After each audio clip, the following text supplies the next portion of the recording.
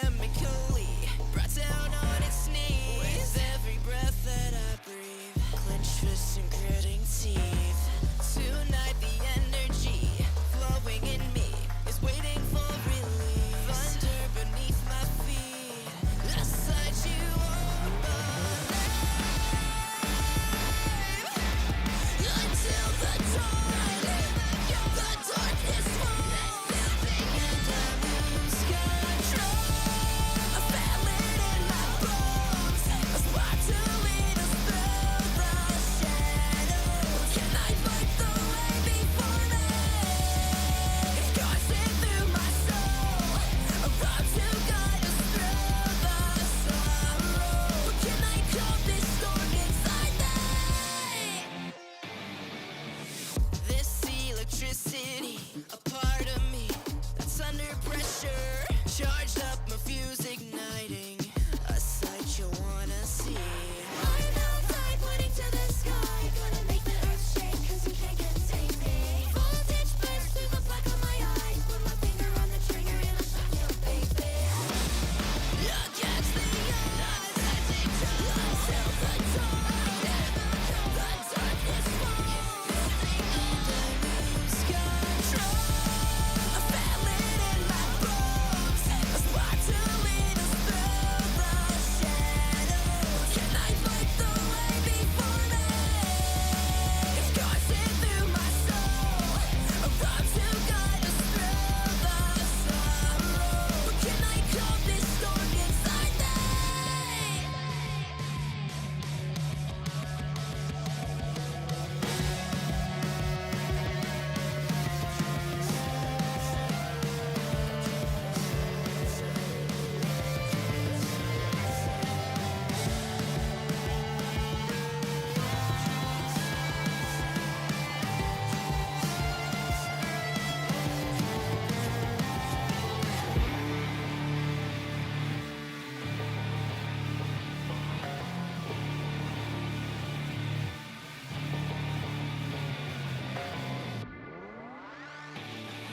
I feel it in my bones, a spark to lead us through the shadows. Can I fight the way before me?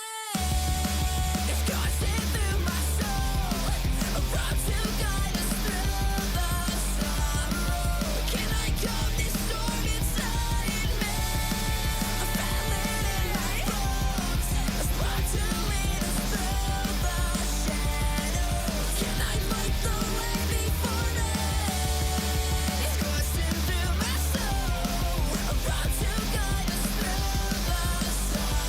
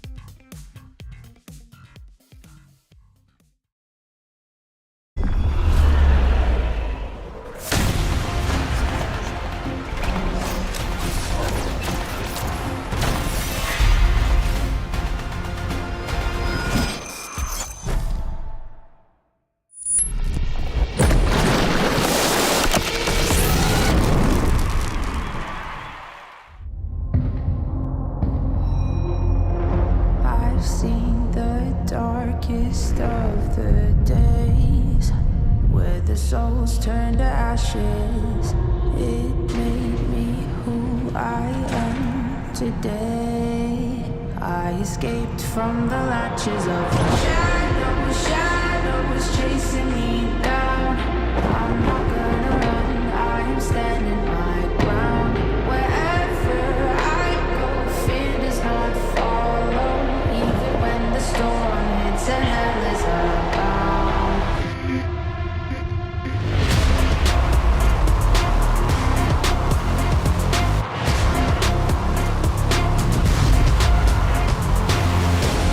I'm never running, I'm never hiding. I'll never be a prisoner, I won't stop fighting. I'm never quitting, I'm never giving.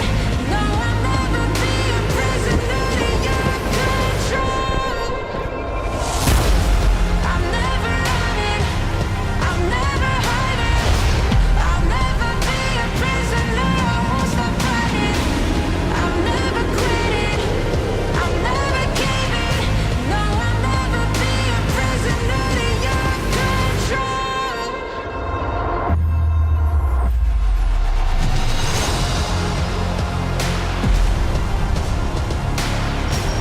I'll never be a prisoner, I won't stop fighting. I'm never quitting, I'm never giving. No, I'll never be a prisoner to your control.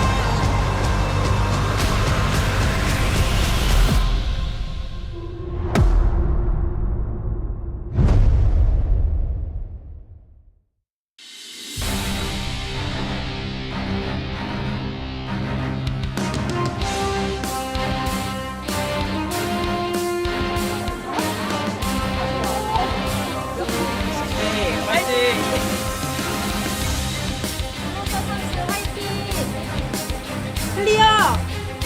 PX 화이팅! 클리어 화이팅! 우선 헬라 화이팅! Welcome, ladies and gentlemen, to LCK Summer 2024. I'm Atlas. I am joined by Wolf here, where we are starting with the best series first. And I stand by that. B&K Fearex taking on the Bros, the Giga Chads, the men themselves. And we'll see whether they can come up with a victory against a team that just beat both of the teams that are going to be playing after them. That's true. I have to say, the optimism is somewhat high for me because of the way that Bro played out that loss against Gen G earlier this week, because despite massive differences in CS and advantages elsewhere on the map, like every single lane was getting crushed, Bro still found some angles, right? They didn't give up. Yeah. They were aggressive. And I do think that Bro is looking a lot better and a lot more confident after their first win. Yep, they just got to jump on those Bro opportunities when they come. Let's have a look at the standings here to see where our matchup is. And we are firmly on the eastern side. To start off the day, of course, we'll be heading to the... Sorry, we're firmly on the western side. And on the east afterwards, as Bro did manage to pick up their first victory up against the Quantum Freaks. They then were unceremoniously destroyed by Gen G, as you just mentioned. But now up against B&K Fearex. Theoretically, this is more winnable than their last one. This is the day where Fearex can also cross into playoffs territory. Yeah. With a big win here, and we'll see how the second series goes, which one of those teams will drop down. But this is a really important one, and Bro, let's Fearex flip their match in round one. As you can see, in terms of the gold difference here, bit of an issue here for Bro. But this time around, it's a different support in the bottom lane. This time around, it's a very different roster. This time around, we're seeing Bro play a little bit more proactively. Yeah. And perhaps if they can get an early game lead, perhaps they can get it done. As this has been the trend of Bro, unfortunately, a strong early game, mid-game hits, and then everything falls apart. It does. This is also going to be a bit of a contentious one as well. I think Clear has been playing better and better as the season has gone on, and Morgan is still Morgan. We'll see whether he does get his Renekton. Of course, you can see Renekton looming in the background there. Actually, it's attacking Clear, which does make sense because the Lord is the king of Renekton, as we all know. What if Renekton is just saying, "I choose Clear. I'd like to go to his side." Oh, there's something about Renekton's expression that looks a little bloodthirsty while he's doing that. I don't know. I feel like it is on Morgan's side, but maybe I'm just a little bit biased or something like that. Who will be crowned as the king of the East? Well, the thing is, if B&K wins, they're not going to be in the East anymore, and so therefore Fate might just be unchallenged. That could be the way. Maybe Fate just gets it no matter what. If he wins, then he's better, and he wins, and then otherwise he just says, all right, well, they're over there. So I don't know. It's clearly a very strong matchup here for Closer at the moment, but Fate has looked better than we expected. As we walk out, B&K Fear X here to start off the evening. Henna's smiling. Duro's giving us the deadpan stare. It's just very much a mixed emotional walkout here. Duro looked absolutely vacant. Yeah, he just... Don't mess up the walkout, don't mess up the walkout. Yeah, Still in the right seat. That might be it. Or he's just like, he's playing out the early game in his mind as he walks out. That's why he looks a little bit surprised to be there. He's already in game. He's already right now. In game. Yeah, 100%. Henna and Raptor, of course, taking on their former organization here today, which is kind of cool. Former bros. We have 7 bros taking to the Rift. Isn't that phenomenal? It's great. You love to see it. Yeah. For their opponents in the current iteration of Bro, in the OK Savings Bank Breon iteration. Yeah. It's a roster that has some, you know, and really it's just Morgan, some of the old Bro energy, though, I think, in how they've been playing out these early games, right? And obviously a lot of that has to do with the jungle play we're seeing from Young Jay, some early advantages gained, or less bad early games, right, where they've been able to recover a little bit, trade some kills, take some fights on Grubs, for example. Yep. It's just what happens next that's been the biggest concern. And I think the irony here is that on the side of B&K Fear X, they figured out how to index into that aggressive playstyle, to play dive, to play single target blow up, to play picks like the Vi. I think Bro should also learn from that and actually play that style as well. The simpler the compositions, the easier it is to execute. That allows more opportunities to be proactive. As we have some comments here from the coaches, defeating strong teams and securing 3 back-to-back wins, the players have gained confidence. You can definitely feel that. And of course, Edgar talking about Fate, saying the game awareness has gone up since he joined the team. Yeah, and I think that makes a little bit of sense. Of course, Fate comes in with a fair bit of experience, right? Actually promoting alongside Griffin back in the day, of course, with Sandbox, and has been around the traps for a while. Did take a little bit of time off, but you can understand that they would be feeling a little bit more comfortable. But I think this is the time for the Bros to strike. Bro, in general, has been a team not afraid of other teams that theoretically are better than them. They've managed to take wins off Gen G, off D+. All the time, it's when you least expect it. The Bro Trap game. Exactly, the Bro Trap game. And it's starting to come up, right? We're in round 2. We are getting towards, the tail end of the season. This is when the Bros really tend to step up, when it's not really going to matter very much for them because they're likely not going to make playoffs. They will destroy your chances and destroy your hopes. And we'll see whether they can do that here today, or whether we're going to be talking about B&K taking the Kwangdong Freaks position in the playoffs. Because I think that is the biggest storyline for this team right here, is the fact that Kwangdong Freaks are looking absolutely fallible right now. Yeah. And B&K, if they manage to just stay consistent, roll off the back of these victories against KT and T1, and then move that towards the rest of the season, winning against teams beneath them, they should almost be guaranteed. The Bro angle here too, remember the difference between right now their current standing 10th and 6th place, the coveted playoff spot, the final one, is 4 wins. So you start to take some upsets at the end of the season. Depending on what happens, there is still a very slim chance you could make that run happen. We've seen them do it before. Yep.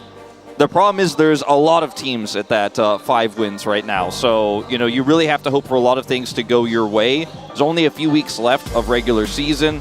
But at the end of the day, come on, get it on camera. Yeah, please. Right, gotta wave out B&K signs natural around. That is very, very important. Yes. You are the best. Just got some more Western fans here as well. The Bro Leavers. I know. They are just from all around the world. And it's mainly because, everyone loves Bro, but also because there are different days where tickets are more available than others. There's also that. But I like the Giga Chat energy, yes. Yeah, 100%, 100%. And I like to think that we have done our best efforts in championing the Bro fandom. and maybe that's also helped. But let's jump into the draft here for game number 1. Ashe going to be the first thing banned away.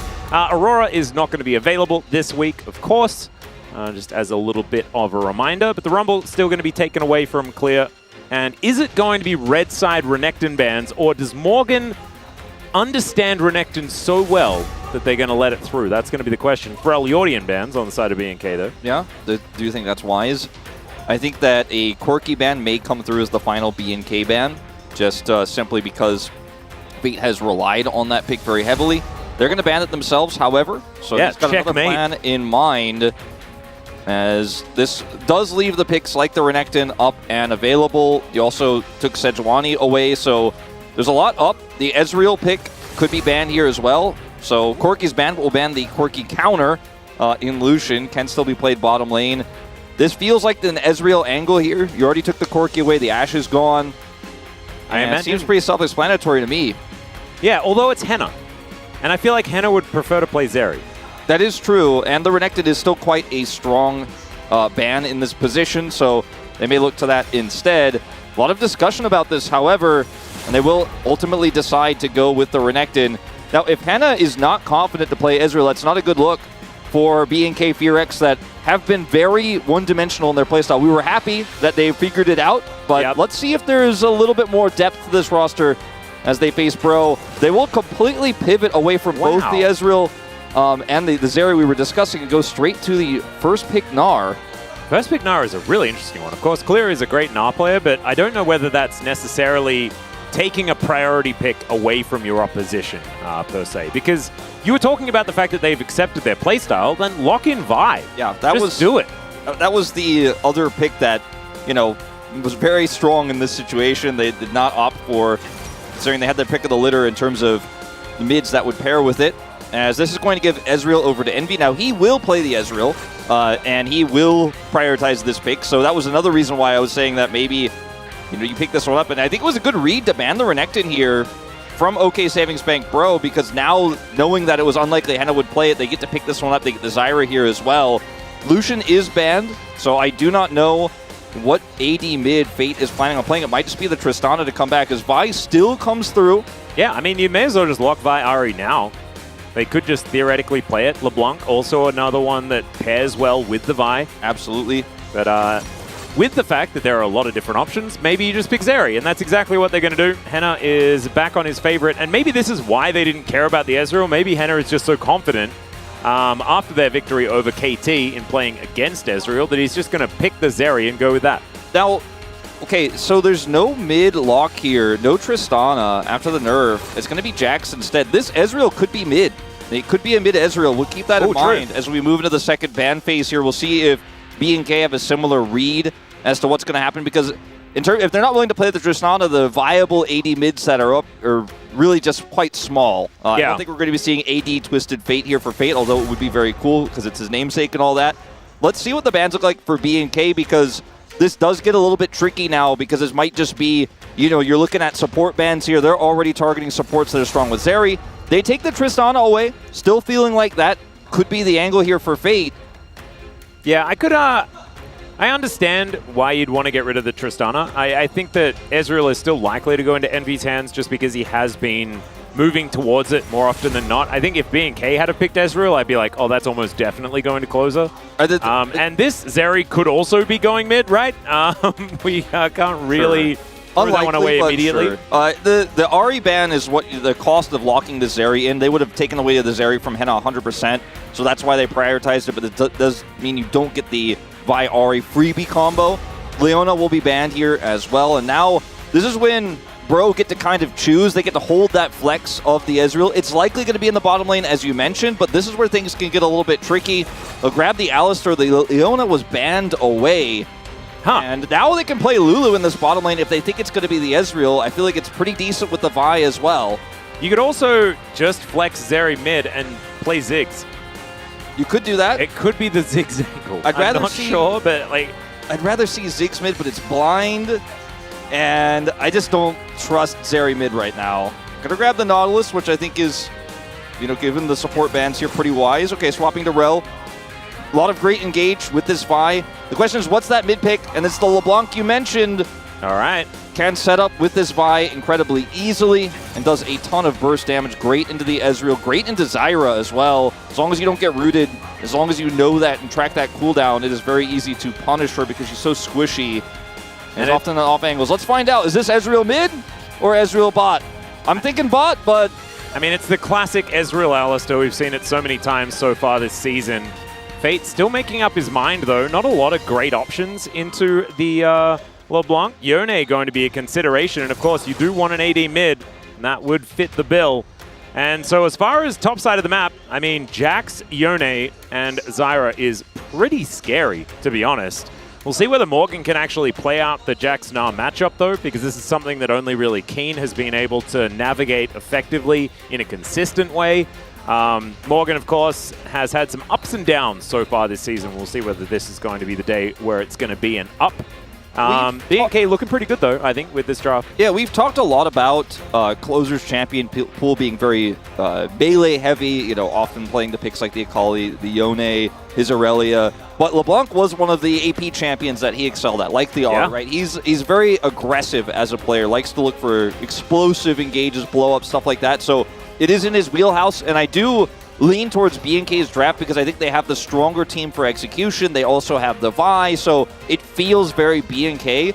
On the other side, though, the Rel into the Alistar feels pretty rough. I like the Alistar pick, what they ended up with here, and I think if they had Sejuani, this comp would feel amazing, but still the Zyra, I will say, has some pretty decent follow-up to the Alistar's engage, a lot of zone control, a lot of control over objectives. So if that dive fails, or if you get counter-engaged on, if the Gnar bar isn't set correctly, there is a world where this comp for BNK, as simple as it looks, actually kind of falls apart. Yeah, I also think that if Bro are team fighting well today, like Counter-Strike plus Sealed Fate and Stranglethorns is a lot of AoE and a lot of setup for Polo to really get some of these big combos. Opportunities for Bro, see whether they can find them as we jump into the Rift.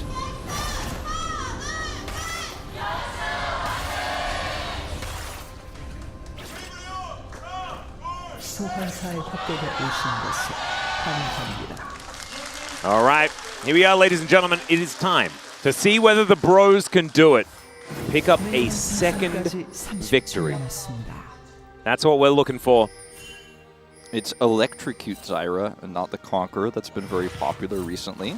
Ooh. And this is the recently buffed Electrocute as It well? just keeps getting buffed. Like, I feel like they're just going to make it insta-kill people on the future patch. They're like, please pick Execute, or Electrocute, rather.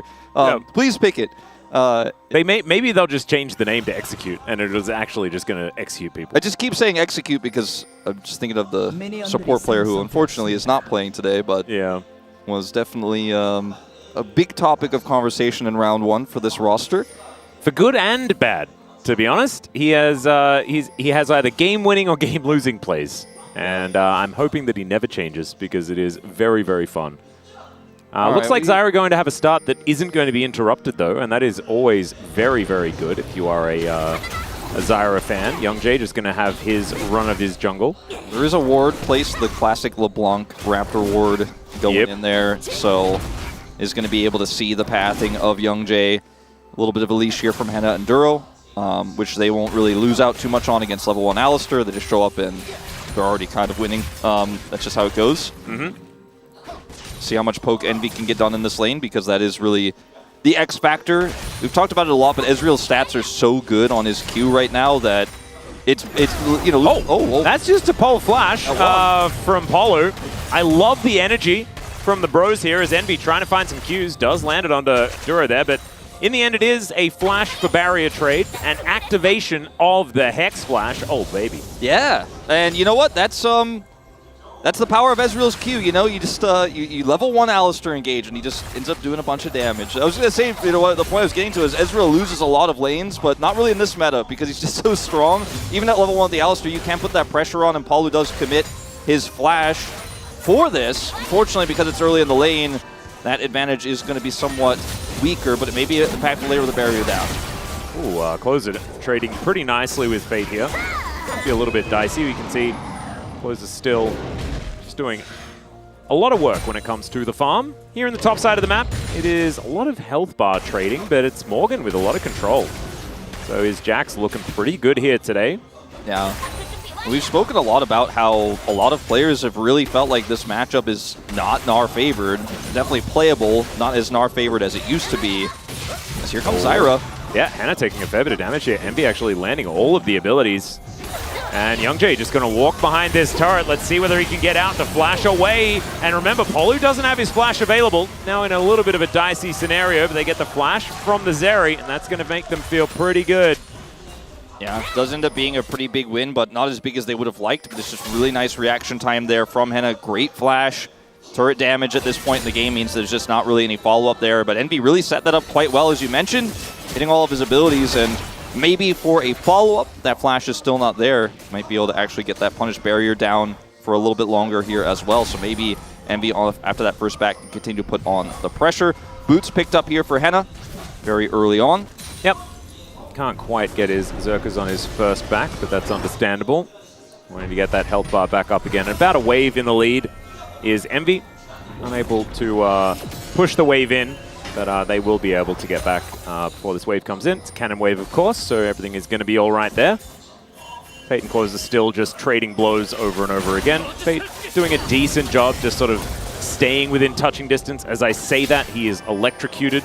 Yeah, Electrocute's pretty good on this patch. Yeah. Do you know what's actually not named very well, though? Because an electrocution is actually death by electric shock. Yeah. And so you don't actually die every time Electrocute does come in. As might die here, though. That is going to be Fate. Nice buffer of the Q. Gets himself out of the way as the Shattering Strike comes in. Still might not be out of the woods just yet. As Closer moves back, does have his fake version of himself. And Youngjae moving on in now to get even more of a shove. They want to make sure that Fate has a good back angle here, and he should be able to do it. Yeah, we'll be able to get that pretty easily. A big commitment here, and they also stave off the pressure in the lane, so we'll finally be able to get that back as Envy. Yeah, Henna could be in trouble. That's the flash forward from Envy. He's going to need to land some of these Qs. Arcane Shift. Oh, it's just the Mystic Shot, and he's going to be fine. That was clean. Yeah, Envy knows that there's no flash. He just, I mean, it's very rare you actually get to punish an AD carry for no flash in a situation like this early in the game, but Envy just has that killer instinct there and is able to land his abilities. If that final Q doesn't land, it's a possibility that Henna gets out there. I mean, it seems likely, but he lands everything again. And so that flash gank actually insanely valuable here as he's picked up a massive CS lead, grabs that kill, first blood here, and be able to get a free back out of it as well. Let's check it out from Envy's perspective here as lands the W pretty nicely. Yeah, flashes for the Q. One more W, final Q. Oh, clean. Cut! Got him. Cut is the word you use in Korean for getting a pick. Yep. And it's the fastest way to clarify your team. You were successful. And that as well as the fact that it comes up on their screen. That the kill does come in as well. As we've got a bit of a headbutt out from Raptor. He's not allowed to be around here. The bro's going to be able to just guarantee control of these grubs. And man, Wolf, this is like such a bro early game. Yeah. This is some quintessential bro early game shenanigans where they take a whole bunch of control. And we're tasked with figuring out whether it's all going to go wrong. Yeah, we will find out about that pretty shortly. We're starting to look at first dragon fights here. Grubs were split. Bro took 2 to the 1 of B&K. Ah, yes. So Raptor was able to get one before. Yeah, he did get that. But at the end of the day here, when we start getting to these team fights, that's when the test begins, and that's when Bro's decision-making sometimes either becomes a little bit indecisive, a little bit split, or otherwise they just don't make decisions at all. In this case, they will give this dragon to B&K completely here, and will not actually group towards the bottom side of the map. Youngjae didn't have 6 yet, he does now. But this is actually going to be a pretty big win here for B&K. And despite that early kill for Envy, the CS difference has actually been shored up. Remember the top lane, we saw a lot of health trades that were going in favor of Morgan, but he fell behind in CS. Looks like he might even end up losing a plate here, does not have teleport, so Clear is really turning this matchup around quite significantly. And there's a pretty big CS gap in the mid lane. So while Bro had the cool plays bottom, they turned that into a kill for Envy. He made the outplay. Doesn't necessarily matter if they start giving up these objectives. So I'm cautioning the bro leavers right now. Yeah, it's maybe not that much for optimism. Maybe we need to have a bit of pessimism. Pessimism? No, I don't know about that. No, the bros are never pessimistic, so they would never. Pessimism is not a real word. Yeah, it was removed, like in 1984. Just took it out of the dictionary. It's all right. Duro might be in an awkward spot here, and in fact he is. Going to take a fair bit of damage here from Youngjae. Electrocution onto the horse pants lady. Does make a little bit of sense, you know, when you're wearing metal pants. Yeah. Electricity would be pretty dangerous. Good conduit, yeah. Yeah, yeah. So I'm starting to see, you know, the angles here for B&K to start team fighting and start winning, right? I mean, the Zeri is not online just yet, obviously. You know, that sounds like Brezimism to me, and you told me that that's not real. Look, I mean, I'm just a caster. I'm not technically a bro lever. Okay. I may become one as this series, comes along as a part of my analytical duties. I might be like, oh, it looks pretty good for bro here. But I'm telling you right now, it's not looking like the early lead will stick. When you're excited, it snows in a place that doesn't snow. You're like, oh, it's snowing, and it snows for 5 minutes. You're like, does it really count? Well, then sometimes the snow sticks. It doesn't count. I know that because whenever it ever snowed back where I lived, it didn't stick. Yeah. Guaranteed. It's just not a thing. All right, let's see whether this is going to work out as Closer landing a big combo onto Fate, but he's going to have to snap back. Does it to break the chains, and actually it works out very well for the Yone. Ran out of cooldowns there a little bit. Still just trying to hold on. This is a huge pressure point, as now Henna is just going to try and return the favor. Envy's in so much trouble, throws an ultimate the wrong direction, and Henna just kills him. I was going to mention this earlier when we were talking about the Zeri bounce back. I was going to say there's an all-in angle because Envy actually has flash disadvantage now because he used his flash when he had advantage to get the kill. Henna doesn't even need his, and Fate going to come over and look for a potential punish here, but I do not think he is going to get anything out of this, and just going to be a bit of a disaster here. We'll help clean up the wave at least, but big win here for Henna, and I'm not going to certify that, but there's no longer a gap at all in this bottom lane. And he didn't have to flash for this one, so... Exactly, he had the opportunity to, but Envy just disrespects it. He just straight up dashes on him, ults him, and then there's no way out of it for Envy. Does just toss a true shot barrage to the Nether. It would have been pretty cool if he had have said cut. And B&K fans losing their minds with the comeback plays from Henna. Yeah, just... I think he arcane shifted in the middle of a mini wave. Yeah, and then that's just he's dead. Yeah, that's not the thing. That's not the way. But you can understand why Envy has a fair bit of confidence there after just killing Henna 1v1.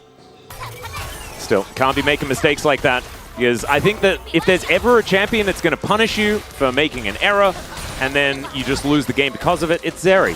We've seen it so many times, and Henna has been a player that's been able to do that quite often. Yeah. He is very good at Zeri. That's why they did not pick Ezreal, and they gave it over. And in a team fight later on, his cleanup potential here after the LeBlanc poke comes through is going to be quite high. There's the pickup of the Ludens there for Closer as well, and that's when you start to really chunk people out and can burst them down. In team fights, you can threaten with a few distortions, and then Henna cleans up when the Gnar shows up to the team fight. Yeah. And second dragon here is going to be Mountain. Will spawn in about 50 seconds here. So this is where VRX right now are in position to say, hey, let's set up for this. Let's challenge this. They did use the Gnar teleport, but they know that Morgan doesn't have his either.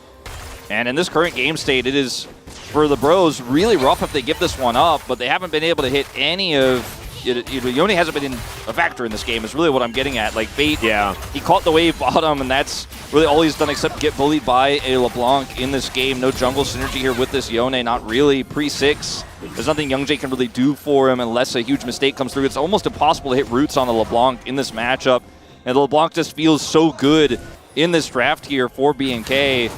LeBlanc feels a little bit like cheating when you're Yone, right? Because Yone, he presses the button to dash forward and stuff, but then he has to go back, and LeBlanc can go back, but she doesn't have to. Yeah, that's not fair. It's really not fair. It's like just a better version, right? It's got to be how that one works. So a little bit of a shame. You can see now, Closer and Fate just going to move this 1v1 into the bottom lane.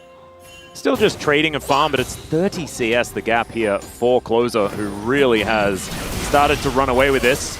Gonna find another electrocution, lands the chains there as well, and now Raptor, I mean, this could just be cease and desist, and yeah, you're not getting out of that one. It's gonna take a while, And the dash forward, that is going to be that. And Raptor locks up the kill. B&K just going from positive to positive.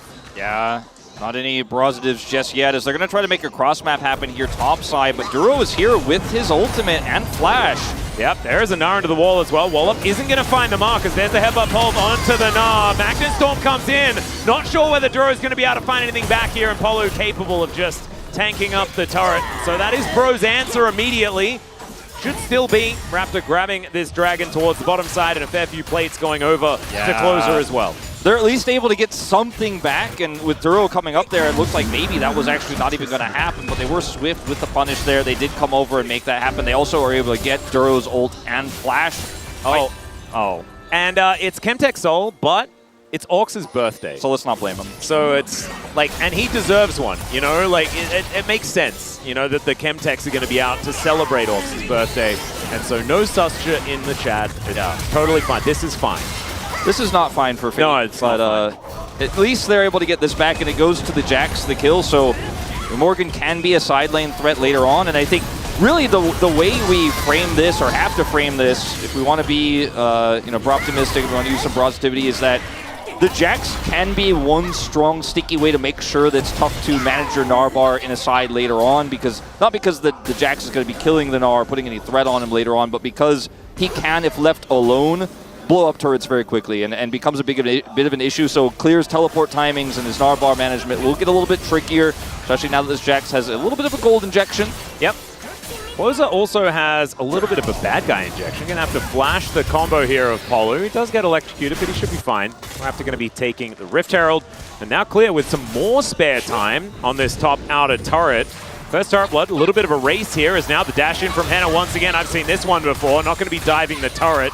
No flash out from Envy this time, but with the Herald coming down, this could actually just be the outer turret taken, and they also get first turret with Clear on the top side of the map. Really good map play here from B&K, continuing on from the advantages that they got in the previous series last week. Like, this is it's a continuation, and B&K looking good. 2 turrets for 1, as Fate does get the bottom turret there, but again, a huge trade-up, especially considering it's the mid-turret that goes down, the second one there for B&K, which is so valuable when you have a LeBlanc, because now LeBlanc can start threatening your jungler when he's trying to farm, can start getting in there and setting up deep wards with impunity when you're moving towards objectives, and you can see already the vision around this dragon. Yes, we're 3 minutes away from it, but it's hard for Bro to safely move through the map when they have this relatively fed LeBlanc on the other side, and she's going to pick up now the 3rd turret here for B&K. And it is just looking fantastic for them right now. Yeah, the outer ring just immediately eliminated. Good well up there from Clear to stun up Morgan, but he's got a bunch of friends coming on over. I've seen this play before, Wolf. It happened a few moments ago. Yeah. This time there is the bottom lane coming up towards the top side of the map, though, so I think they should be all right. Raptor gets over that wall, or at least I think he got over that wall. He was kind of inside it there, but we do just pan away as quickly as possible so we don't actually see it. Envy upgrading his Pulsefire Ezreal skin, has hit level 11 for that extra little aesthetic change. You love to see it. Yeah, I like to call it the Flying Squirrel Ezreal. Yep. Because that's what it looks like. He does do a fair bit of flying squirrel situation-y stuff. Yeah. It's a flying fox, though, isn't it? It's flying, or are you talking about he just looks like he's a squirrel that's flying? Like, yeah, you know, like the big Superman, but a squirrel? You know the flying squirrels that they jump and then they have the really wide, like, belly pouch and they kind of glide? I mean, they don't really fly, but... Isn't that a flying fox? We call them flying squirrels in the U.S. Oh, really? Yeah. That's interesting that you call them flying foxes, because I don't know if they're technically squirrels, but...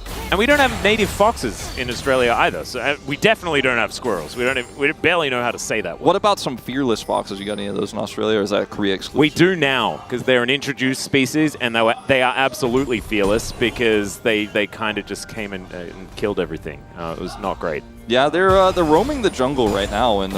Yeah. And Morgan is going to get hit by one. See, look at how dangerous these foxes are. Yeah. You know, you've really got to make sure that you get rid of them. You know, otherwise the natural wildlife is going to take a hit. Yeah. My rabbit was eaten by a fox. Did you know that? No, I didn't know that. When I was young. It was very, very sad. That is sad. Yeah. Your bros might be eaten by them as well. Yeah, that's what's happening here as Morgan is going to go in with the counter-strike, but he takes so much damage. True Shot Barrage not really finding the mark there either. They still do have to get out. Raptor has to burn Flash. As Closer, he doesn't because he's got an inbuilt flash, basically, with his W. He's totally fine. And, you know, Dragon's up in 30. Looking like a free soul point here. They're even going to reset Raptor before coming in for this one. Closer does have TP, so if there is a bit of a scuffle, it can come over as clear. Looking for the punish. Yep, he's going to be able to dive on top of Fate here. Unbinds his soul. That was a weird situation, but Fate is going to get the poor end of it. Still able to get on over. Envy takes a house to the head. Let's see whether this crush can come through, but no, it can't because there's a combo and everyone collapses. The bros don't go anywhere by themselves. Yeah, look, I mean, that was a bit of an ego play from Clear, and it almost worked out, and it did look very cool, but ends up being punished for this. He still has that TP I mentioned, but at least it gives Bro a cross map, so to speak, in terms of this Dragon, because it is just going to be taken without a contest, which I don't think Bro could have contested either way, but at least they get something in return. And now they're going to try to collapse on Closer. Yeah, more cross maps coming in here. Polo just continuing his onslaught, but there's a distortion. So Clear is just a little bit frustrating to deal with. Polo can't tank up the turret for much longer, but still, tower going to be taken, Dragon going to be betrayed, and Closer looking like he's basically impossible to kill. I mean, things, you know, these are abilities that are very difficult to land on LeBlanc. Counter-Strike, Mystic Shot, Headbutt Pole. Ira's Root, Headbutt Pole. It's very frustrating when she's the one in the side lane as, yeah, this looks really cool because Clear gets the Hyperproc, gets the speed up, then buffers his Mega Gnar to try to land to prevent the ultimate from coming through, but Fate still gets out. Double TP gets committed, but unfortunately Closer is very outnumbered here, and I think he should have been wise to the likelihood that they were not going to contest Drake, but perhaps he thought they were setting up down there. He just has to leave, loses his teleport for it. They lose Clear. Still secure the Dragons. Clear still survives there in the top lane, but Bro pick up that second turret, and again, it's only the Chronicler, you know, thing is only like a 1,700, 1,600 gold lead here. The problem is that compositionally, this comp is going to get a little bit more difficult to deal with as this game goes on, especially with the mid turret down. This LeBlanc has Shadow Flame, and Jax isn't getting a whole lot of alone time with turrets. Yeah, and so oftentimes we talk about when there's a gold lead, we're like, but this other team has this stuff. Bro doesn't have any of that stuff. The Dragons all in B&K's hands. They now have soul points, so that inherent map control is going to be there. We could have that weird conversation about standing gold, but basically what that means is that Bro haven't been able to kill as many turrets, which means they don't have very much map control. And it's just not a whole lot of good news for Bro. I mean, the one thing that they, like the one possibility is a big botched team fight by B&K. Like, you know, Clear messes up his Nard, isn't able to show up for the fight for some reason. They end up getting wiped. That means a Baron, and then suddenly all of that standing gold you mentioned goes over to the side of Bro, and then they get map control with that, and then it's hard to retake. That's the angle. I just don't see it at the moment, especially considering for Envy to come back in this game, he needs to be able to land Qs consistently, which means he needs to stand very aggressively forward. And players like Viper, Def, they are fantastic at this, even against a comp like what FearX is running. But, you know, Envy, he's shifted forward a few times. You know, he has gotten caught a few times as I was watching Morgan not side laning. Yep. And if you get caught in that range of Raptor Flash ulting on you, or Duro comes in, or Closer just hits you with a distortion and tries to set up a root on you, that's half your health bar, then you're not poking anybody anymore. So it's so hard to walk that tightrope in this game for Envy.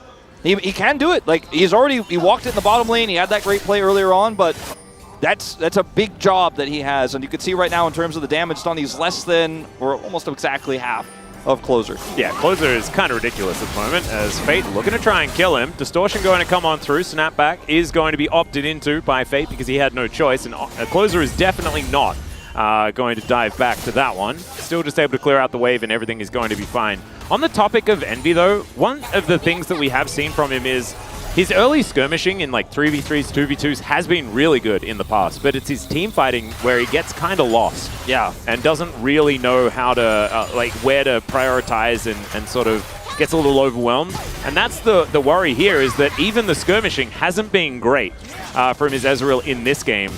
He does find a fair bit of damage there with the W onto the Vi. And able to dash away though, and now just moving here towards this bottom side, just trying to clear out the enemy jungle. Yeah, taking some of these camps away as well. Very frustrating to deal with. You know, Ezreal loves that global blue. Yeah. Will not be having it this game, at least not for this one. And right now, BNK have full map control. Closer's teleport is back online, so he can just come in at a moment's notice here. And we still have a minute before this dragon spawns. They could even try to take Baron, but I think the safer play is just clear waves, push this LeBlanc deep, and have her TP in as Morgan is looking for an angle. They're just too respectful. Yep, Clear is just going to back away. Just taking a few Mystic shots. I think if another couple had have landed, maybe they'd try to pull the trigger onto the mini Gnar. But with Closer threatening in these side lanes, there is a lot of just inherent pressure onto Bro as Fate going to spot him out there with the Mega Scryer's Bloom. And isn't even going to be able to get this knock-up. And Mimic going to need to be invested as Closer does get himself out of there. He's going to try and put some items together. That is back into a fight. That he loses his ult before the fight, though. All right, well, Fate is going to back away. Raptor is pretty scary, to be honest. Building towards his Black Cleaver that should be coming in relatively soon. Yeah, it's got to be almost done. It doesn't look like he's going to have it for the Dragon. However, Morgan spotted on the flank. Yeah, Clear actually spots him, but maybe he isn't too psyched about it, as Morgan pretty strong right now on this Jax. Finding those combos as Envy, oh dear, the chain needs to be arcane shifted out of, is going to be successful there as somehow Henna is actually locked down by a grasping Roots. But now Envy's out of this fight, and Closer is still hunting for him. Envy now trying to come back through, is going to soak a lot of damage here, will be taken down first in this one. As Fate snapping back, Morgan going to be gnawed into the wall, and Envy actually dashes in. I'm not sure about that one. It's a double kill for Henna. He's finally taken down as now Closer will be able to execute Fate. It's messy, but I think it's a BNK win in the end with two men still standing. I mean, theoretically, it's a BNK win. It is even. It's even on the trade, but I don't think Bro can do anything with an ultless Zyra and an Alistar into that LeBlanc, so they're both going to walk away and reset. But Envy actually took a lot of the aggro here, and Closer is trying to kill him, so he offers really nothing in this fight. Remember, doesn't have his ultimate from that last exchange, so can't really close the gap here. So it's a good ultimate from Youngjae, and they play this front to back extremely well. Yes, Envy does have a bit of a whoopsie there at the end, but did a ton of damage despite getting chunked down. This is a much closer fight than it should have been, and ultimately, BNK will secure this dragon, but it was a very close fight, and if Bro end up winning that a little bit cleaner, maybe that's the comeback angle. Yeah, We're now 2,000 gold behind. With like one extra person alive, then they're able to take that dragon and get themselves out. And looking over it again, I mean, Envy was actually able to get a fair bit of damage down, even though he was chunked to high heaven. And they tunneled so hard on him in that fight that it really gave a great opportunity for Morgan and Youngjae to frontline, and the front to back was actually great on the turn. And Duro, man, like, this guy is so incredibly aggressive and was punished for it this time, and it's Polu that comes in and just gets the headbutt poles, finds the execute onto Henna, going from strength to strength, this extraordinarily tall support for the Bros. And as I say that, he does get chained, but not going to get snared, so everything is all right. No caster curses this time as Duro comes in. He really wanted to kill that plant, and I'm not sure whether he really should have, but still going to have Crash down. Will be able to get himself out of there as Henna starting to do a fair bit of damage as he skates his way out of this one. That was definitely a moment. That was a challenger's moment there for Duro. He's like, I see 4 people I can Magnet Storm. Maybe I have to do it. I've got Henna near me, and he's going to ult, and then we're going to win the fight. And then he was like, no, this is unwise. It's unwise. And then he was able to not listen to that dark voice in his head and just back away. As if they win that fight, they win the Baron, and they likely just end the game off of it. But a scary moment. He does not commit. Nope. Banana Brush control being secured here by BNK. And now full control over Baron. This is when you have to start checking into a LeBlanc for vision. And LeBlanc going to show in the side. They ping her instantly, so they know at least they don't have to worry about that at the moment. But this is where things get scary when the map gets dark. Oh, there is a Mega Cone as Envy gonna have to arcane shift. Let's see whether Clear can find the Mega Gnar. Not quite able to do so, but he just jumps on top of him like Mario. Doesn't find the Gnar, but it doesn't matter. Raptor gets his health back, and Polo is just getting thrown around like a rag cow. And into the back line goes Closer, gonna find the execute on the Zyra. And this fight, the last one was close. This one, absolutely not. BNK just roll over the top. Closer wasn't even there for most of that. Yeah, showed up at the end. It's like, oh, you guys killed the Ezreal. I guess I'll come in here. That was what I wanted to kill the Ezreal, but I guess you guys all committed to doing that with the weird blast cone play, and that's just the end of this. Yeah, I guess maybe that's just the game. I think so. I mean, Ezreal up in 10. No ult for Youngjae because he used it to try to peel for Envy. A disastrous fight for Bro. Yeah, and Fate Yeah, he's not getting out of this one. He has to snap back. There is a big pulverize. Raptor gonna get taken down, but there are no Nexus turrets.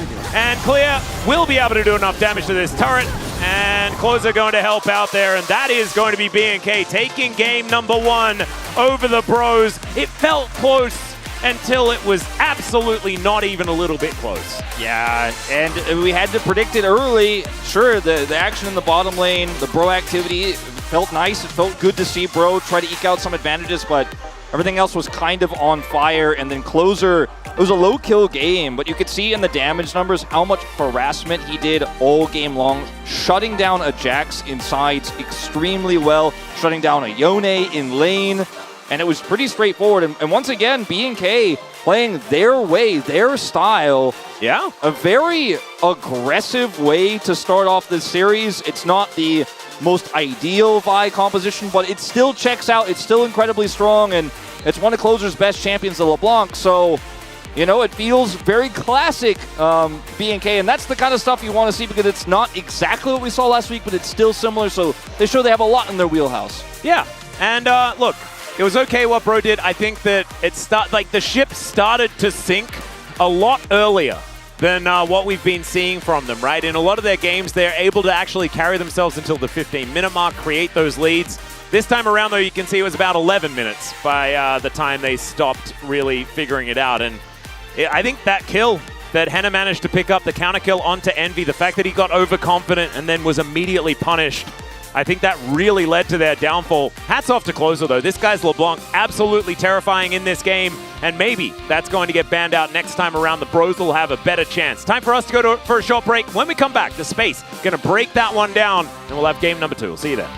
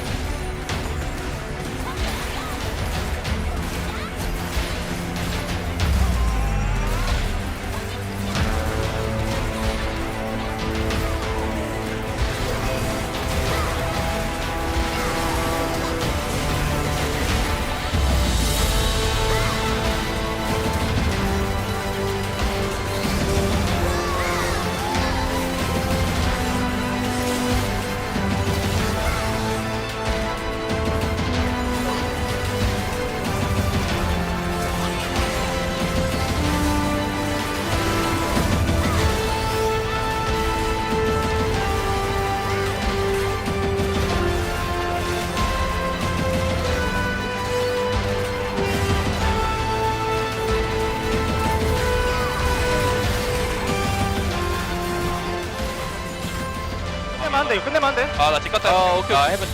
안 되나? 아, 네, 이미. 해보자. 오케이, 확인. 피만 관리해봐, 이거. 이제 알리 나오는 거 다시 잡을 생각 해야 돼. 일단 타워만 쳐봐. 알리 누구? 알리 플래시 있어. 타워 잡아. 야, 이제 플래시 없어. 없는 거 같아. 그냥 타워 치면 끝나. 타워 치면 끝나. 얘네 너무야. 타워 쳐봐. 무조건. 이제 나왔어. 야, 무시해. 알리플. 타워. 다 죽을만해. 타워, 그냥 무시해. 타워 치면 끝나. 타워 쳐야 돼. 와, 오더 나이스. 좋은데?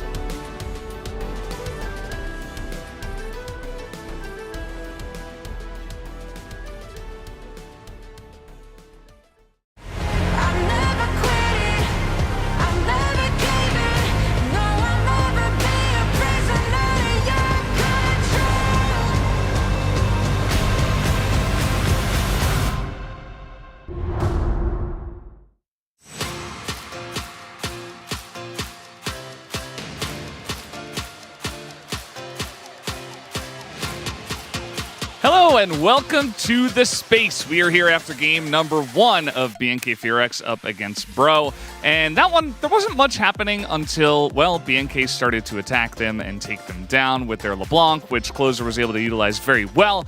Guys, what did you think about that game? I'm joined by Ox and Kisun once again. How are you guys doing? Pretty good, you know, better than Bro right now, if I'm going to be honest.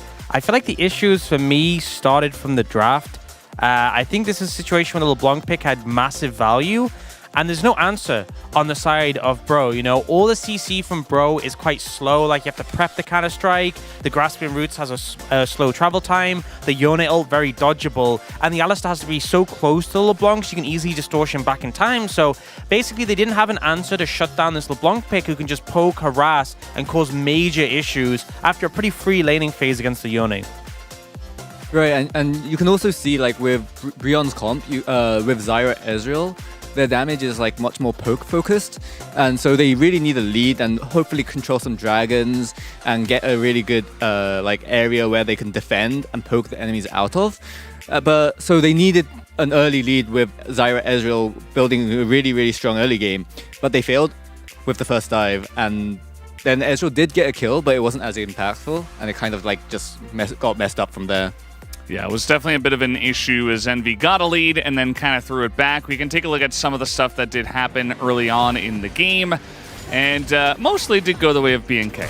Yeah, so they actually go super aggressive level 1 with this Q flash from Alistar, trying to burn summoners and get health low, and it's clear from this their intent is to set up a dive, and this is the dive they try and make happen, but it's played really well, particularly by Duro here, to mitigate the Alistar, the flash as well, really well timed, and essentially the dive doesn't work. And so now you've invested this time, these resources, and you have nothing to show for it. Right, and then Ezreal does get a kill, solo kill here after like burning summons from Zeri.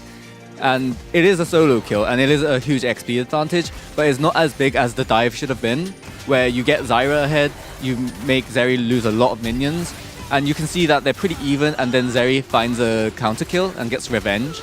And that really equalizes the whole like early lead.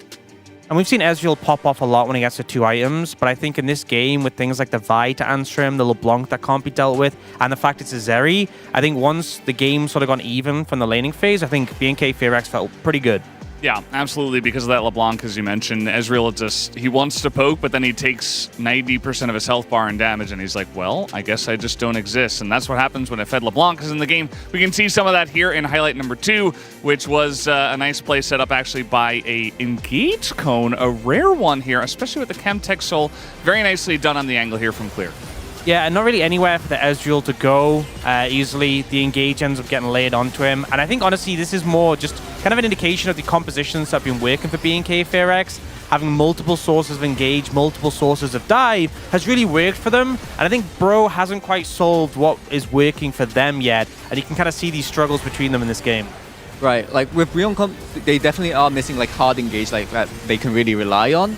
So Ezreal is kind of required to go like up or along mid and try and like poke and look for engages that he can like kind of absorb and then find a counter engage. But you can see here he's just going to get absolutely killed because they have so much CC. Yeah, especially with the Engage Cone, which was very nice from the jungle. They didn't have vision. BNK were ahead. They were able to set that up and essentially win the game through that. So let's take a look at that POG for game number 1 and see who does pick this up on the side of BNK. Pretty obvious one here as the LeBlanc. The pick itself was great, and then Closer, obviously a great LeBlanc player. Yeah, and it wasn't a high kill game. And also, you know, we've seen crazier damage numbers, but it's about the relevant damage. So often you'd see Closer finding these angles, chunking someone out, just making the game so unplayable for Bro. And it was a problem they never found a solution to. Moments like this, you know, where, okay, well, we just can't team fight. Yes, Ezreal does just survive, but it's impossible to counteract that. Yeah, and really like the 0 deaths on LeBlanc really shows how impactful the pick was and how well it was executed. And we see like 11 votes here. Okay, so we've had some pretty base votes from Right Media and from Observer at times. We do have an Observer here with us, Kisun. What is your take on this vote here from Right Media? Do you think this is based or cringe? I guess he kind of valued the early solo kill and like just surviving the lane, I guess. I'm not too sure about that one. Even VN cast didn't go bot lane, you know. So I think that says a lot right there. Yeah, I think it's Yundo also said it was cringe, so I'm going to have to go in the cringe column as well. I mean, this one was very much a LeBlanc, you know, gets ahead, wins the lane, gets fed, wins the game. Zeri had her one moment. Zeri had more kills, you know. Yeah, it wasn't even like a Zeri moment kind of game.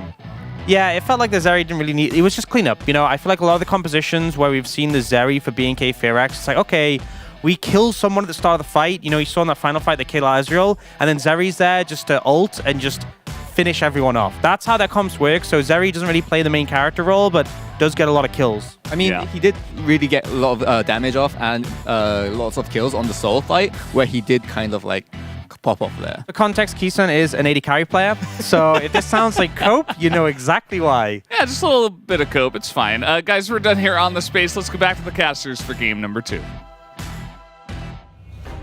Thank you so much, gentlemen. And you didn't even figure out why the vote was there. It's because Riot Media is 100% a bro lever, and Henna is the most bro player on BNK. Sure. That's how it is. I don't know.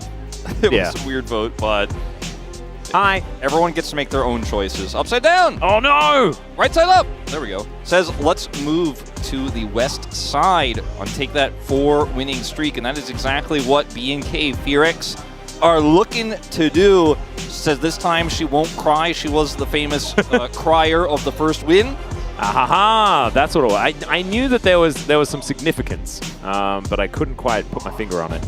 That says, yes, that's me, like on the top of the picture.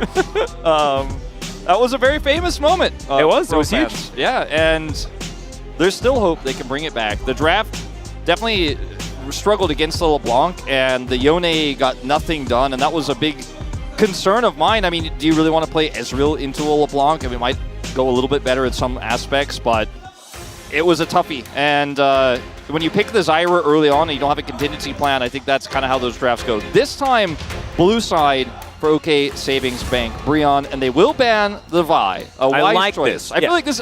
People do this against Lucid. You should do this against Raptors. I know. Like, actually, just pretend that you're playing D+. If you do that, then you're going to stand a better chance. At this point in time, against BNK, they are pretty much just D+ light. That's how they're playing the game, and it's working. Like, both of these teams have figured out that if you just play a very proactive, very aggressive mid-jungle 2v2, then it can work out very, very well. Who would have thought? That's never been a thing in the LCK or League of Legends in general ever before. Looks like OK Savings Bank Pro were also Henna voters. So they will ban the Zeri away. There it is. He's been very stable on this pick, and you know, as Keystone mentioned, there is a lot of value in that counter kill to punish onto Envy that we did see.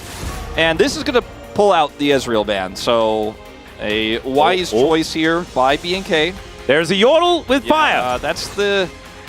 That is just straight up a vote of lack of confidence in Morgan's laning phase. And I don't know if that is where I'd be putting my vote, because right now on this patch has been played twice. We discussed this to death yesterday, 2-0.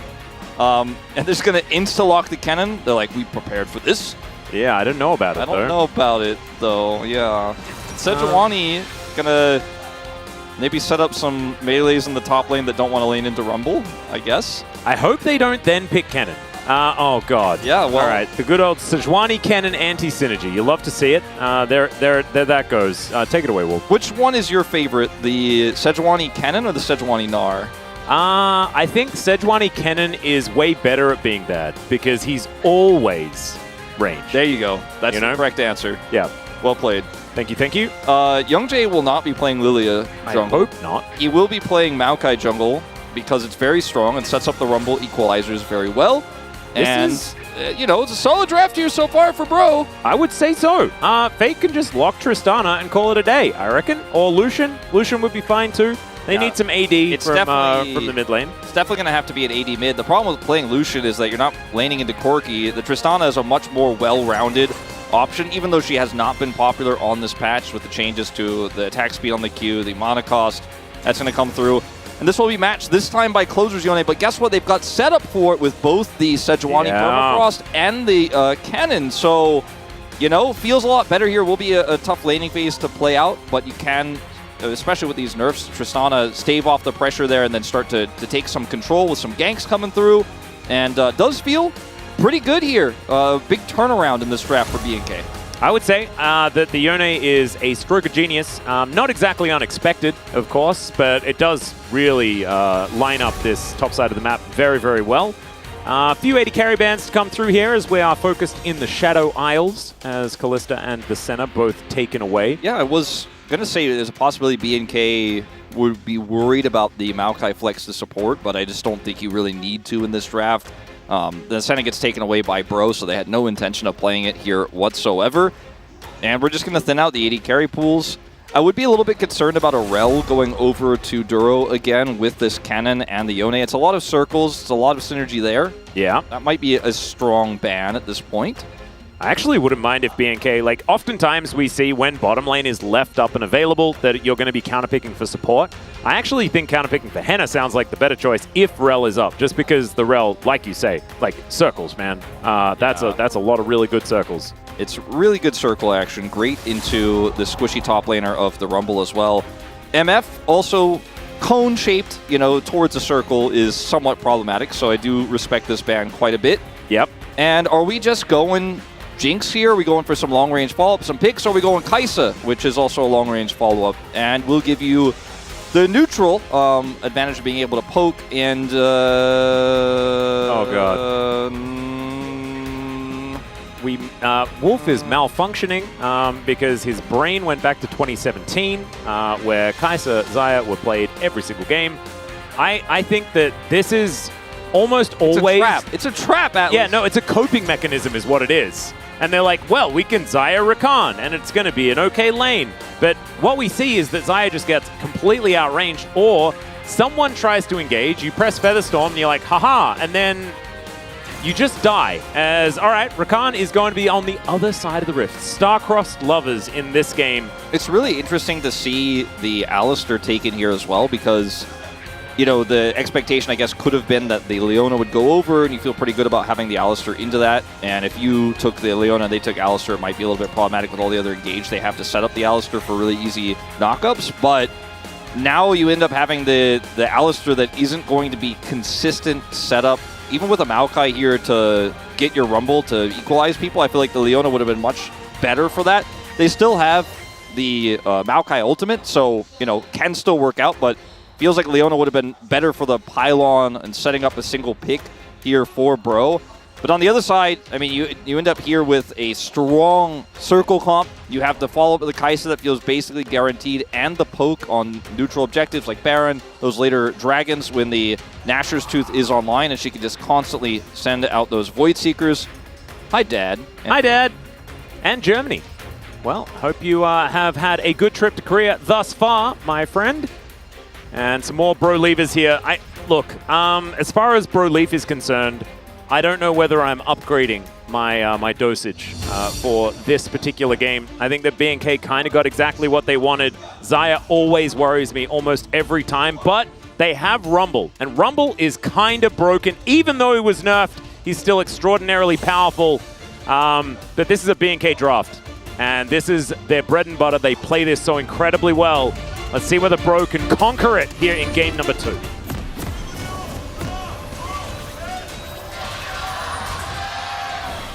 소환사의 협곡에 오신 것을 환영합니다.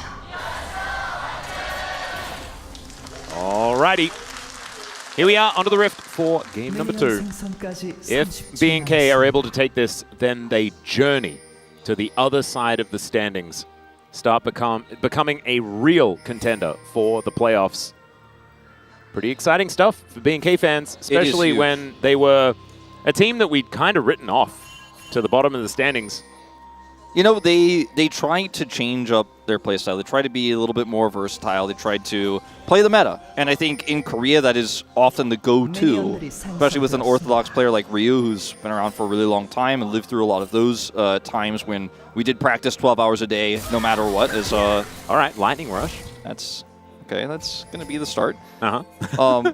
But going back to what works for you and what works for your team, I think has been something we've seen a lot of our squads here in the LCK do here in Summer. I think D+ is a more successful example as well of just playing what they like and what they're good at. And, you know, they were almost able to topple Gen G with that. So sometimes you don't have to just play the meta. Sometimes you can play what you're good at that is still relatively meta. Like this draft here, you know, we're not a huge fan of the Sejuani and Kennen part of the rotation, but they still got the Yone. It all comes together very well. And Rakan, of course, acts like a melee when it comes to Permafrost as well. So there is a lot of value here. I think with the Yone, it kind of just shores up that Sejuani pick a lot for me. And, you know, Sejuani is just always going to have Glacial Prison. You're always going to have that value. And we'll see how this goes. Jackie Love versus Ruler on the bottom side of the map as far as the skin battle is concerned. That's pretty fun. Yeah, that's legendary. Yeah, 2017, 2018 as far as the skins as well. So we remember those times where it was just Kai'Sa Xayah. Well, that was those were the years. Yeah, it's a very good point. A little time machine there in terms of the skins. The Xayah pick, you know, I feel like it's been discussed so much, not even just as a counter pick to the Kai'Sa, but as a, aha, I pressed my ultimate and the engage can't hit me now. The problem is it's kind of like a myth, kind of like the Talia, there's a lot of dashes, so I'm going to get a ton of value. There's too many dashes for you to get a lot of value out of. There's too many engage tools here for the side of B&K. Nice, Closer picks up that one. Yeah, Fate missed his though. It's not looking good. Yeah, and when you consider the fact that she has cleanse and her ultimate, it's hard to lock her down. But she's also low range, and so she can be very safe, but then she will also do very little damage. Yeah, and that's what we see so many times. A lot of these players are like, well, I need to try and stay safe. I need self-peel in this game, and what they do is just have to press Featherstorm, and then, like you say, then they can't fight, right? Like, as soon as you get that cooldown, it is pretty dangerous times for the Xayah anyway. Is Fate just going to jump over the top of Closer here? And actually, it works out quite nicely. Down to 300 health is Closer. Of course, it's always a bit dicey in the early laning phase, especially up against Tristana, who does want to be harassing you as much as possible. As Duro comes on over, misses the Gleaming Quill, but nails the auto attack. Absolutely fantastic. Clean auto. Gorgeous. As now, Closer needs to be very careful. He is in a lot of danger, yeah. Okay, press the attack here for Fate, allows him to take these aggressive trades. As long as he watches where Closer is shielding, it's really difficult for Closer. Like, if he's just tracking, okay, shield's down, can't trade back with me, then it's really easy for Fate to kind of just chunk some damage in. The nerfs to the Q are going to affect his mana, but he also got, or she got, more mana as a result, so still kind of levels out. And the attack speed isn't as good, but it's still good enough. Yeah, and we can see Fate still able to control the lane. If this wave is actually fully picked up by Closer, though, he's going to be ahead. So yeah, really nicely done. There's the knock-up on the Polo. A lot of damage onto this Alistar, but it's kind of cosmetic. As they were looking to go back anyway. They're just going to increase his fountain value. There we go. Delay him in the fountain. Yeah, he's going to have to stay there for like 2 extra seconds. Yep. Very clean. Well, not going to be able to interrupt these backs. Yeah, quite a bit of back delay comes through, so Envy actually going to have to stick around, throw some Qs at this wave. As Henna, oh no, he's going to go back for it, so he manages to pick up that last caster minion as well. Raptor spotted on Vision here as he moves towards the top side of the map. Young Jay also finished his clear, very even as far as our jungle is concerned. And Sejuani versus Maokai. Wow. Haven't seen that one before. As Closer, he only just came back. And his health bar only just came back. I don't see about half of it right now. It's all dark. It's not looking super hot, but still able to trade decently well there, as we can see. I mean, they just have so much prio here in mid. They're going to try to get some vision and set up 4 grubs in 10 seconds. And with the back timings of the bottom lane, you know that they're not going to be able to do Dragon. So a bit of a scuffle being set up here for Bro. Yeah, Raptor moving on in though. His control ward goes down, spots the mount, will be destroyed immediately, but did get a fair bit of value there, as we can see, is now good knock-up going to connect, and there's the grand entrance as well. The smallest rocket jump in the history of rocket jumps from Fate, but it is actually going to work out here as now Closer could be in trouble. There's the flash twisted advance. He's punched back as well. The exhaust decent onto Closer at the same time as Raptor. He did not want to go there as he tries to get out, and he manages Okay, I think he's still very dead. But still, okay, there's the auto attack. And Fate going to pick up first blood. And unfortunately for B&K, it was kind of way too aggressive. I mean, I kind of actually, it doesn't really state what happened there. Just constantly trying to force Closer's engage and trying to get that pick onto Fate for that grub fight, backfiring and doing it again here. Yeah, Duro going to come on over and steals the grub. Okay, so Young Jay does manage to pick up the first one. But now this one is going to be taken by Clear. So B&K on track to picking up a bunch of those, and I think sticking around and making sure you get the extra grubs when you have a Tristana, I think would be pretty good. Yeah, he's just so low, and they did put so much pressure on him. Man, this is going to be some denied farm here in the mid lane. Luckily, it is a cannon wave, and everyone's worried about the plate. Down goes the cannon. Oh no. The plate? Plate. Yep, that is just no money. So Fate missed a cannon, but Closer missed a plate. Yeah. And I think missing a plate is probably worse. Definitely worse. Definitely looks worse on camera as well, but, you know. Yeah, not great. Still, Closer is going to be able to make it back for this wave crash, so that should be absolutely fine. Let's watch this again, because Closer is clearly, he has his ultimate right, he's threatening this Tristana, is able to get Palu to come over here and look to peel, and then from here you can just kind of kite back. But look at the cannon in top lane, you know, he's not able to get over to this fight. Maybe you could set up for something there in the brush, but instead they just set up to look for the turn here with Closer's ultimate, and it's just so broken up, and there's no damage here. Like, it's just a Yone, so Raptor just ends up dying for this, and it is first blood going over to Fate. I think they could have played this a lot more controlled. They will still get the steal here, as you mentioned, from Duro. And no one wants to fight into that choke point with a cannon with ult prepped, so they do not commit. Oh, Glacial Prison comes down. Envy, there's the Feather Storm. That is going to get himself out of dodge this time around, and now Nature's Grasp is going to be flying through. Battle Dance is going to try and get Duro out of trouble, and it's going to work out for now. That's a bunch of cooldowns now utilized for the bros. It does give them control of the river. See whether that's going to be enough to get themselves this Drake, as it does fall asleep once again. Yeah, this is really quite a tight contest here. Closer has his ultimate available, and you know they're not going to be able to get this just yet, but you have an edge to reset and start this up. Because look at all the wards, all the vision they have. There's nothing around or inside that Dragon Pit that they cannot see, so it's very easy for them to set up the engage they want. Cannon also not showing at the moment, so it's very scary for Bro. Clear could be rushing down here very quickly, but they don't have information about that just yet. Bro's still going to control this, though. Yep. Closer also going to get pushed back as Fate trying to continue to put on this pressure. He's winning as far as the health bar trades are concerned, but Raptor's waiting in the wings. Really wants to find this angle. Does not have the Glacial Prison or his up flash, just yet. Really tough for him to actually make something happen here unless Fate messes this up. Yeah, and Closer could have just pulled the trigger himself. Did, of course, have the Fate Seal, but not going to do it. No one's starting off this dragon. There's a very high level of intensity, though. Yeah, no, it's very intense. Clear showed top side. Of course, neither top laner have teleport, so it's just going to be Clear pushing this one in. Morgan will catch it. And Morgan did rotate down briefly, and then was like, okay, we're not fighting, and then went back to lane. As there's a lot of attention to this dragon, but it is taken very late. Yeah.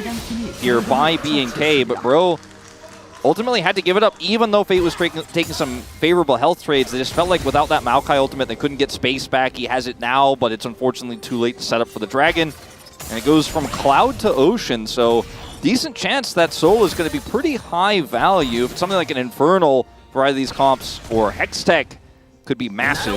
Yeah, hopefully we don't get another Chemtech. Nah. We know that it's Orcs' birthday today, but I don't think double Chemtech is really what we want. We did get the Engage Cone that Valdez really, really liked, so that was cool. You only wish happy birthday once, though, you know? Yeah, that's the thing. You don't. It's not like the whole day when you like keep seeing them over and over again. It's just more happy birthdays. I think we have to sing happy birthday if we get a second one in a row, actually, though. Because that's the only time you can do it a second time is if you sing happy birthday, like, which we will also do later. All right, so if there is another Chemtech Drake, then we have to sing Orcs happy birthday? Yeah, me and you, yeah. All right, okay. And everyone else will sing along at home, of course. Yeah, and we'll know if you didn't, okay? as production is also saying that they'll sing along as well. Yeah. So I'm sure the spacers will be also like clapping and singing along and swaying back and forth, and Ox will be all giddy and stuff. But yeah. Ox can do the sit there and feel uncomfortable thing where you're not allowed to sing your own birthday song. As we've got some grubs going down. First one going to be cleared here by BNK as Fate's teleported in. There's a Glacial Prison onto Polo. Gets the Unbreakable Will out, but it's not exactly the priority target that you really want to be engaging on. Still, that is going to be another couple of grubs going over to BNK. That is 5-1 in the grub count. And look at this, they're already getting to work. He preset the value as here comes a clear flank. Oh dear, okay, Envy does have the Featherstorm available. As, just gets that cooldown out. Trades for his own. Could have tried to set that up with his basic abilities and then maybe get something out of it, but either way, it will stop the plates from going down. Yep, and Closer knows that there are a whole lot of people heading towards... okay, there's a Nature's Grasp as well. As the Equalizer comes down, Closer not really going to be able to do much about this, but still able to trade back very nicely. Morgan actually picking up the turret aggro as well is not what you want. And now that Permafrost is stacking up. The Grand Entrance with the quickness is going to guarantee the kill. So a 2-for-1 trade. Closer probably saying worth. Yeah, I mean, they didn't have, unfortunately, proper setup for the Equalizer because the Maokai ultimate went so wide. It was just completely off. So they had to then commit Palu in, as this one just... Oh, yeah, he just kind of threw it the wrong direction. I guess expected Closer was going to try to step forward. I don't know what he was thinking there. So Palu goes down first of all. Morgan picks up the aggro as a result, and there's a quick rotation up. And because of the long-range follow-up that we talked about so much in draft here, it's really easy to pick the Rumble as well. So they shut down the plate gold going over in the bottom lane, then get the punish play top side. So BNK winning on both sides, taking a gold lead here now. Oh, Closer. Yeah, Polo is just always doing things. As there's a beautiful buffer from Closer. Not able to actually walk in front is Polo, so Fate Sealed going to get him out of there. And Closer actually navigating this one in this side lane very nicely. However, Fate is going to at least be able to pick up control as Henna dealing with Young Jay and Envy in the area. Okay, it's looking a bit dicey once again, but a minute and a half on the Drake. There is no real reason to be here in the river right now. Scuttle Prio is very high. Yeah, Scuttle Prio is important as the alien sapling flies down. Do like that skin. It's not my personal favorite, but I do like it. It's very cool. I like it. I like Totemic Maokai. That's my favorite. You know, I really hated it at first because it always felt off-season, but I really like the Christmas skin. That's my favorite. I think the kitty cat skin is a little overdone. Yeah, no, everyone was playing it literally exclusively for a long time. I'm kind of done with it. Yeah, I'm sort of over it as well. I think it is probably one of the coolest skins, but it's not my personal. I'm gonna have the little kitty plushie and everything, but I'm still just kind of yeah. The Christmas one is a great shout though. One of my favorite players from back in OCE used to play for a team called Sudden Fear. His name was Christmas Trees, and that skin always reminds me of him. Oh, so there you go. Sentimental Atlas. Yeah, it's a little bit of a harkening back to 2015, so it's not necessarily recent. Okay. So this is a good setup here for this Rift Herald for Bro, and they do have the Maokai ult this time around. Fate does not have teleport, nor does Closer, so the mid laner is not going to be involved in this fight. Pretty negligible poke here for Henna as well. I think BNK should reconsider. They need a flash engage from Clear, otherwise I just don't see this going their way.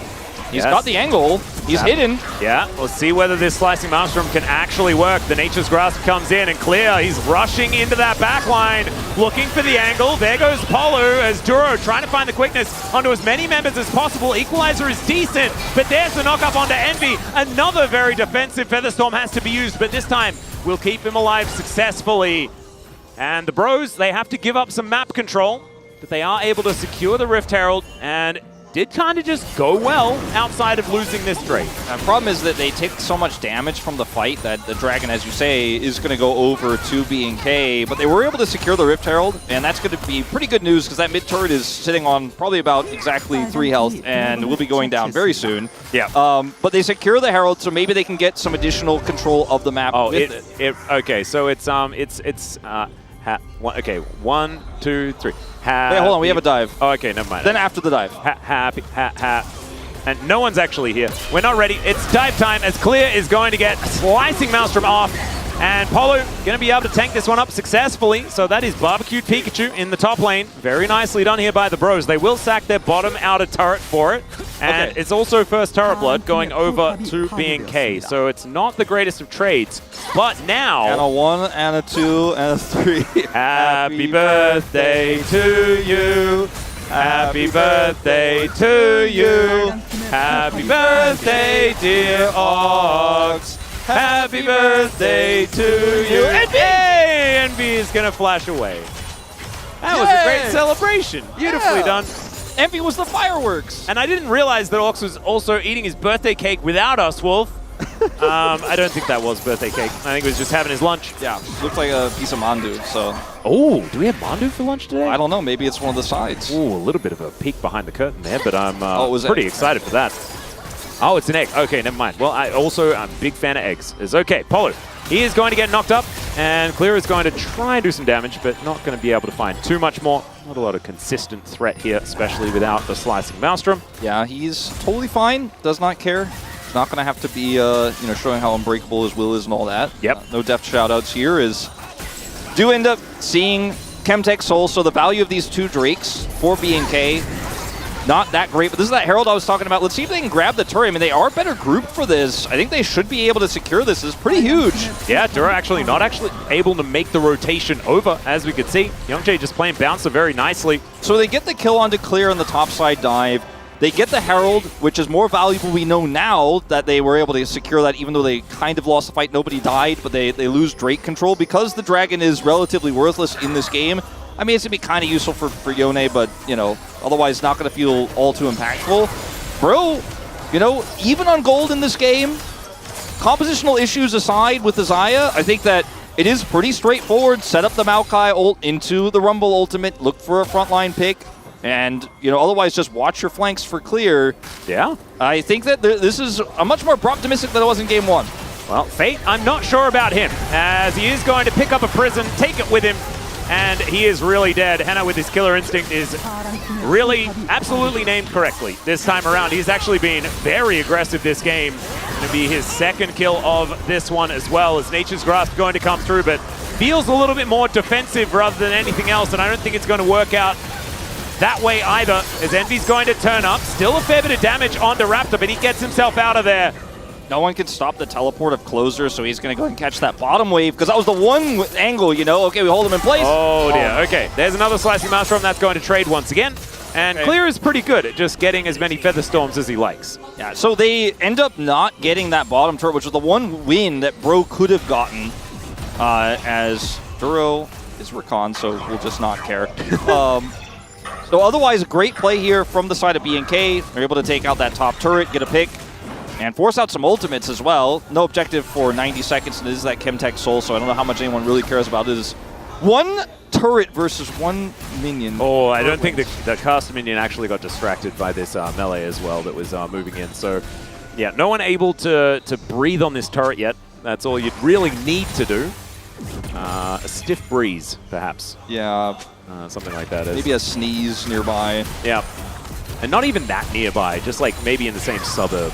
Yeah. Just like someone needs to be at home with the sniffles. I thought he was Void Seekering the turret, but no. Yeah, that doesn't work, unfortunately, as Duro is going to be pushed back. But it's like a way to cheer for potentially getting the turret. Yeah, or cheering for Ox's birthday. That's right. Yeah, there you go. Envy's going to defend this turret still, by the way, as this is a very rocky setup for the side of Bro. Fate is coming over, not going to commit teleport here. Instantly pings going down in the top lane as B&K know that he will be here shortly. Clear does not have TP. His ultimate is coming back up. He's looking for the long con flank here. They have a ward in the brush, so pretty confident that he's not going to be seen here. This should be respected by Bro, though. Yeah, Morgan moving in. There's the engage. It's onto a Sejuani, so it's not exactly the greatest. And, oh, somehow Morgan gets caught by the Glacial Prison. Still, the answering Nature's Grasp is very, very strong. The Acathian Rain not doing too much here to Polo, but that is some big buttons now on cooldown as the Drake has been started up. Henna, full health, does have Killer Instinct up and available. Duro by his side as well. That Gleaming Quill keeping him healthy. He does continue to land those as in goes Closer, finds a bit of an engage on DePaulu, not exactly the priority target once again, as there's the quickness into the backline. The engage is so good, Closer just gets rid of the Tristana and the Slicing Maelstrom to answer as well. And Bro just find themselves with gray screens, no option at all. Raptor's going to be surviving. And there's Clear to finish off the last kill with a lightning rush of all things. That's a clean ace. Clean ace here, relatively early in the game, and down goes the turret. Oh, the All he had stiff to do breeze. was kill the whole team and then get one Yone out of it. And that's what you got to do to get that turret down. This is all on the Rakan engage here, as Bro have used the Nature's Grasp, but this is exactly what BK do every time, as they wait for the Maokai ultimate, and then bam, that's when they look for their engage, because the Maokai ult is the best defensive option that Bro have, and it's just so easy. And yeah, I mean, you got your ult, Isaiah, but as you can see here, there's too many things to avoid. It doesn't end up being very high value, as Envy does pick up his second item after the fact. Baron taken here after they end up grabbing that fight. Whoa, the teleporting Rakan. Yeah, he's zooming, but Spectator do sometimes be like that, I guess. Yeah. So, I mean, this is, the game was close until it wasn't, was kind of the motto of game one. This one felt like they were losing control earlier, but I mean, now that feels like the final nail in the coffin here for a composition that is so shaky. Yeah, and apparently this coffin only needs like 2 nails, because we really didn't have much preamble for getting to this point, right? It's now a 5,000 gold lead. We have like Chemtech Soul Point. I mean, you mentioned already Chemtech Soul, not exactly the most valuable, but getting 4 dragons is always pretty good, as Duro is going to get engaged on, thrown around like a ragdoll, but he's Rakan, so he's going to be fine. Nature's Grasp, not really doing too much. Battle Dance for Duro to make sure that he gets out of there. Youngjae not so lucky. And BNK now managing to get a kill onto, like you mentioned, the one that's in charge of Peel.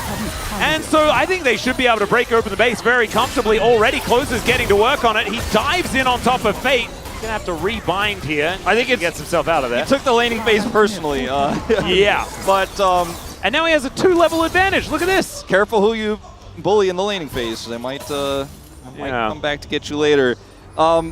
Fate has done the most damage in the game, but everyone else is not doing damage on the side of Bro. And I mentioned Envy's damage number probably going to be low in a composition like this, and it ends up being the case.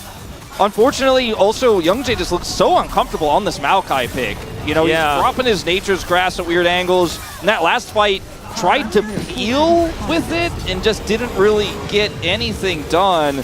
As in this scenario, you don't have vision, you're trying to come in and make a play onto a Rakan. As at this point, you can see Bro is just desperate for anything. With the Nature's Grasp, they're just like, well, okay, that's gone now, and then we kill enemy team. That's kind of been the MO for every single fight for BNK is, okay, Nature's Grasp, wait for that, okay, go in and kill them. Yeah, and they do it kind of beautifully. Morgan and Envy, you saw in that last replay, they were just walking back and forth. There was no real option to do anything, and the Bros just going to lose their tree with not very much as a way of a response. Riftmaker is now done for Morgan. I just feel like the ship may have sailed, or is it at least, you know, very ready to leave the port, you know? As Polly not going to get knocked up. Closer hasn't found too many of the Qs, but he's just been in the right positions throughout this game as Envy tagged. I like that. Jonah Strong, he knows that there is a chance. Hannah just goes in. Yeah, and you gotta be aware of it. Yeah. I mean, this I know. I want to be a Bro lever. I want to be Bro optimistic. I want to have that positivity, but this is unfortunately a game state that, you know, we have to say, like, it's not unrecoverable, this game state. No, this one is unrecoverable, in fact. Yeah, it's not. Yeah, it's not looking great. I do have some optimism. Okay. And that is, BNK are a team that are on a massive tear at the moment. And maybe, just maybe, Bro can find an angle in their next best of 3. And not this one. Yeah. I think this one might be over. And BNK, I think with the fact that they've had, like, these drafts that they've had over the last, honestly, 3 series have been brilliant. And I think that teams are going to have to stand up and recognize that this is what they're going to be trying to do every single time. Yeah, they're going to be trying to make these dive compositions work. And the thing that's great about it is that they found so many different ways to play exactly the same style. I mean, with so many different comps. Like, this is another one that's very different, but it is fundamentally still, I'm going to dive on top of you and kill you. Yeah, and I mean, it's the cannon they've shown us before. It's just so difficult to ban picks like the cannon. You can ban the Vi, but the cannon is going to be strong. You leave open the Rumble, the cannon actually handles that matchup better than most melees in this meta, so that actually feels like a really cool tech into the comp they put together. And stylistically here, you can't ban everything against BNK, and it's just a really nice read from them. And it's not a meme, it's not a joke that we say they found their identity. They've always kind of known that they're good at this, right? But it didn't suit the meta for a long time, but they've just kind of figured out that they can still win with this, especially against some of our weaker teams like Bro. Bro's next matchup, you mentioned. Yeah, like here, some right? of our weaker teams like Bro and KT and T1. They just went take down. It's still accurate at the moment. Yeah, right? But like, Bro's next matchup's DRX, right? You mentioned their future and their ability to bounce back. That's good, and that is some positivity. However, I mean, this loss really just kind of makes the hope of playoffs. It's so far away. It's so unlikely. And this match, even though it's a tough opponent and BNK is on a tear, you really needed to win this one. You know, and it's unfortunately another draft where the win conditions were super narrow, and while they kept the early game relatively close, a few mistakes and a few good proactive plays by BNK to get map control, and it all falls apart. I think it's also a difficult matchup just stylistically for Bro, because Bro are really good at like early game macro decisions, and BNK are really good at not caring about that and just team fighting way better than you. Yeah. And that's where Bro really struggles, finding the coordination in these team fights, finding the decisiveness, and BNK's problem is they have too much decisiveness. We're going to see some of it right here as Into the Backline goes closer, tries to find his opportunity, but it's clear that just slices them up. No opportunity to do anything at all for Envy, and now Morgan is just right in the middle of the furnace. It's ironic because he's Rumble, but he's still going to get chopped down. Fate also in trouble as Duro is just going to find him. Yeah, there's an explosive charge on top of the Rakan, but he's going to be fine. And that is yet another one team fight for BNK. This is going to be the last one of the game because the series is now over. The series is definitely done. That's going to be the end point here, as it is just a complete and utter domination here by BNK. The win streak is real. This team is back, and they are looking to move to the west side. Make it a more permanent location for them, as what a bounce back for this roster that we had just, like you said, written off, kind of given up hopes for playoffs. It looked like they were not going to get it together. And yet, I mean, sure, it's Bro in this case, but they did beat KT, they did beat T1, and they figured out how they want to play League of Legends, and it's working. They look really good doing it. I think Duro has gone from strength to strength as well. I think I understand that a lot of people do have their apprehension about this guy. He's very, very new, but he came into the LCK saying that he's the carrier of Challenger, and I think becoming the Duro of the LCK, that's going to be the goal, because this guy has looked really, really good. I think that it's very similar, like you've, I think, mentioned already. He's similar to Execute, but he doesn't have the lows. Yeah. He's still going in, finding the angles. I think his Rakan looked absolutely phenomenal here today. A very happy closer here as well, who did get to play his Yone, a champion that he has always very much enjoyed. I think that Execute still needs a little bit more time to develop, because I think his mechanical highs might be higher than Duro's, but he lacks the restraint. I was going to say restraint, but it's not even that. He lacks the ability to know exactly when that moment to make the mechanical play. Yeah. Like, this judgment isn't there yet. Yeah, maybe it's like the intuition is not quite in the right position, and sometimes you can't actually change that. Sometimes a player will just have like that feeling in the wrong times, and that's what you're going to get. I mean, Beryl has won 2 world championships, so like there is a way to see through the madness, you know? Like, that's true. A way. And I mean, I feel like Beryl often chooses to not see through it, and just listens to the voices way too often. I think, though, I think Execute's career is not over. I think we will see him again in the LCK. I think he still has some growth. But Duro has been the patch to that hole, and it has just been so lovely to see, as this is where things look a little bit rocky for the side of BNK early. Raptor's magical journey. But they still end up getting a lot of win after this, because Fate is super low and they're not able to actually contest the grubs. Duro got the steal there. And, you know, and we watch some of these highlights, especially in team fights where we're not looking at dives.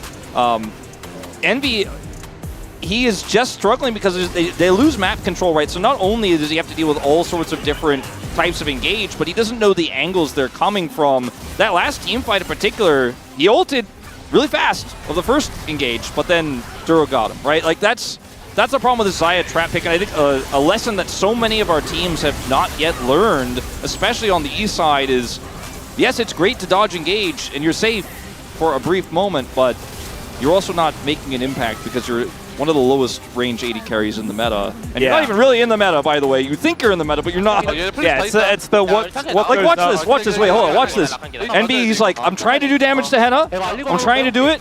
Okay, I see closer. Okay, where do I go?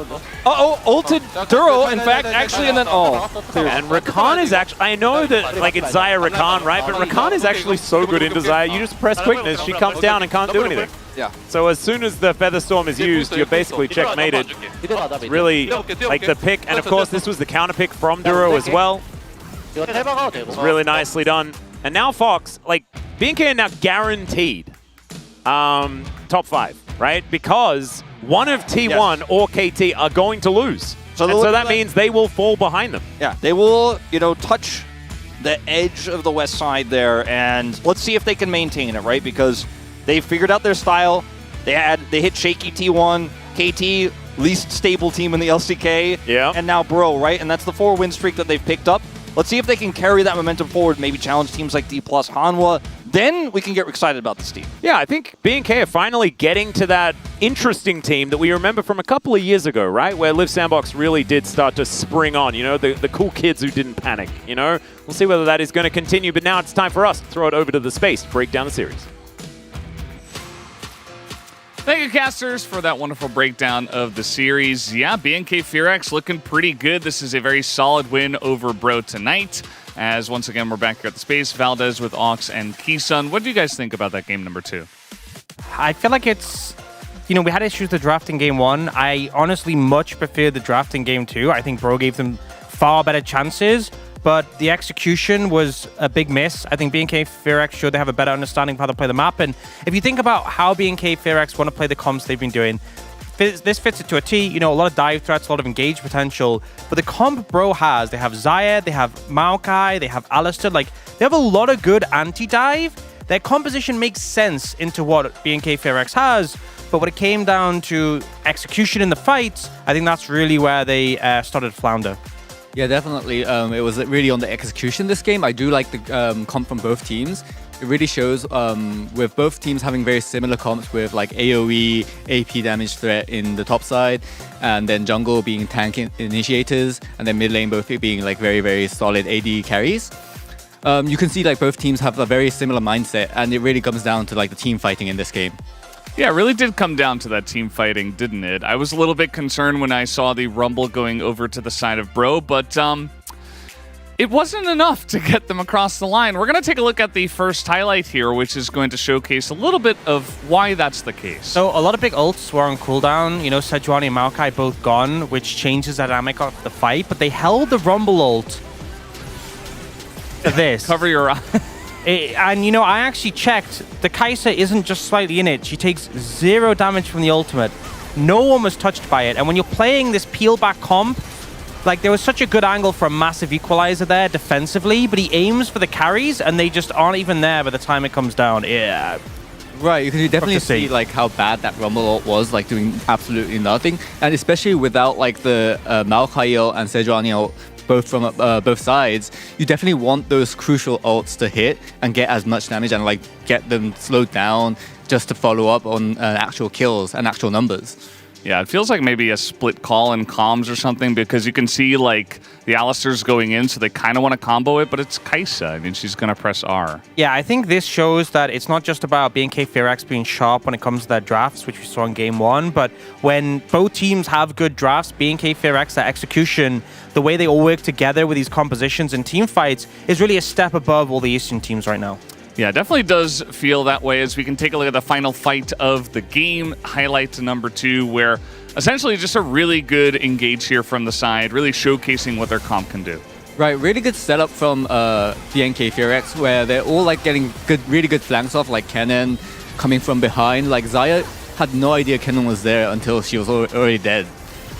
Yeah, the execution is so good, just immediately tunneling onto the enemy AD carry, and Obviously, Zaya is an AD carry who's typically hard to find these engages on, but I think obviously they are fed, they are ahead. It is going to be easier for BNK Fearax, but it's so clear when they have the setup for these fights that the execution it's just fantastic to see. And I think Clear in particular on things like the Kennen has been such a menace to deal with.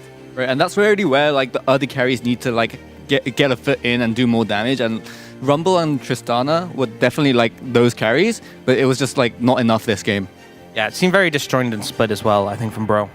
Yeah, absolutely. And at that point, I mean, that last highlight was like down 11,000 gold, so not much they could do at that point in the game. But guys, let's take a look at the POG here for game number 2, as we did have some voters for this guy on this desk, and Duro is going to, in fact, pick up his first POG of LCK Summer 2024. Yeah, and I think he's been such a fantastic addition to the team. Obviously, this game may be his first POG where his individual performance stood out with some fantastic engages, getting onto the critical carries. But I think it's so clear, and the casters were talking about it, that his consistency and his insight for when to engage, when to find these windows, really have been such a huge value for the team. Right, definitely like really good fights from him this game, and he even took one of the grubs, which was like a cool enough steal. And it wasn't really impactful in this game, but it's just like a cool thing to see, right?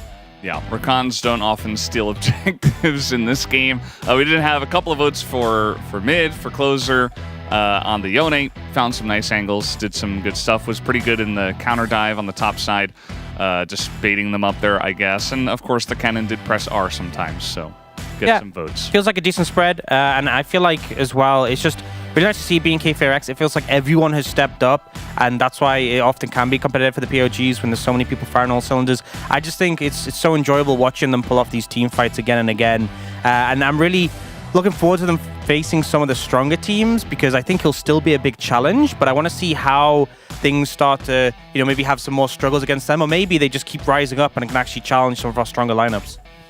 So, Huni's not with us anymore for now. He will be back eventually. What do we think he would say about the Rumble play in this game? Because it was given over to Morgan. We didn't really see it have a big impact. I think we all miss Huni a lot. And most days, I'm really sad he's not here. But today, I think it's best he wasn't, because I don't think he would have taken that well. I can imagine his response to that equalizer. He would have lost it. Maybe he would have definitely wouldn't have been happy. He would have been fuming. Right. Yeah, maybe for the best he didn't see that one. If, maybe we'll send him a message, but like, don't check out today's games if you're interested. Yeah. Specifically not this one. I think I'd probably give it a 1 star, maybe. That's far too generous. Nice. That's far too generous. I'm not Huni, so, guys, we do have the interview ready to go. Let's hand it over to Deer for the translation. Thank you very much, guys. This is Deer for the POG interview translation, joined by Closer and Duro on the side of BNK Fearax, who just secured their 4th consecutive victory with a 2-0. Congratulations!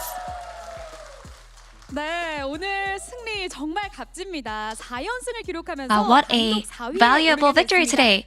You guys have risen to the sole position of 4th place. How do you feel to join the West side? I feel like it's been so long since we went into this the West side, and I hope that we get to keep it up. And Duro, this is your first POG. How do you feel? This is my first POG in the LCK, and I've always gotten a lot of POGs in CL. And yeah, being able to get POG in the LCK is such a new feeling. It's so unique. Please give it up for Duro and Closer. How high is the team spirit right now? Yeah, we have such good momentum, and everyone's been in a really positive mindset, so I feel like we're going to have such good result in the future. And Duro, you joined the team in the middle of the summer, and you were so fearless from the start. And is it safe to say that after you joined, the team atmosphere has changed? Yes, I think that's quite obvious. So what kind of atmosphere did you bring to the team? I feel like I definitely make the team spirit a little more rowdy. And I feel like my role in the team is like the older brother, like a pillar of the team. And Closer, what do you think about his response? Yeah, he's actually really funny when he talks, and I feel like it's just been such a good atmosphere ever since he's joined. It's very, very new to our team. And Closer, in game 1 with the Lucian, Corki, Tristana bans, you locked in with LeBlanc, so how do you rate LeBlanc in this meta? I like playing LeBlanc, and I feel like because of all the AD mid champions, I haven't been able to play LeBlanc, but I was able to pick her confidently with the matchup we had today. So your opponent responded with Yone, so how was your reaction to this? This was actually a really good and easy matchup for Yone, so I told myself that I had to play really well and meticulously. And in game 1, at the Drake team fight, your LeBlanc went in for a flank and poked the enemy out, so let's take a look at this replay. Yeah, we can tell how happy you are to hear about this replay. Let's hear you break it down. So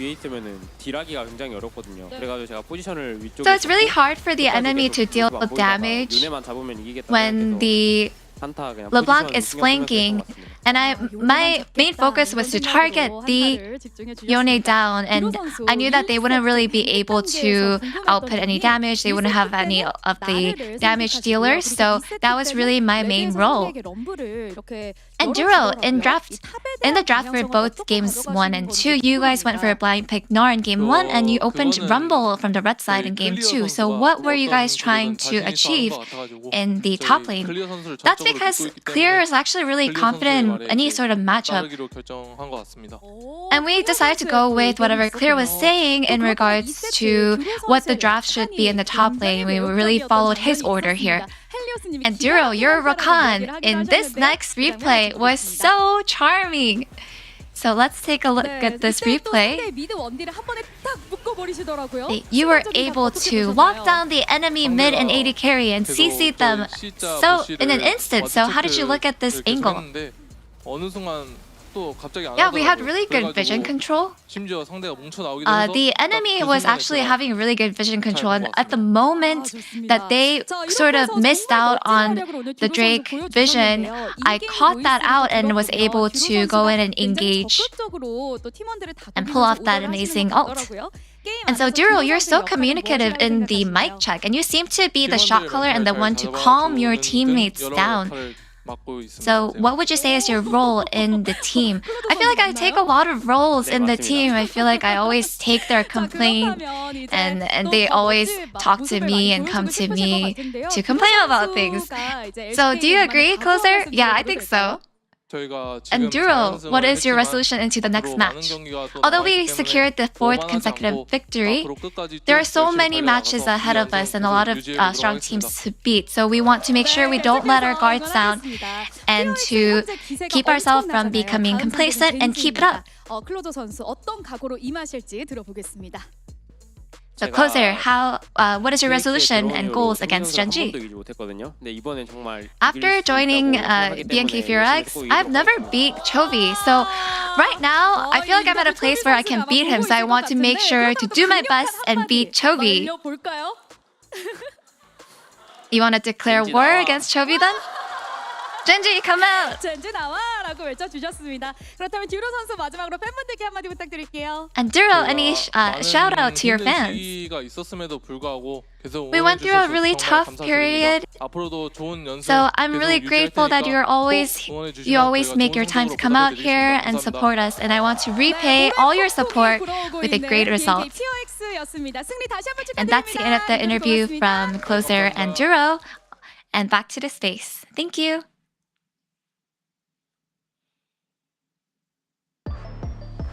Thank you so much, dear, for that awesome translation. As yes, that is BNK FearX in 4th place, ahead of T1, ahead of KT.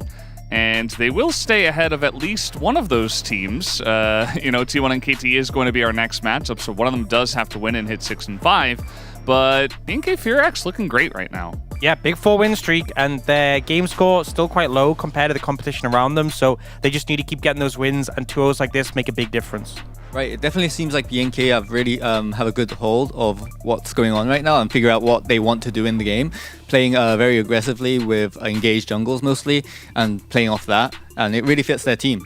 Yeah, it absolutely does. Individually, they look very confident as well, so only on the up and up here for BNK Furex. But guys, we're not done here at the LCK. We do have T1 up against KT Rolster, the telecom war for our second match of the night. You don't want to miss it. We'll be right back.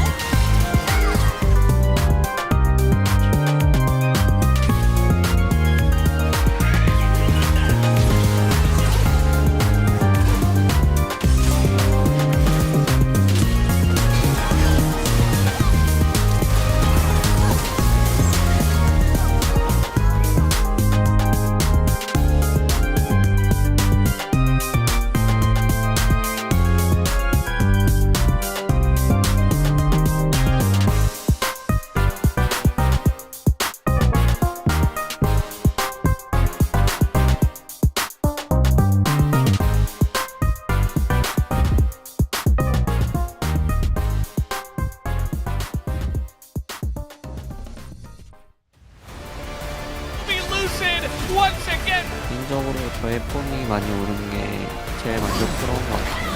현우 선수보다 교전을 더 잘하는 것 같습니다. Peanut is gonna take over this game. Peanut to break the record. 제 개인적으로는 요 3년간 플러스 기아전을 거진 다 이겼던 걸로 기억하고 있어서 아직도 계속 이기는 모습 이어나갈 수 있도록 잘 준비해 보겠습니다.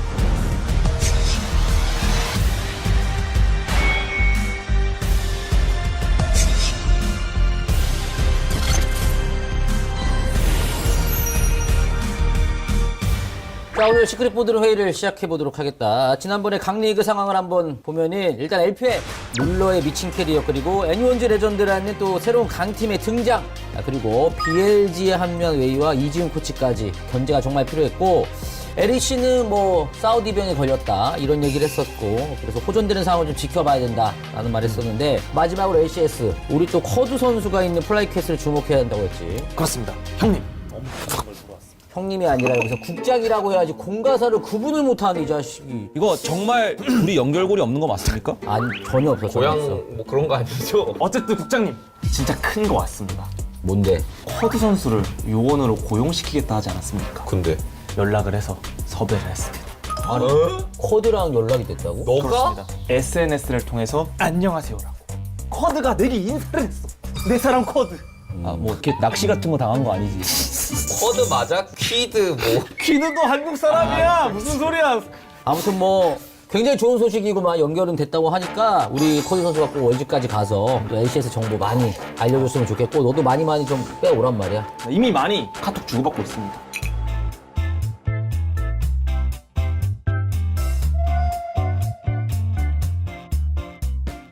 좋아. 또 쿼드 선수도 화이팅하고. 자, 아무튼 오늘 데뷔 잘해보자고. 자, 그럼 베가스 준비해왔나? 그렇습니다. 일단 우선 정말 쉽지 않은 정말 어려운 일인 경기 보고 팀 분석을 해왔습니다. 대체 뭐가 어려워? LCS가 어렵습니다. 제가 먼저 이야기할 경기는 이 천하의 헬리오스를 영입할 뻔했던 팀. 하지만 영입에 실패한 비운의 팀. 임모탈스와 헬리오스가 주목한 팀. 헬리오스의 절친 나의 사랑 쿼드가 있는 팀 플라이 퀘스트의 경기입니다. 뭐 이렇게 말이 길어. 그냥 이모탈스랑 플라이 퀘스트 경기 아니야? 근데 앞뒤에 뭐 이렇게 사족을 붙여. 귀찮게. 뭐 헬리오스가 왜 이렇게 많이 들어가?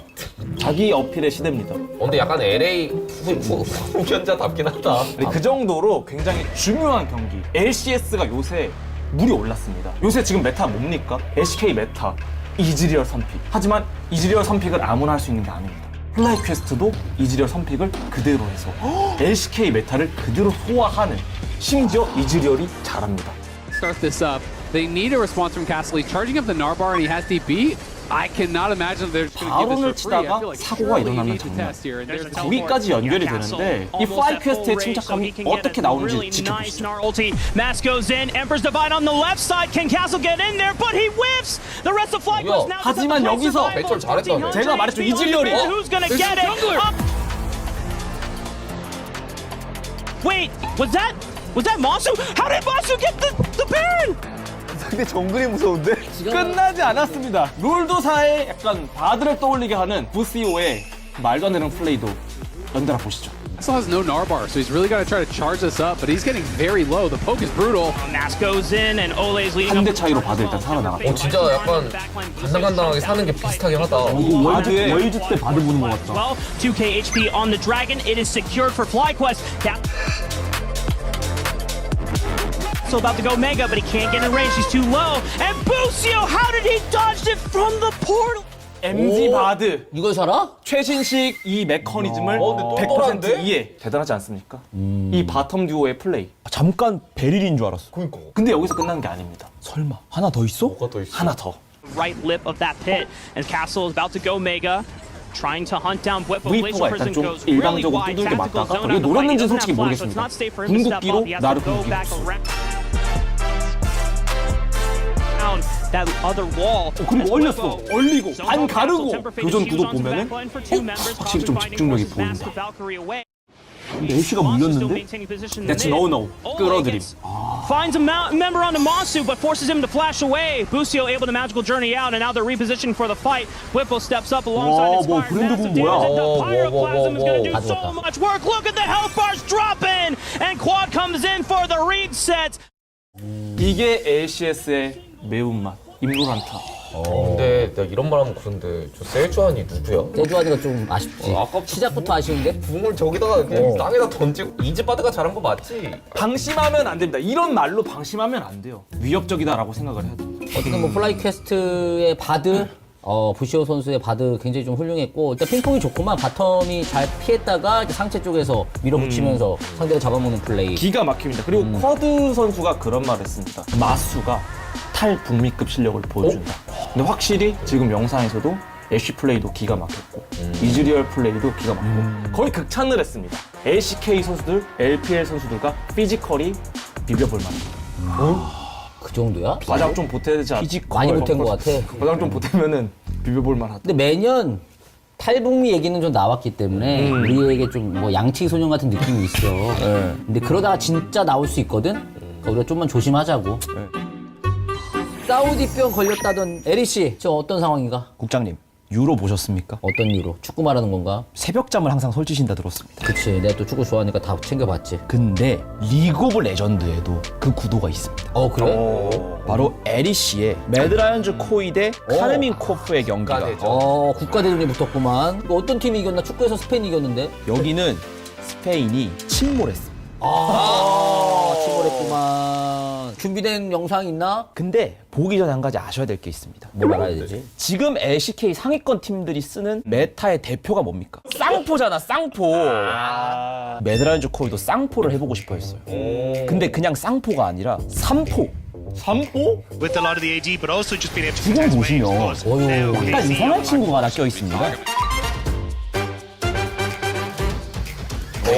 뭐야? 탑에 저거 뭐야? 니코 아닌가? 니코가 있고 실제로 그래서 뭐야? 미드탑에서 싸워요. 니코 좀 써요. 근데 아무 의미 없어요. 그건 AP 니코도 아니잖아. AD 니코의 장점이 뭐길래 그렇게 하는 거지?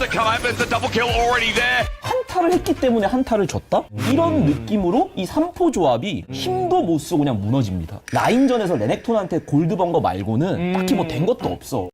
뭐 하는 게 없구나. 그리고 한타를 또 해요. 이해서야겠다.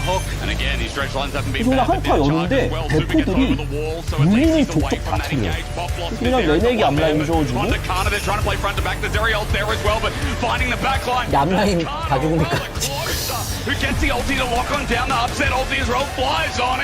그럼 나는 궁금한 게 어쨌든 레넥톤을 보고 마지막으로 AD 니코를 한 거잖아. 확실히 라인전에서는 좀 유리한 건가? 유리했죠, 라인전은. 근데 딱 거기서 끝났어요. 한타에서도 기여도가 없고 이도저도 아니었구만. 근데 상대가 또 LCK의 자랑스러운 탑솔러였던 칸나 아니겠습니까? 그게 컸네. 이게 맞고 웅크리고 있다가 딱 그냥 어깨 피는데 그때부터 또 칸나가 또 활약도 나름 했고.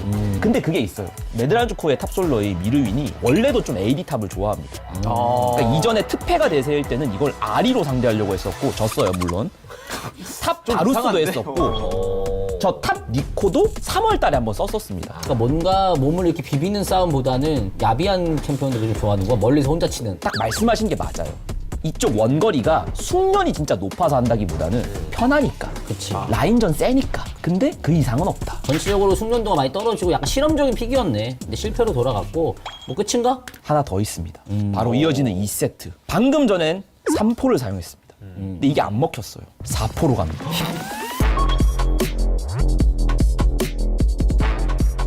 그래서 또 라인전은 재밌어요. 그러다가 카밀 궁 딱 들어가고 세주안이 오고 그냥 덮고 세주안이 푸시고 터뜨리니까 차례차례 그냥 소세지 빼듯이 다 죽습니다. 저렇게 야들야들한 챔피언들한테는 카밀 같은 챔피언 너무 무서운데. 결국 칸나 그렇게 얘기하는 거야. 미르이님 라인전이 중요한 게 아니에요. 롤은 게임을 이겨야 돼요. 이게 답이다. 그래서 이후에 사람들 보면은 에리씨의 클로저가 스냅샷을 한번 보여줍니다. 패를 딱 걸린 다음에 또 밀고 들어가고 카이사 날아가니까 한타 끝나요. 답이 없네. 밀고 들어오니까 진짜 대처가 안 된다. 그러니까 세주 카밀 들어오고 거기에 이제 대처가 안 되네. 받아칠 만한 챔피언도 없고. 그러니까 나름 대포는 많은데 제대로 굴러가는 대포가 없는 거예요, 또. 역시 난이도가 높긴 해. 제가 이 뱀픽들 보면서 느낀 게 뭔가 뱀픽 컨셉은 마치 LCK의 상위권 같다. 근데 이걸 소화할 만한 준비가 안 돼 있다. 기량이 없어. 이러다가 롤드컵 매드라이즈 못 보는 거 아니야? 이렇게 하면 못 가는 게 맞지. 그렇지. 그런데 중요한 게 저러다가도 하나 걸릴 수가 있어. 저렇게 막 여러 가지 실험을 하다가 새로운 것도 찾아낼 수가 있어. 에리시다 보니까. 그런 것도 주의해야 돼. 그럼 뭐 오늘 준비한 경기는 요 한 경기인가? 근데 진짜 빅 경기가 있는 게 G2와 푸나틱의 경기가 있습니다. G2 푸나틱은 이걸 준비해야 되는 거 아닌가? 유럽 강호들의 게임. 너무 기대되는데? 국장님, 준비를 안 했을 것 같습니까? 화를 내는데요? 낼 수도 있지 뭐. 왜 고자지라고 그래 같은 요원들끼리. 그래 준비해왔다는 소린가? 스페셜 에이전트를 파견해놨습니다. 스페셜 에이전트? 이미 수가를 붙여? 접촉은 끝났고 돈을 어디서 났어? 예산은 국장님이 주셨지 당연히. 이런 데서 구질구질하게 연락 주세요 안 합니다. 진짜 에리씨의 중심에 침투해 있는 친구니까 영상으로 만나보시죠. 그럼 한번 만나보지 일단은. Classic, some could say. Our players will walk onto the stage and onto the rift. He's going to look to end the game, or does he want a little bit more fight? And it seems like the answer is fight on Sabado. initiate whenever he liked. Mickey, decent engage off the side. Hansama now going in, but Jun there to body block, there to stop the Kites from doing much. Cap finding the isolated 1v1, but it's not enough. Hansama already down. Fnatic staying grouped as 5. Nice retreat here. Ulti denied from Broken Blade. Decent follow-up damage, but he cannot finish ult as Noah is now unstoppable. TP coming in to try to save the top tower. Instant pushback on a Caps, and Humanoid just destroys him. Doesn't even hesitate. Fight if needed. 9 seconds. Elder about to fade. Fnatic starting to step up with a little bit more confidence, seeing the wave fade away, and Oscar says, that's my time to go. Caps, good ultio matters is the poke that hits the carries. Decent damage on the Broken Blade. Excellent ult coming in from Caps, but now the immediate follow from Oscar. Going to look to lock up 2. Jun following up. Caps untouched on the backside. Support going to get deleted. Hansama still standing. Noah already half health, trying desperately to heal up, but the currents have now been called. He's trying to find room to maneuver, trying to find room to play. He instantly goes in on a Yike. Decent damage coming in with the Pillar for Peacemaker. It all needs to come down to Noah. The hook not going to connect. His movement is clean. Will now culminate with both these two titans facing off again. Humanoid saying, you know what, we'll take the Lucian. Because the one good champion to that was the Azir, and they've already banned it away. We'll see what he brings out. All right. Italy for Razork. Razork gonna go for any sort of potential play here. Forward, gets the lineup, instantly gonna go for the kill, finishing the job. Textbook. That is the...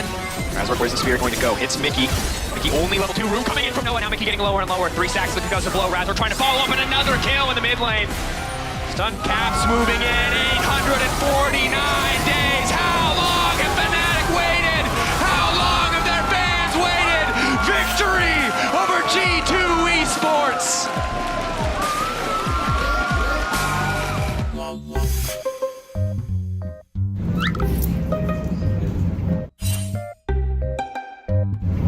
안녕하세요. 저는 에이전트 파리입니다.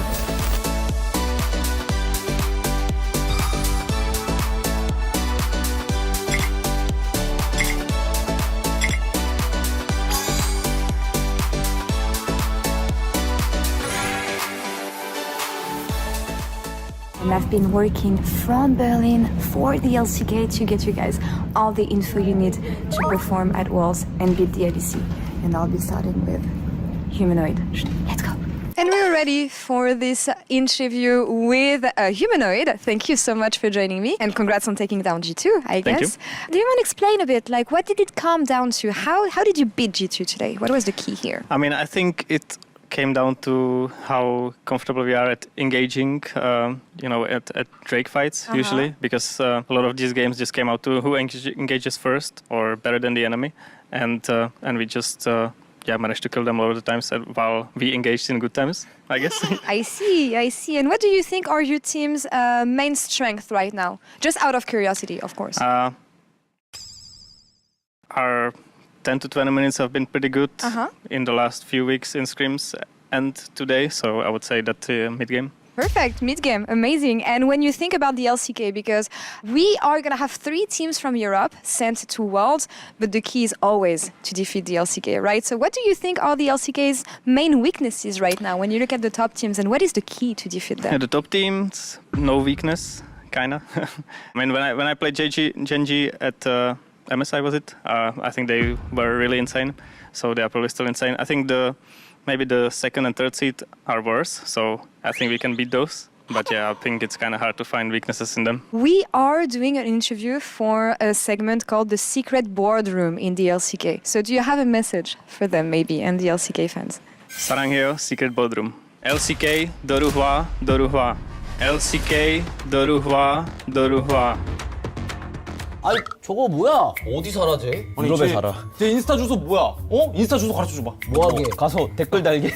약간 방해 공작 하려고 합니다. 너 얼굴이 밝아졌다. 근데 이거 사설 고용이 아니라 이거 사심 고용 아니야? 정말 사심이라뇨. 베를린 연락처 있나? 저기 여자애.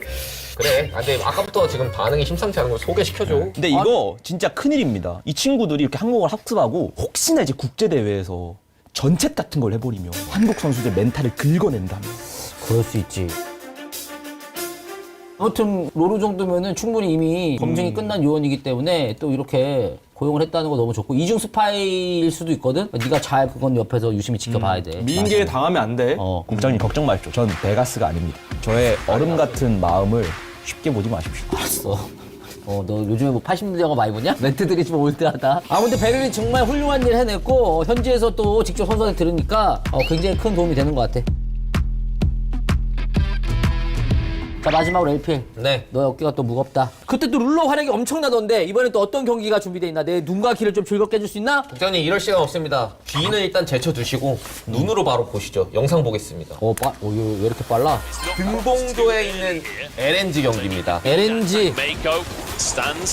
데이트하다가 레오나가 열었는데 아지르가 받아내고 미포군 브라움이 박스로 막고요.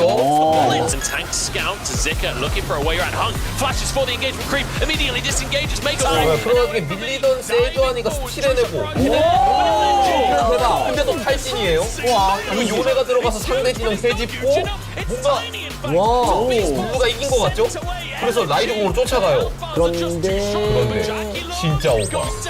이거 3주격? 아니 이거 뭐야? 이게 한타가 너무 멋있지 않아? 와, 이게 진짜 무협이지. 조자룡 아니야, 조자룡? 스타일 리그야. 와. 이런 말 하긴 좀 그런데 수준 차이가 좀 나는구만. 앞에 정면들하고. I think it's very clever for top esports to thread them the Baron. Oh, the solar flare on multiple players. Scout dives onto the backline. Dracula flashes away, but he's flashed away from his team who are all intact. 여기서 승리한 걸 바탕으로 쭉 이어가다가 또 싸움 유도합니다. 끝나지 않아요. 369 joined the play. 아래쪽에 레오나 궁은 빗나갔지만 일단 마크합니다. The solar flare doesn't. 네, 그리고 세주안이 밀고 들어가고 해낸 궁 아무 의미 없습니다. 이어지는 한타에서 결국 LNG가 쓸어답니다. 확실히 전투의 어떤 수준이 높네. LCS급인 것 같습니다. 맞습니다. 요렇게 1세트를 LNG가 그게 너무 맞습니다 이렇게 하면서 잠깐만요. 뭐라 그랬죠? LPL이 LCS급 같다고. LCS급이다. 뭐 맞을래? 뭐 대답할 가치도 없다는 뜻이겠지. 네. 그렇게 해서 이제 1세트를 LNG가 잡고 2세트 거의 요네 하이라이트입니다. 스카웃이 요네를 했는데 이제는 실력, 기본적인 피지컬뿐만이 아니라 롤도사 모먼트도 나와요. 체력이 너무 없네. 죽은 거 아니야? 요네는 원래 돌아와야 되는데 안 돌아옵니다. 맞아, 낙하네지. 빨려 들어왔던 친구들 사실상 거의 죽은 거나 다름없는 턴을 썼는데 너무 여유롭고 그리고 여기서도 요네 사실상 위험해 보이지 않습니까? 상대를 끌어들여서 설마 여기서 빈틈을 보나? 그렇지. 이게 사나? 핑퐁 수호 천사로 살아나면서 어쩔 줄 몰라 하잖아. 디테일 너무 좋다. 원래 인원이 안 되는 싸움이었거든. 1000개를 잃는 요네인데 이건? 그러니까 스카웃이 요즘 장난 아니야. 근데 이런 느낌으로다가 가다가 한타에서 결국은 슈퍼 플레이를 계속 해냅니다. 결국 한타를 봐야 되지 않겠습니까? 안쪽에 있네. 하나 가다가 상대 충분히 역으로 끌고 하나 듣고 이미 레오나 한번 잡아먹어. 이거지.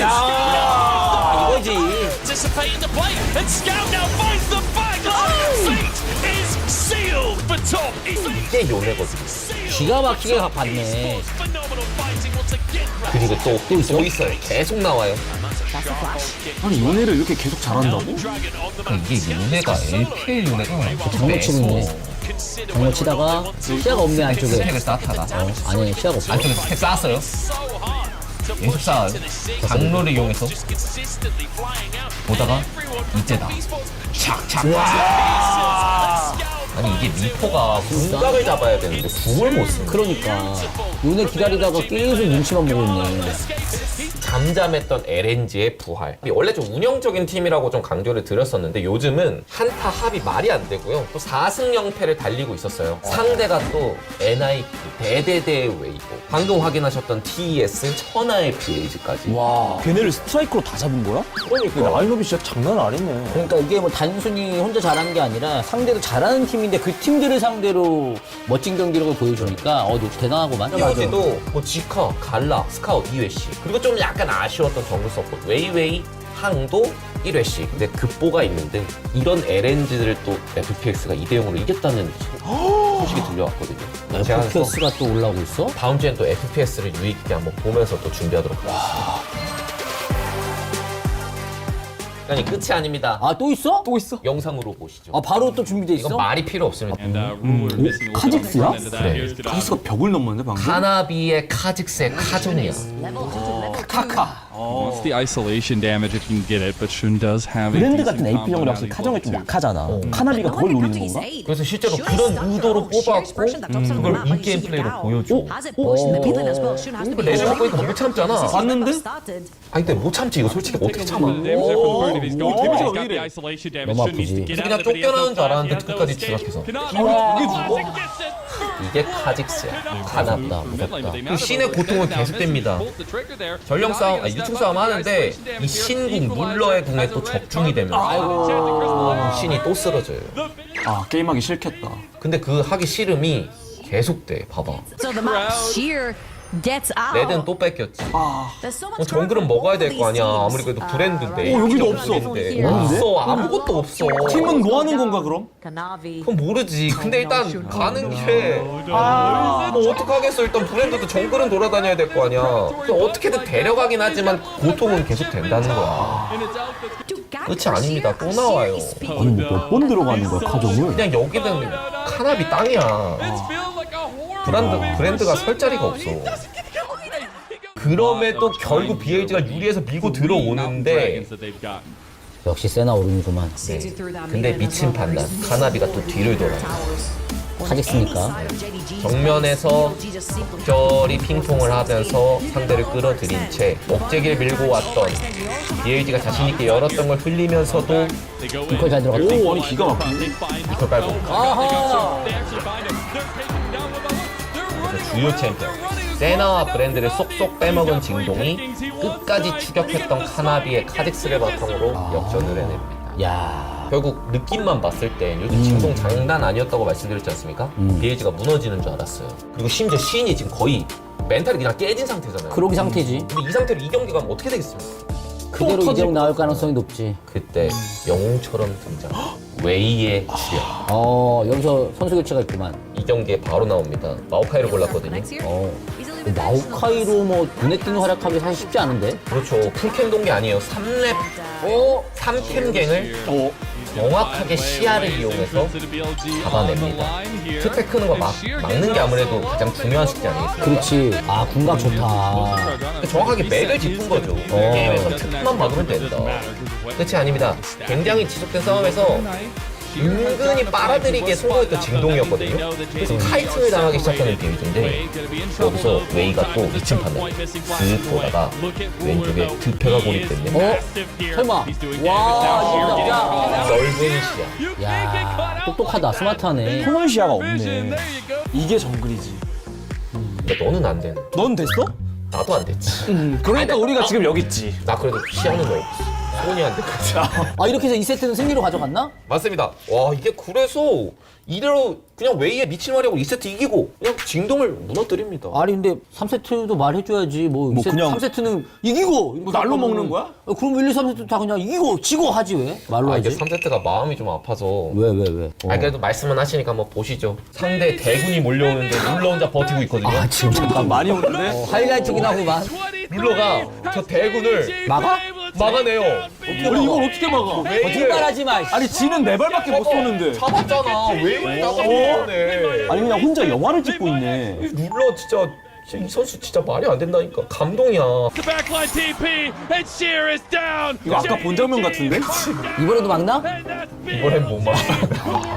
결국 징동의 넥서스가 되어버린 룰러가 혼자 남겨진 채 패배합니다. 아, BLG가 잘했네. 그 와중에 룰러가 어쨌든 패배한 와중에도 빛났고. 진짜 되게 비극적인 결말의 전쟁 영화 보는 것 같다. LPL이 지금 상위권 팀들이 기량이 다들 올라온 것 같아. 근데 사실 뭐 LEC나 LCS나 뭐 대단한 리그긴 하지만 LPL이 비할 바는 아닌 걸 다들 알고 있을 거야. 그렇습니다. 그러니까 사실 너는 팀도 몇 개 안 되고 그러니까 그렇습니다. 좀 하다가 여유가 생겼을 때 항상 LPL도 함께 좀 지켜보고. 월급 더 주십니까? 그렇진 않아. 뭐 너 일 조금 하면 내가 월급 깎아주게? 자, 오늘 영상 진짜 많이 본 것 같은데 경기들이 전체적으로 다 수준이 높다. 그래서 보는 눈은 즐거웠는데 마음 한켠에 좀 불안함이 있어. 너무 잘하니까. 국장님, 저희만 믿으세요. 그 불안함 자신감으로 바꿔드리겠습니다. 왜 이렇게 야비하냐? 그러니까 말투가 간사해. 아니 근데 너 그 말투 내가 한 2년 전부터 본 거 같은데 이제는 바뀔 때가 되지 않았어? 아무튼 뭐 다들 잘했고 오늘 너무 다들 고생 많았다. 특히나 오늘 영상도 준비하느라 다들 고생 많았고 날이 갈수록 매서워지는 경기력 대비 잘할 수 있도록 하고 장마가 또 몰려오고 요즘에 비 계속 오잖아. 항상 유의할 수 있도록 알았나? 네. 네. 알겠습니다. 자 그럼 고생 많이 했고 여기서 해산!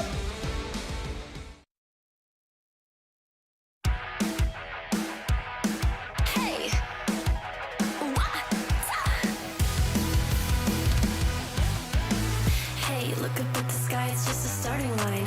Waltzing through the storm, feel the vibe align. Radiant rebels in the silent fray. In the pulse of dawn, we embrace the day. We find harmony in mayhem, finding our own beat. Eyes ablaze, we're laser focused. Dancing through the storm, we become the light. Against the lies, we'll stand and play in this never-ending fray. Eyes alive in the pulse of dawn, we find our beat when the chances take form through the noise. Hey, look down at the tide, it's our warning sign. It's time to rock the wave or get swept aside. Crash through barriers, our destinies untied.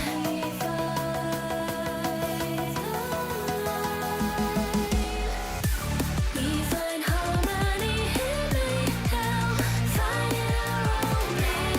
Eyes ablaze, we're laser focused. We become the light. We become the light. Against the lies, we'll stand and play in this never-ending fray. Eyes alive in the pulse of dawn, we find our beat when the chances take form through the noise. Hey, look up at the sky, it's just a starting line. Hey, look up at the sky, it's just a starting line. Radiant rebels in the silent fray. In the pulse of dawn, we embrace the day.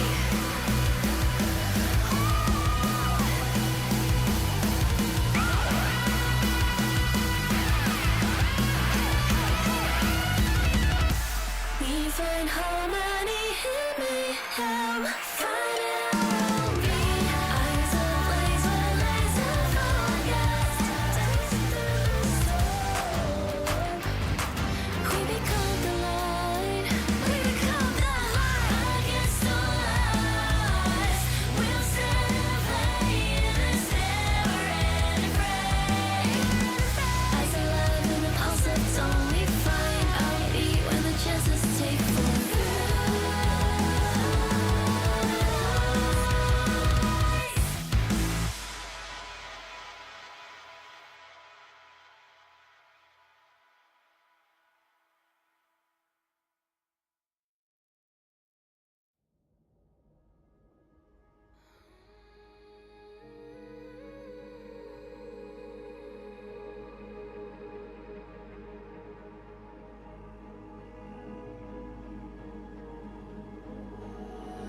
Gripping with my cold hands, the shapes I used to take, hollow like a strong man, but it's easier to push away.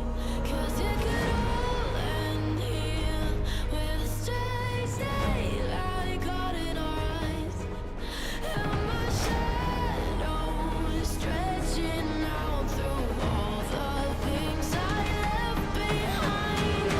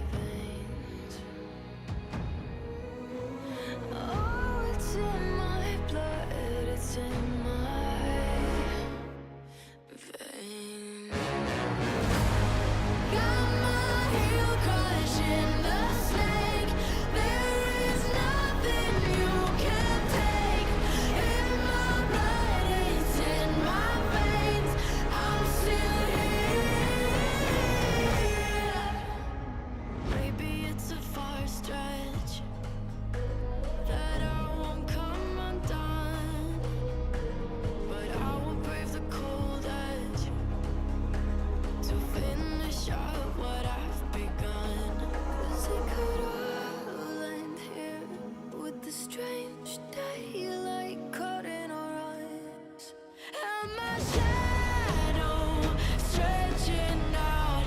Is it all enough this time?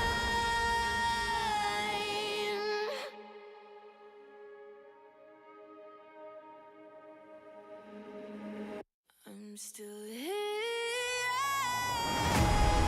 All the reasons cut like knives, keep replaying in my mind. All the times I've had to fight, I'm still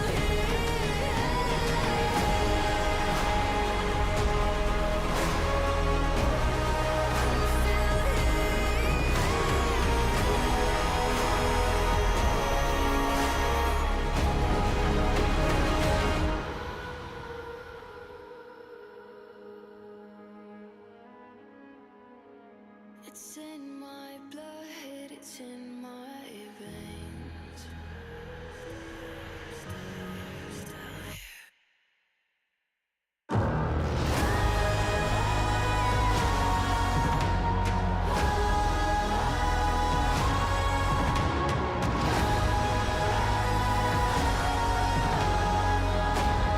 I'm still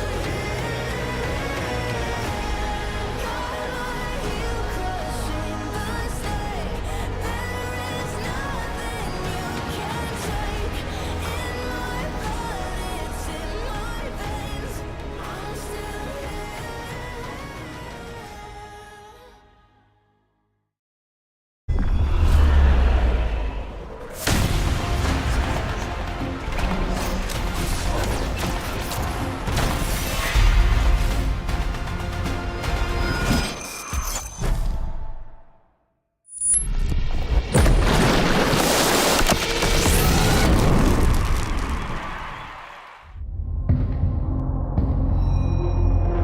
I've seen the darkest of the days, where the souls turn to ashes.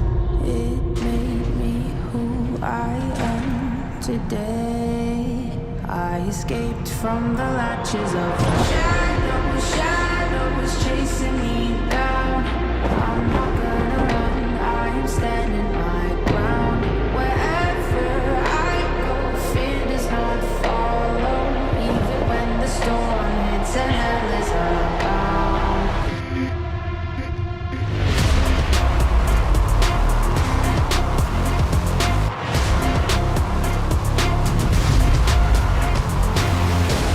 I'm never running, I'm never hiding.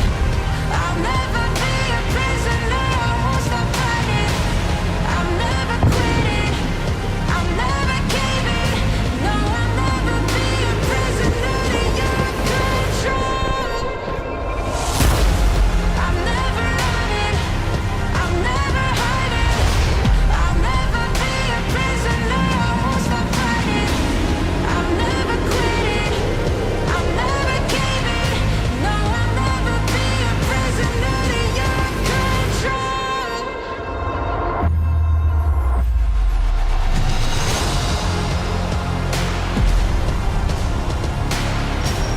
I'll never be a prisoner, I won't stop fighting.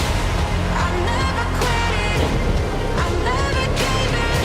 No, I'll never be a prisoner to your control.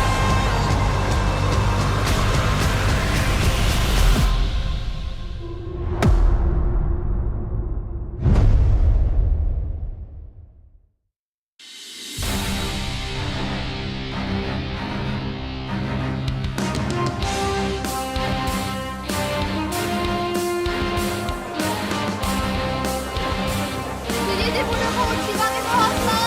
KT 화이팅! 지원 화이팅! KT 커버가라! 지원 화이팅! Welcome back, ladies and gentlemen, to LCK Summer 2024. I'm Atlas, and I'm joined by Wolf here as we delve into the second telecom war of the summer season. The last one, a very eventful one that wasn't actually here at LoL Park. And unfortunately for T1, at their home ground, they suffered a defeat against KT. Is Yeah. that going to happen again, Wolf? Well, it's what the majority of us predicted. But whenever that happens, it gives you some doubts about the... We immediately wanted to change our predictions, by the way. Both of us had this conversation immediately after the votes went in for the predictions, and we were like, well, everyone thinks KT is going to win. They're not going to win. And I stand by that. I don't think it's going to happen. I think T1 2-0 is probably the most likely outcome I for think today. the two outcomes we have is either T1 bounce back and it's a 2-0, or it's a KT very messy 2-1. I don't see any other outcomes at the moment, but we'll explain why a little bit later on. As you can see, these teams are separated by one game score. That T1 has the advantage over KT. The winner will occupy that 5th place spot, and the loser will drop down, depending on score, to join Kwangdong Freaks. So I look at this situation going, T1's not in form right now. Kind of a disaster, kind of a crisis for them. KT, still shaky, still inconsistent. We're also defeated by BNK. It is really difficult to judge the strength of these two teams. And if you're a T1 fan, I think the hope is that this is going to be a better patch for you, maybe with Tristana getting pushed back a little bit. Maybe they have some good ideas. It's time for revenge if you're T1. You know, they also were recently defeated by BNK, as we mentioned. This is so sick, though. Like, the turn-up for the Sono Arena match was actually absolutely amazing. And despite the result for T1, I really hope that they do this again, because it's just super cool to have these home and away games and stuff like that. And Koma saying that we'll show you our lead in the new patch, and we'll see whether that is actually going to be the case, because I think that an adjustment in draft after that KT series, especially, of course, they lost a couple of times to Hama Life Esports, as well as dropping a game to Bro and losing to BNK. There have been some bad things, but in the series specifically against KT, it was the draft, almost 100% for me, that lost in the series. I mean, to me, I think it's almost equal parts draft and also mistakes we're seeing from the T1 players. And, you know, Ezreal here, I definitely think that Deft has shown to be the better Ezreal this season. But the thing about the ways T1 lost are either in big draft disparities or major errors by owner, sometimes Keria Guma making low impact in the game, Zeus having weak laning phases. And the irony for me is that the way T1 is lost has kind of been in weird, flippy underperformances, kind of like KT often do, right? And maybe it's a telecom problem. Maybe that's just the thing. Well, to put them on the same level here, I think because we hold T1 to a higher standard based on recent results, based on being the defending world champion, makes it seem like you want to lean KT roster. But this one is, as many KT matches are, it feels like a complete toss-up. Yep. And they're currently sitting at 0 game score. That means that they have hit equilibrium, and we have no idea which direction they are going to go from here. The coin is what will decide, and the form on the day. How well these guys are playing, I think eyes will be glued to Deft. I think he's had some of the best performances on Ezreal in the LCK so far this season. I know we've got Viper. I understand that that is a loaded comment, but some of his Ezreal games has been like magnetic with these Mystic shots. He's been so incredibly good. But other times, he's arcane shifting forward. He's taking arrows to the face. He's really having a problem with positioning. Which Deft are we going to get is the question. And which Zeus, which owner, which Keria are we going to get, and what champion is Faker going to play? As T1 walk out, it is the first time this roster has been on a 3-match loss streak. It is pretty insane to think about T1's current form. Since 2021, they have never really dipped this low in the standings. It's been 3 years to see this team as a potential East side squad. And if something doesn't change starting here, they may very well be fighting for that last playoff spot, not fighting for second round robin or second round of playoffs. That second place that's been so coveted. They've been competing with Gen.G, Hanwha Life, you know, those other strong teams, D+ sometimes, most of the time. Take a look at the record between BDD and Faker. Crazy. I mean, it extends all the way back to 2016, but on the recent end of things, Faker has by far eclipsed him. And you can see exactly where BDD was playing, and that we reference all the time when we talk about the BDD of old, and that was 2018. King's Own BDD was probably one of the best players that we saw in the mid lane since Faker was at his height, right? And of course, Faker gets back to that, and now that BDD is a thing of the past. but we all just want him to get back there, right? 2021 BDD, 2023 BDD. These were two good years for BDD in the mid lane as well, but wasn't quite able to topple T1. Everyone remembers back to that lower bracket finals. It wasn't that long ago, but it feels like a far cry from the K2 we have now. But they bounced back in a big way. They went 0-4 to 5-4. Now looking to defeat T1 a second time. There's a huge legacy, you know, between these two teams.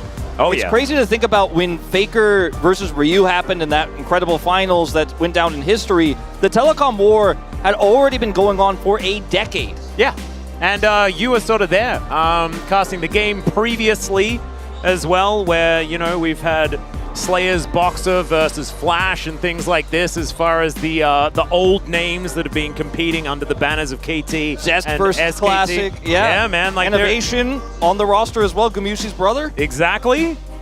And, of course, some of these players still playing as well, which is super awesome. The fact that StarCraft 1 still exists as an esport is just one of my favorite things ever.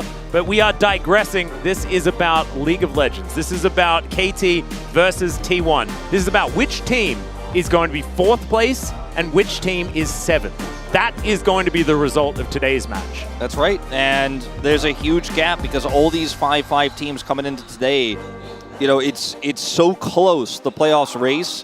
It is really scary. And you're really thankful that teams like DRX and Kwangdong Freaks are trending down, because if they were at their form that we saw from them in the first few weeks, you'd be competing with them for a playoff spot as well. And I think for T1 fans, you are really hoping that not only do you come back and show good performance today, but that you get a dominant win, that you remind the fans that they're hoping the roster reminds them that they can trust this roster that has a world championship. Absolutely. Few world champions on the side of KT as well, so not to be underestimated there as we are into the draft. Pharrell Yordian to start things off. Aurora is banned, and we've got the Ashe taken away. Ezreal going to be banned away from Deft as well. A good idea. And there's the Jace, of course, you know, the base damage buff. And Zeus' performances on the champion in general, a good idea to ban that one away. But there are a lot of things that are still up and available, Wolf. I'm getting a little nervous. Sejuani is the big one that sticks out, that is still up, even with the Ashe banned. What about the flamethrower Yordle guy? He is probably going to be banned in this third and final spot. Sejuani is actually banned by KT Rolster, so that does open up that Rumble ban. Pretty self-explanatory here. And we might just see the Vi first pick for Pioshik. Could also be Maokai. I think this is looking like a Pioshik first pick angle with the Ezreal gone, the Corki is gone, the Rumble, of course, is taken away. So the Renekton also left up, and Perfect has had some really good performances on this pick. So they're going to prioritize that higher, but this means Owner now gets his pick of the litter, and Faker could, of course, wait and see what BDD is going to be playing. Could look for counter pick. If he wants to get the Azir, maybe now's the time. I've got like Monte Cristo in the back of my head right now, Wolf, saying like, why are they first picking Renekton? And I love that it's KT Rolster as well. Hope you're doing okay there, Monty. Okay, let's see what the answer is going to be. It's the Shuriman theme, and I like this so much. The fact that Faker can go back to one of his all-time comfort picks and deny it from BDD at the same time is brilliant. And this is T1 leaning into that narrative we've had over the last 2 weeks of play what works for you, play what you're good at, play your style. And with the Corki ban, this one becomes pretty self-explanatory. Now the cannon to come through here, a ranged pick here into the Renekton, can keep him at arm's length. The Vi Talia. As soon as the Azir was locked in, you and I both knew that's the exact angle we'd be seeing with KT. So much single target here with the Renekton. You've got the Vi set up with the Talia shoves. And yes, the cannon is great for teamfights, so is the Azir. But this is kind of KT's bread and butter here, and if we see any mistakes, any errors from T1, it's so easy to punish. We need Lee Sin. That's what we need. I need Owner's Lee Sin. I need it locked in right now. That's not it. That's Poppy. Well, I mean, it's still pretty valuable, but I just felt like it was the time, Wolf. It was the time. We needed Owner's Lee Sin. Well, it's going to be Owner's Poppy, and he's pretty good at that pick as well. Yeah, that's a good point. And he's still good at that. He has been incredible with his early game pathing with this pick. Really strong into this composition. So I do like this, as taking away the Senna, I think, is wise as well, considering the ability for Talia to roam can be very problematic when trying to shut down the Senna. Her ultimate is global as well, so BDD can ult in and then shut somebody down. Kalista ban, though, makes it look like we are still heading to a scaling pick here in the bottom lane for Deft. I find it interesting that the Senna was banned on T1's side. I actually felt like Senna could have kind of fit into the composition, although I guess it would lean it very late game focused. Still, curious. Also gives Poppy some flex angles as well, in theory. Kalista also going to be trying to deny that, as Leona going to be taken away from Beryl. He does have a skin on that champion, does make a little bit of sense. See if they want to ban... I mean, it'd be really bizarre, but they could even ban like Xayah here. It's one of the times when Xayah is relatively viable because she has a great setup in this comp, and the single target blow up is actually pretty easy for her to get out. If she dodges the first part, then she can avoid the rest as well. As the Alistar will get banned. The Misfortune was the other option I was thinking about, is they took the Alistar away from Keria, but this does allow Guma to just kind of slide in with a very strong laning pick that has insane follow-up to the Kennen ultimate, to the Azir ultimate, and I'm not learning the lesson. I don't know if we're learning the lesson. It does mean you can dodge the Poppy ult, and the first part of the Kennen ult, but then the rest of it still gets you. And then you come down again, and then you get swept into the enemy team. If Guma plays Xayah here, he avoids the shove or the Vi, and then he backs up, and then there's no follow-up, right? And that's why I was like, oh, it's kind of okay in this situation. It does not feel as okay on the KT side, but the Feathers can be a good follow-up, and if you're the one who's constantly setting up the engages with the Vi, Talia, with the Renekton engage, and you're ahead, it doesn't matter. It still works. You know, you're going to close that gap. The low range isn't going to be an issue. There's so much insane keep away and turn here in T1's composition. They've got the strong early game Poppy here, the Kennen ultimate, the Azir ultimate, the Misfortune follow-up, and the ability for Rel to just come back in and say, oh, you almost picked someone, or you did pick someone, but you used everything for it, and we win the 4v5 because we have so much setup and so much lockdown. That's my biggest concern here. I like the start of the draft for KT, but I think at the end, I definitely have to lean T1. Yeah, and I think that I'm feeling a little bit of whiplash, right, from the Bro series, where the Xayah was picked and it just wasn't the angle. This time I think it's less egregious, only because T1 have much less range, right? They don't have a poke angle in this composition, and they are very much like, we're going to front load our damage, we're going to go for the Wombo combo, and Featherstorm is very, very good into that. There are still a whole bunch of those issues that we already listed. Deft is going to have to play very, very well, but I think he will be able to auto-attack at least in this composition. I think the biggest factor of how this early game is going to go is going to be Pyosik versus Owner. You know, Pyosik's had Owner's number in some very important matches in the past. Yeah. Back to that World Championship.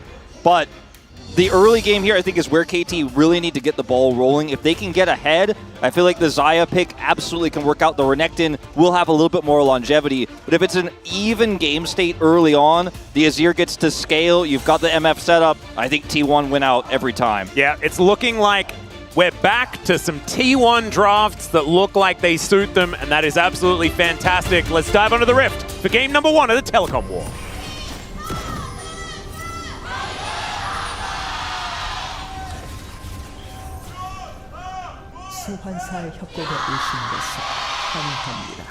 Oh, it is a full house here at LoL Park for the Telecom War. And already we have Vision turned off, and Keria is going to have to flash very early on.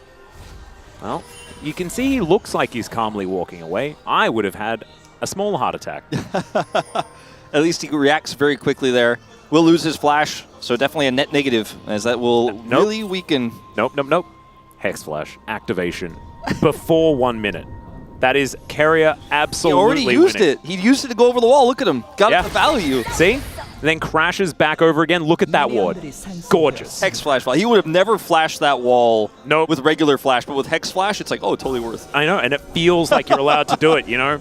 Feels like a party foul. I do it every game. You know, I flash out a fountain to get to that pixel brush a little bit earlier, as Beryl is going to walk over some Vision. Gumyushi lying in wait here. We'll have Keria coming down to join him pretty early. Might be just a little tussle at level 1. Could be. MF gonna get that big first auto, and if she can set up the press the attack, feels nice. But Keria is hiding in the brush. Oh, shout out to Swarm, by the way, that Misfortune skin. Yeah, very cool stuff.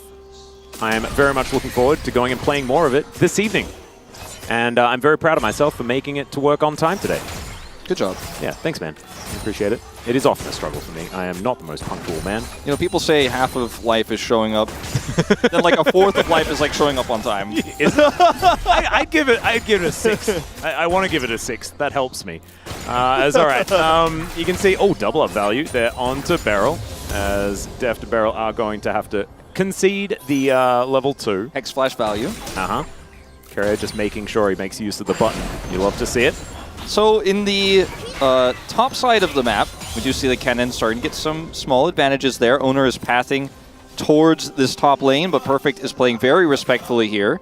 Yeah, and Owner looks like he's going to go in for a bit of an invade. We'll see whether he can actually secure a blue buff, because that could really put Pyosik behind. Yeah. Just get some vision down. Could definitely get it. I mean, Pyosik's coming over here, clears Wolves. There's a ward here. We'll see Pyosik's timing. You can get the Gromp and then come for a steal. It'd be nice, but Pyosik knows. He knows he's on it. Yeah, and Owner is just going to walk away. Ward goes over. Perfect moving on in now. Understands the value of protecting the jungle. I don't think Owner knows that a ward went into that brush there either. As we're going to just do the same thing. It's a bit of a do-si-do. But the winner of this is Zeus, who's pulling the Renekton, pushing the wave in. Is okay, here we go. Yeah, Pyosik fighting against Owner here, who does manage to steal this one away. There's a lightning rush over. The stun comes out immediately, though, from Perfect. And Pyosik going to get smashed into the ground. The flash out from Owner as well, as now Zeus is in an extraordinarily uncomfortable position. Seismic Shove is going to miss. And oh my goodness, is it going to work? The turret! Oh, he was almost out of there. Almost out of there, but it is going to be a 1-for-1 in the end. As we just come down here to see a little bit of a crash down, but is it going to be too impactful? But yeah, that was really well played by T1. Owner comes over and starts threatening Pyosik, slows down his clear, denies farm from Perfect because Perfect has to constantly come over and babysit the Vi. And this is why Owner is so well known for his early game poppy. His pathing is so frustrating, knows where he's got pressure points on the map. That cannon lane was the pressure point. Now, both top laners flash this after the play. Of course, Pyosik and Owner also did flash. Of course, Owner has the Hex Flash. Pyosik will get his blue buff, but a big win here for the top lane cannon. And had he gotten out, it would have been even bigger. They pick up the first blood as well. Yeah, really nicely done here by T1.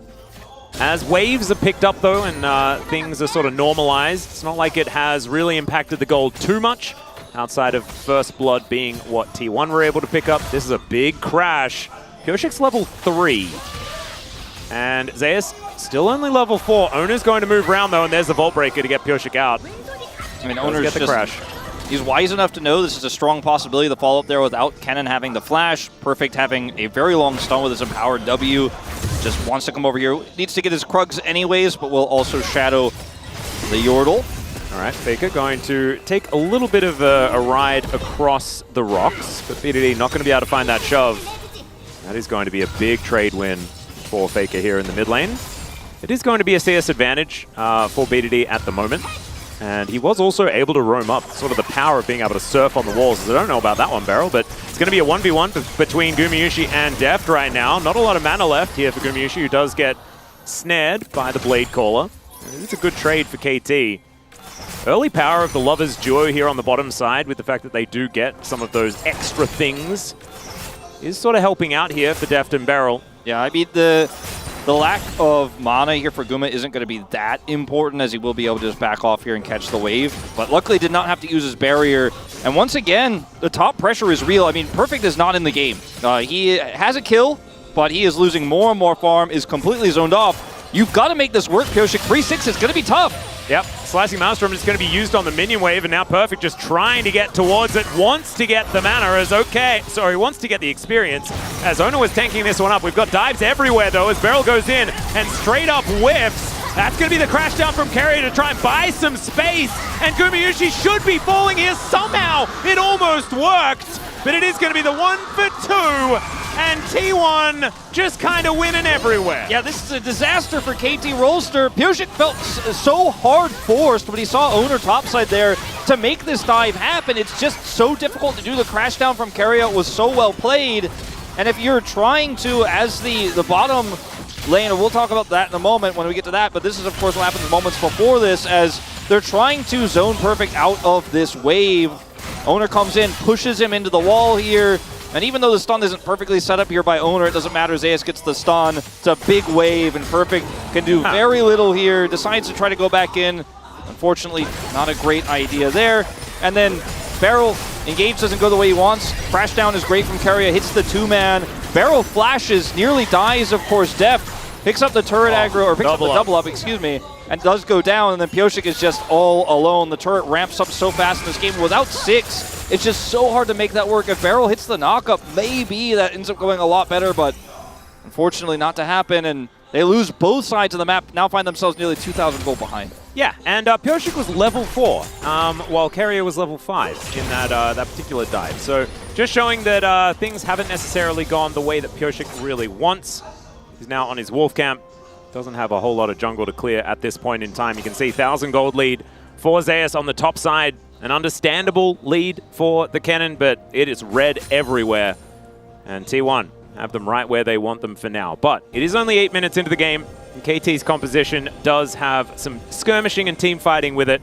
We'll see whether Pyosik, now with cease and desist on hand, see whether he can actually find something. But Zeus is not looking super gankable here for Pyosik, who's behind. He has flash and his ultimate, so even with Pyosik ulting him, he can just then turn on the stuns and say no.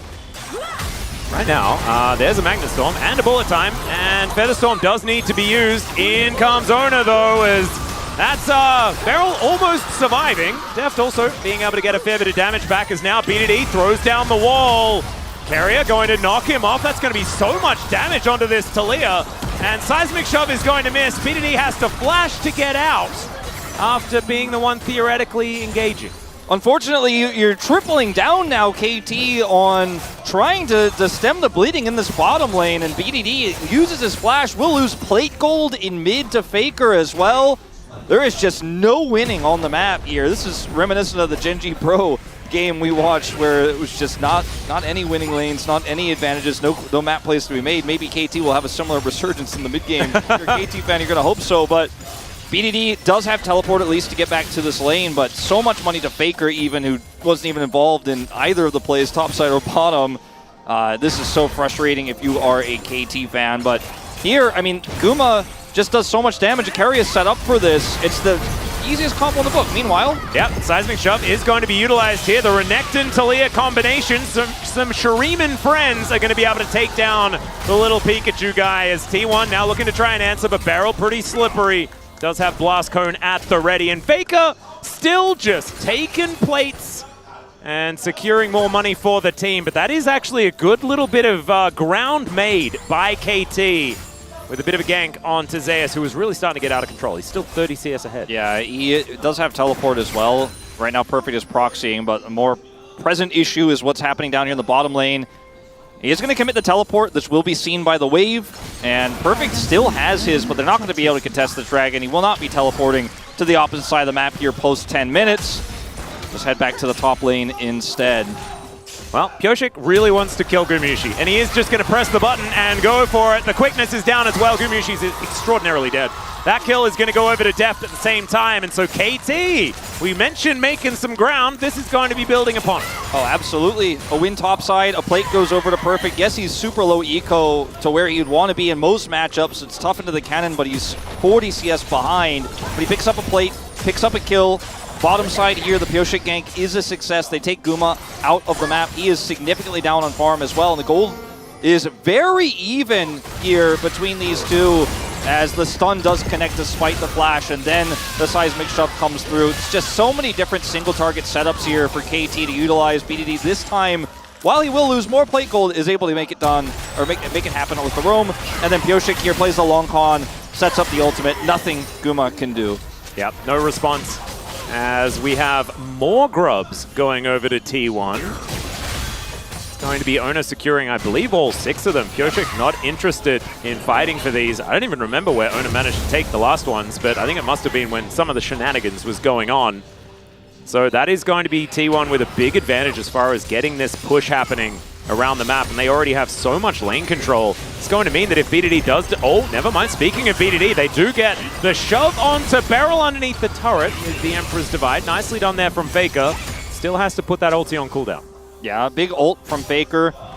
Will not get a flash from Bell or anything like that, but it's relatively unsuccessful in terms of the gank there. BDD is able to hit the combo, but Taker just says no. And we'll be able to maintain CS parity here. This Barrel should get out of here no problem. The next big fight, I think, is where we're going to start to see the power of this composition for T1 because, okay, we'll see something before that. Yep, Perfect is just going to pre-dominance and try and keep himself alive, and it ain't going to work at all. Zeus presses his R button and just zaps him down. As Leandri's doing some work here, and this item advantage is just gigantic. And, I mean, they're just playing through that PowerPoint topside, and it's really easy for Owner to just be like, I'm a big boppy, and I'm just going to bop you. And yeah, that's kind of how it goes. Like the boppy poppy. The boppy poppy. And, I mean, when you play through this top lane, it's really easy.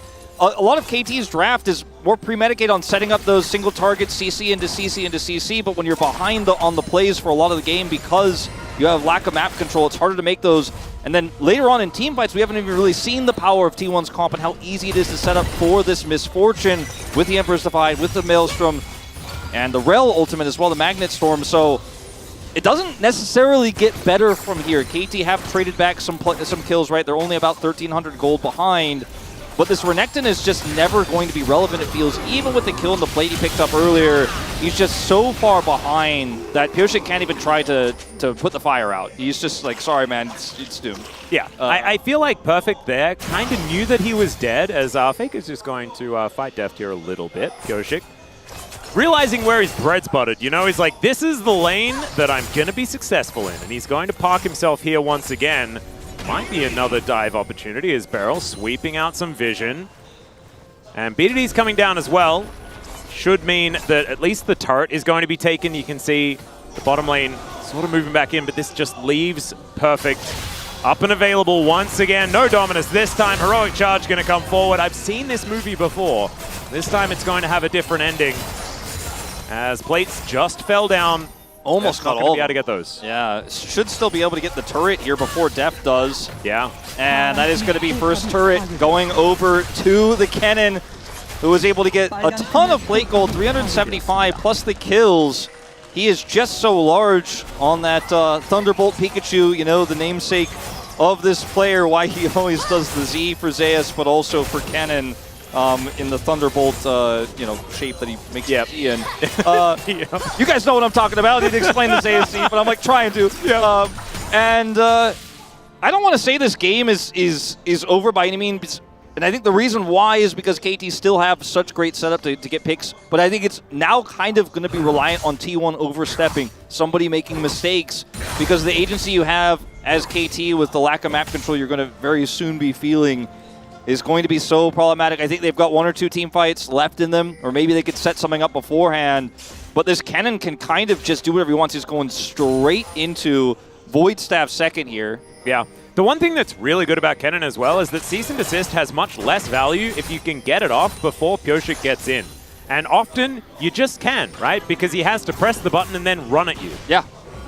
It's about whether Beryl can actually get these exhausts in the right times in these team fights.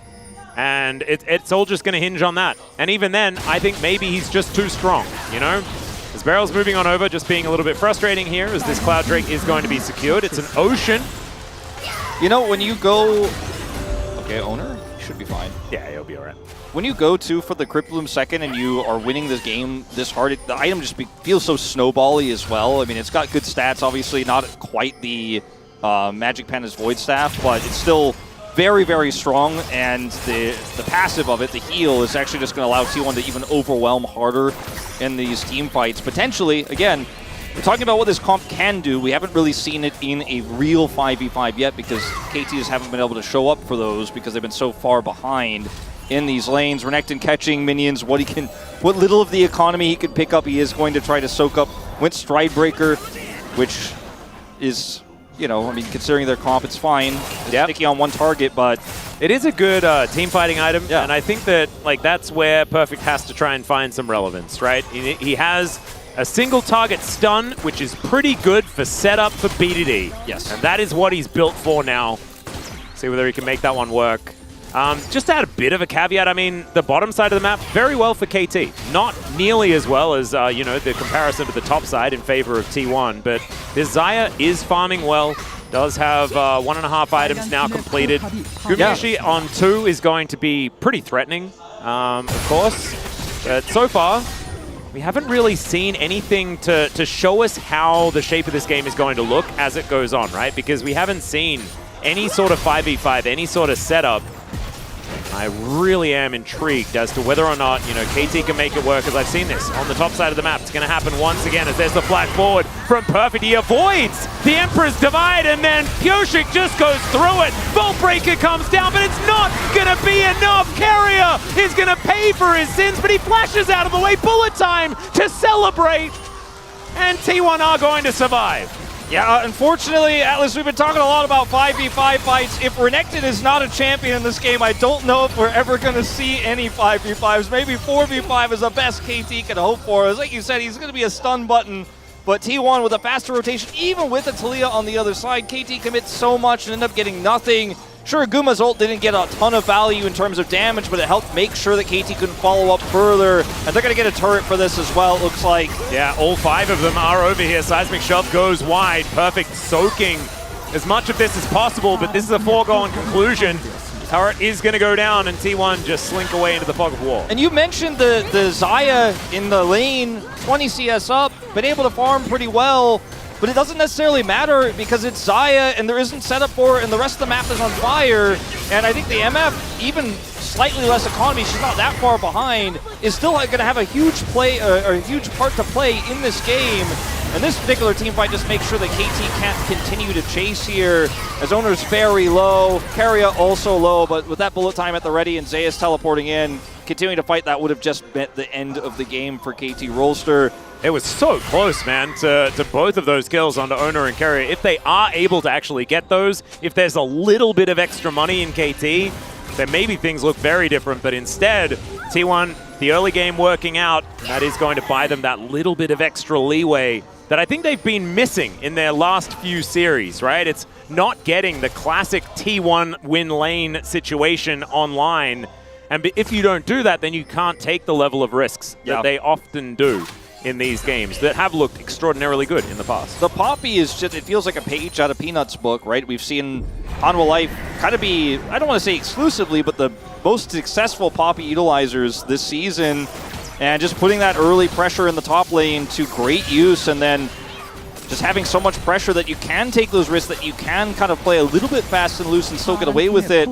Does feel very T1, the T1 that ended up being our finalists so many times in a row. Looked like maybe this season might have been the outlier, but at least in this first game, bouncing back in a big way. And I do look at, you know, this rapid fire cannon for Deft as kind of a symptom of the greater issue here in this Xayah. I think it's a great item for the Xayah. Is going to give her that first big auto, and will be able to help set up Feathers potentially here. It is going to be very key, but the question is, will they ever have the start of that chain CC onto a key target when Poppy is also getting really tanky in this game, also has steadfast presence, so makes it tough for to get in. And the jump scare, 2,000 gold. Yeah, it's a little too perfect. Okay, that looks much better. 1985, that's okay. 2,000 with 3 zeros is too much. I was thankfully not alive, making me feel a little bit younger. Very, very good. Not quite 1985, baby. All right, T1 setting up for a dragon. This is going to be soul point for them if they're able to lock it down. A lot of extra map control. Not the greatest of dragons, but certainly one that they can leverage. And we've got a Renekton on a flank, or a handbag on a flank. We're not entirely sure. He's not in the greatest of spots right now as BDD moving forward. Faker got a stopwatch too on this back, so he's got so much survivability here. And Owner able to collect this. I believe that was actually the Q. I think it was an early smite and then actually secured it with the Q in the end. Yeah. Still, whatever works. It's so hard to get in on this comp now with Owner just frontlining.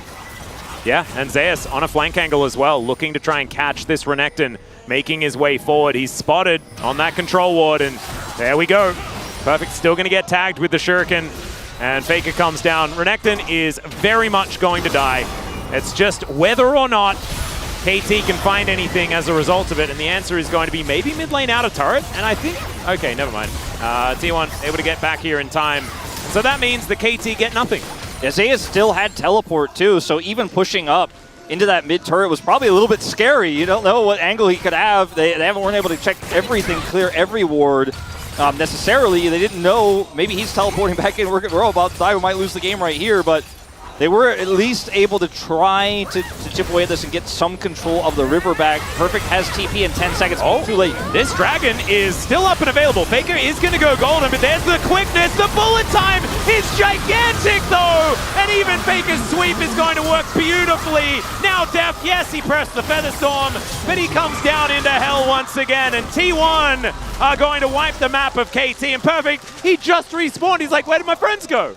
Well, you know, they'll be right behind him, running back to lanes. 7 kills down, 5,500 gold behind, and that's before this Baron goes over because it's going.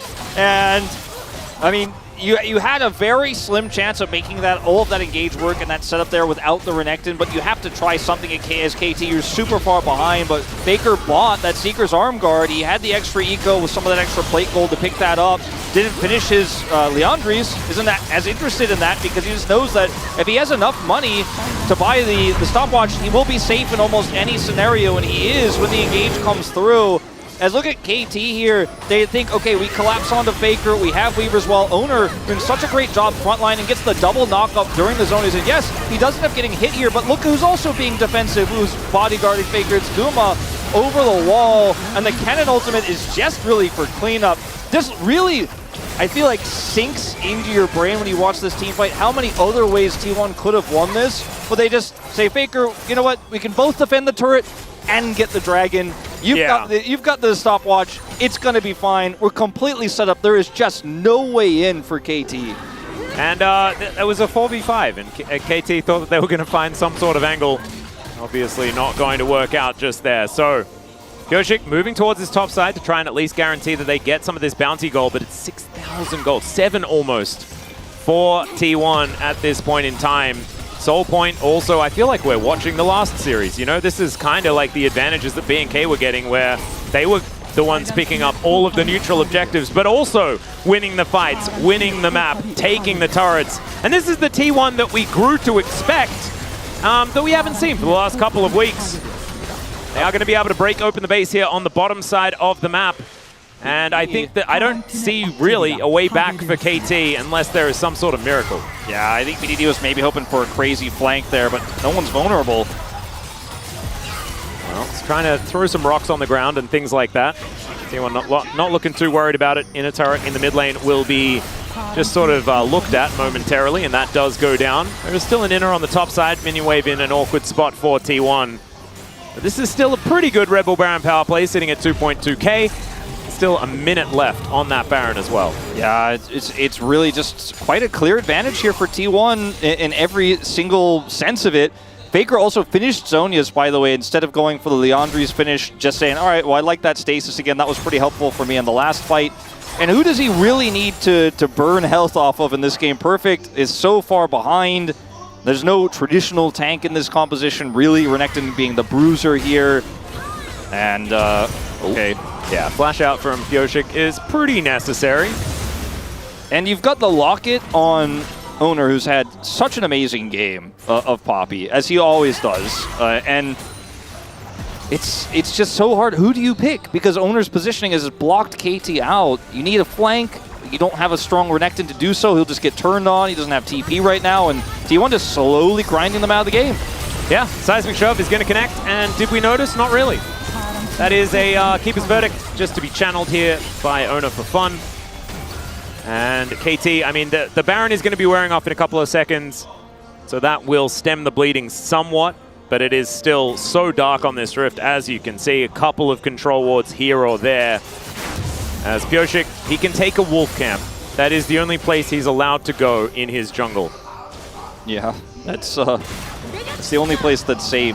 The Dragon, which is Soul for T1, is up in a minute. Baron is up in 3. I don't know if this game gets to that point if KT decide they want to challenge this. Perhaps the best course for KT is to just hope for an Elder Flip, hope you can live long enough for that, but Baron will be up long before that, and I guarantee you T1 will actually go and take it and prevent you from taking that. There's just no great options here. And as long as T1 kind of cross their T's, dot their I's, it's hard to find the angle. They're farming, they're trying to scale up a little bit. I mean, this is a Talia that's about to be a full item behind at the moment. We'll see what he picks up on this back, so that may change. Just a rod.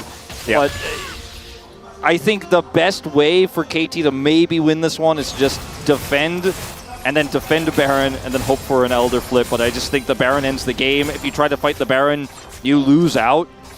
And the problem is it's such a clear-cut wombo combo draft as well from T1. So if they're ever in a siege scenario, then Carrier presses Magnet Storm and there's a bullet time. And what does KT actually do to stop from melting? And the other especially when there's an Ocean Soul on top of it. Yeah, the other thing too is that KT's comp requires you to be ahead. It requires you to be able to set up that chain CC. If you catch Guma even, which will never happen, but if you do, he's got barrier, he's going to be able to live long enough to where your other carry Faker, your other hyper carry Cannon that's about to have Death Cap, who also has an arm guard, will do the work anyway. So, like we were talking about in the draft, if you're even in the game, like if you're not ahead at all, if you're not massively ahead when we get to this stage of the game as KT, it gets really tough to play out. But if you're this far behind, the draft is just borderline unplayable. Yeah, we're seeing that. You've got at least Perfect able to pick up some farm as the super minions make their way down the bottom lane. But you can see these bounties aren't going anywhere anytime soon. 9,000 gold the lead, 45 seconds on the Baron. That is where T1 are going to be turning their attention next. 3 items done here for Gumayushi, who is sort of just slowly but surely been doing what he needs to do. 3 items are done for Deft as well. He does have his Lord Doms completed. Needed to put that together just because Owner is just so frustrating and he needs to be able to get through some of the tankier members, but it will put behind his Infinity Edge that he desperately wants to put together. You can see that pickaxe in the inventory isn't quite there yet as Purshik looking to try and get out. Carrier not going to be able to quite find him with the Magnet Storm there. And so at least Purshik will survive for now. Yeah. Baron's up in 5. Ow, that's a cool hat. Rushing towards it and trying to clear some vision up here.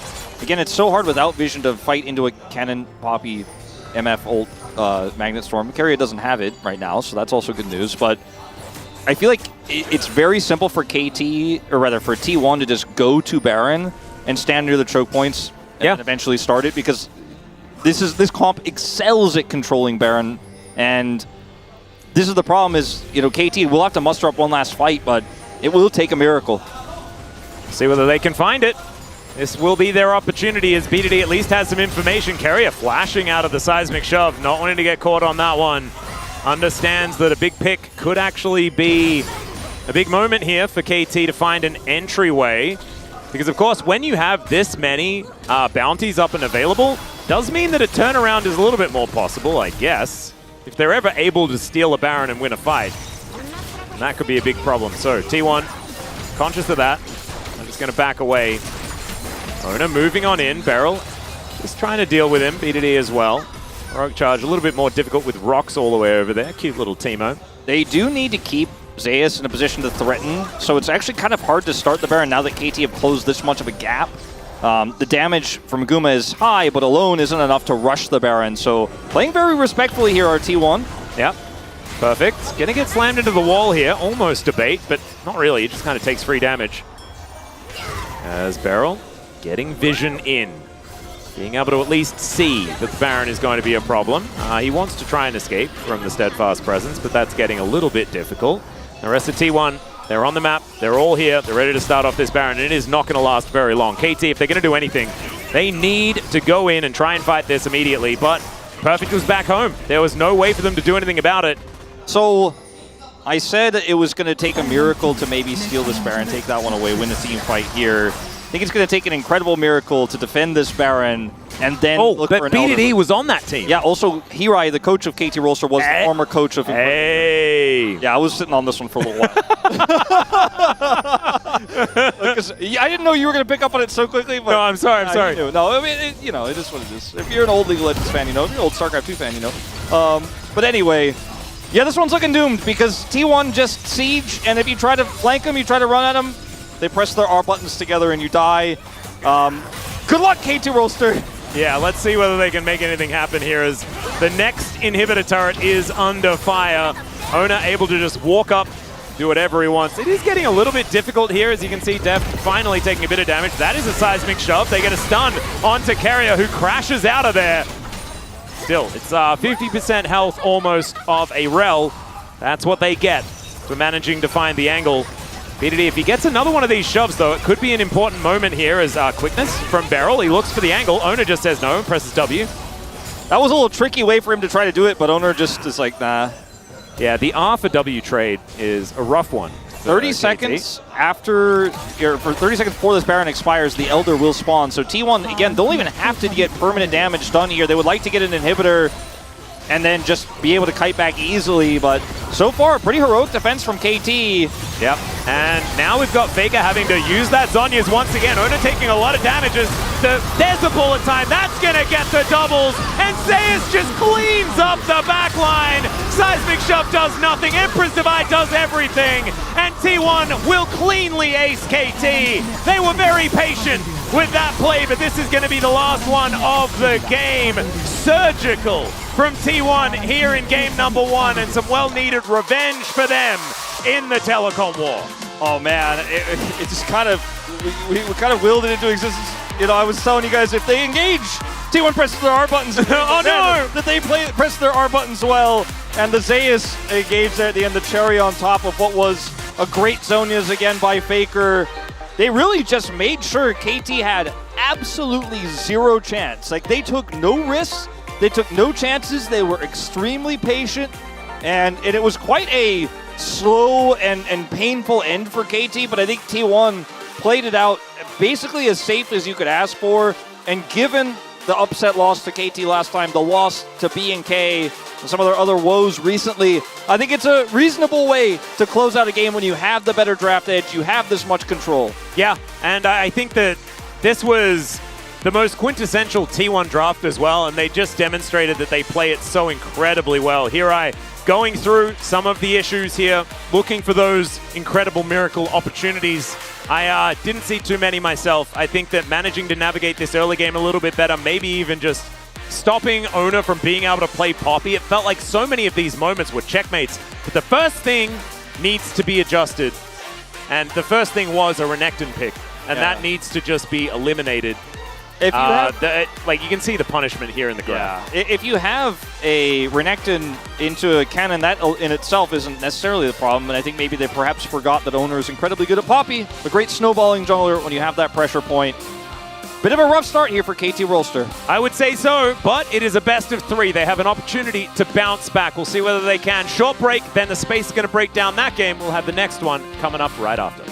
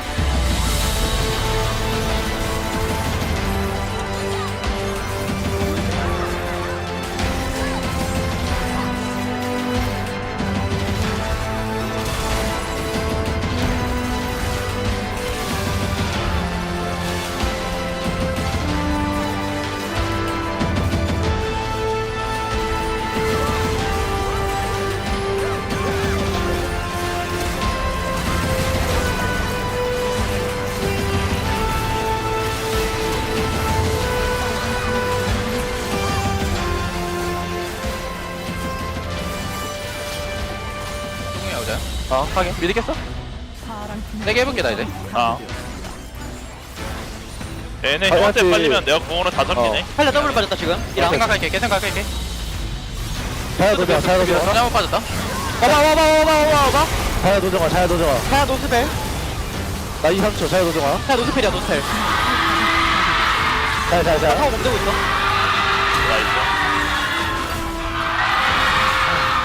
나와자.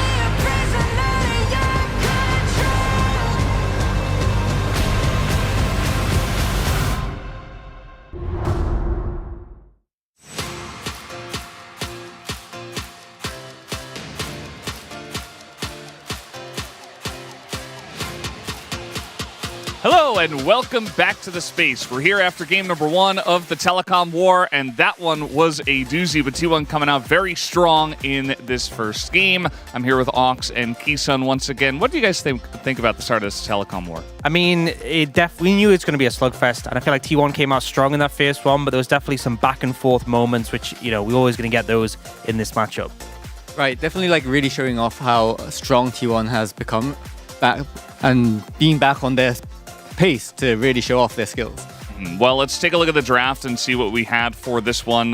Once again, a lot of top side of the map picks, and then a bunch of 80 carry bands that do come out, and the support with the Leona, which really cut down the pool down there. Yeah, I'm really a fan of the T1 composition, and I think a big thing is that obviously the MFL has so much power here, but it's so hard for them actually to reach the MF because, you know, like the Renekton and Rakan have such issues against Poppy, Azir, Rel, Kennen, all of them. You get caught in that AoE in the center of the fight, you're going to struggle. And then obviously they have the Vi, but we didn't see that many situations where Vi could actually get in deep enough to reach the MF. You know, if Poppy is playing Bouncer, it becomes very difficult to do. So I think there were just a lot of answers for the KT composition. And even though we've praised the Vi Talia for being a strong combo, they weren't really able to pull it off really against the targets they wanted in the 5v5s. But we obviously saw it work in like early ganks and skirmishes though. Right, you can definitely see how T1 has multiple carries on their comp and also have like outranged the enemy team while also having really, really good peel. So it makes like KT comp really hard to engage and find good fights. And you can also see the Renekton being first picked here. I expected a Gnar more on this comp, especially with the Jace ban. But with all the champions banned and being on blue side, you want a good like safe first pick on top. And I guess they went for Renekton, and it just didn't really go well against the Kennen. Yeah, that's the thing. I mean, they took this Renekton. It didn't quite have the Renekton value that you would expect in the early game, and we can take a look at the first highlight and show off some of what went wrong for him. Yeah, I think it's no surprise that Zeus will always pick a matchup where he can get a favorable advantage in the 1v1, and he set this up perfectly to find an easy dive on the Renekton.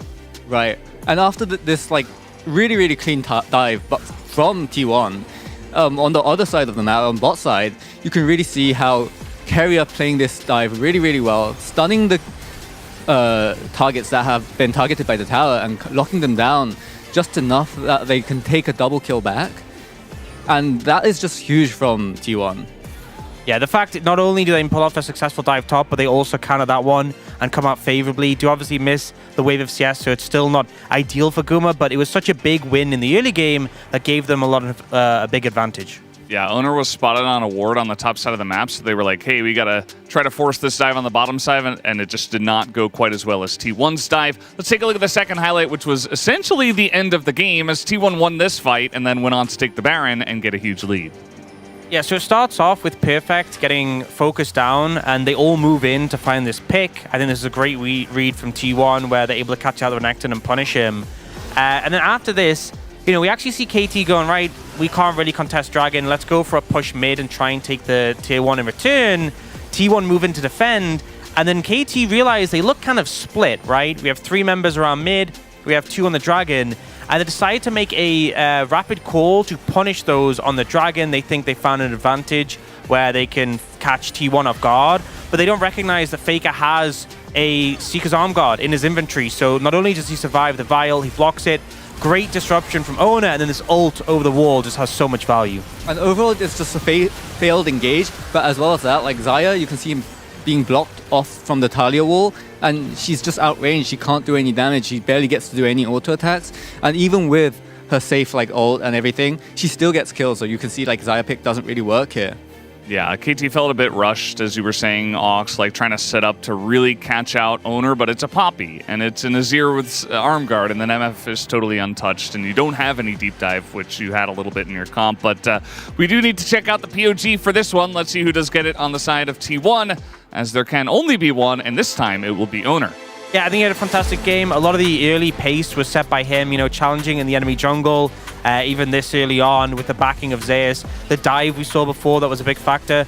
And also, I think the issues that KT had in finding access to the key targets was largely because of Owner's impact. Right, definitely like really playing the role of Poppy, like peeling for the whole team and finding the early game kills. Really accelerated the game. But I do also think like Zeus played this game really well. So I was like considering between Zeus and Owner, but I did go for Owner eventually. So MF did press some ults. We do know that Right Media today is very AD carry biased, as we had the 11 out of 12 with him going for AD carry in that one as well. You know, I think Kerry had a pretty good game on the Rel. Like the counter dive play was big from him, a lot of engages. And as you said, I think if Zeus had a vote or two, I'd be like, you know, fair enough, he had a strong laner phase. But that one's puzzling, that AD carry vote. You know, if it was VN cast, I'd be like, fair play. Yeah, it's the again. But This Fortune barely did anything this game. Like she pressed R. Pressed R. She had a good dive. Oh, she pressed strut and she walked away from the Rakan. You know, she did dodge a lot of rotation. Yeah. I'm fine with being the only carrier voter, but not. Nope, I got nothing. I don't know how to work out that Guma vote. Carrier vote makes sense, I think. Yeah, I mean, I like Guma. I don't think he had a bad game, but not POG worthy. It was just, you know, there was that one team fight where there was a lot of boom damage from the MF ult, and Right Media just was really touched by that moment and just had to vote for Guma. But we're done here on the space for now. We'll have to wait and see about Right Media's vote for game number 2, but let's go back to the casters for game 2.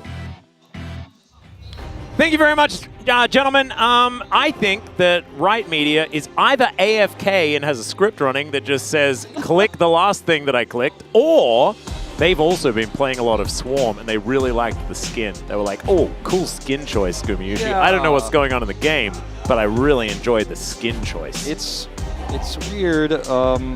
It's not... There's nothing to do with the game that could do it. That's Wolf. How you doing?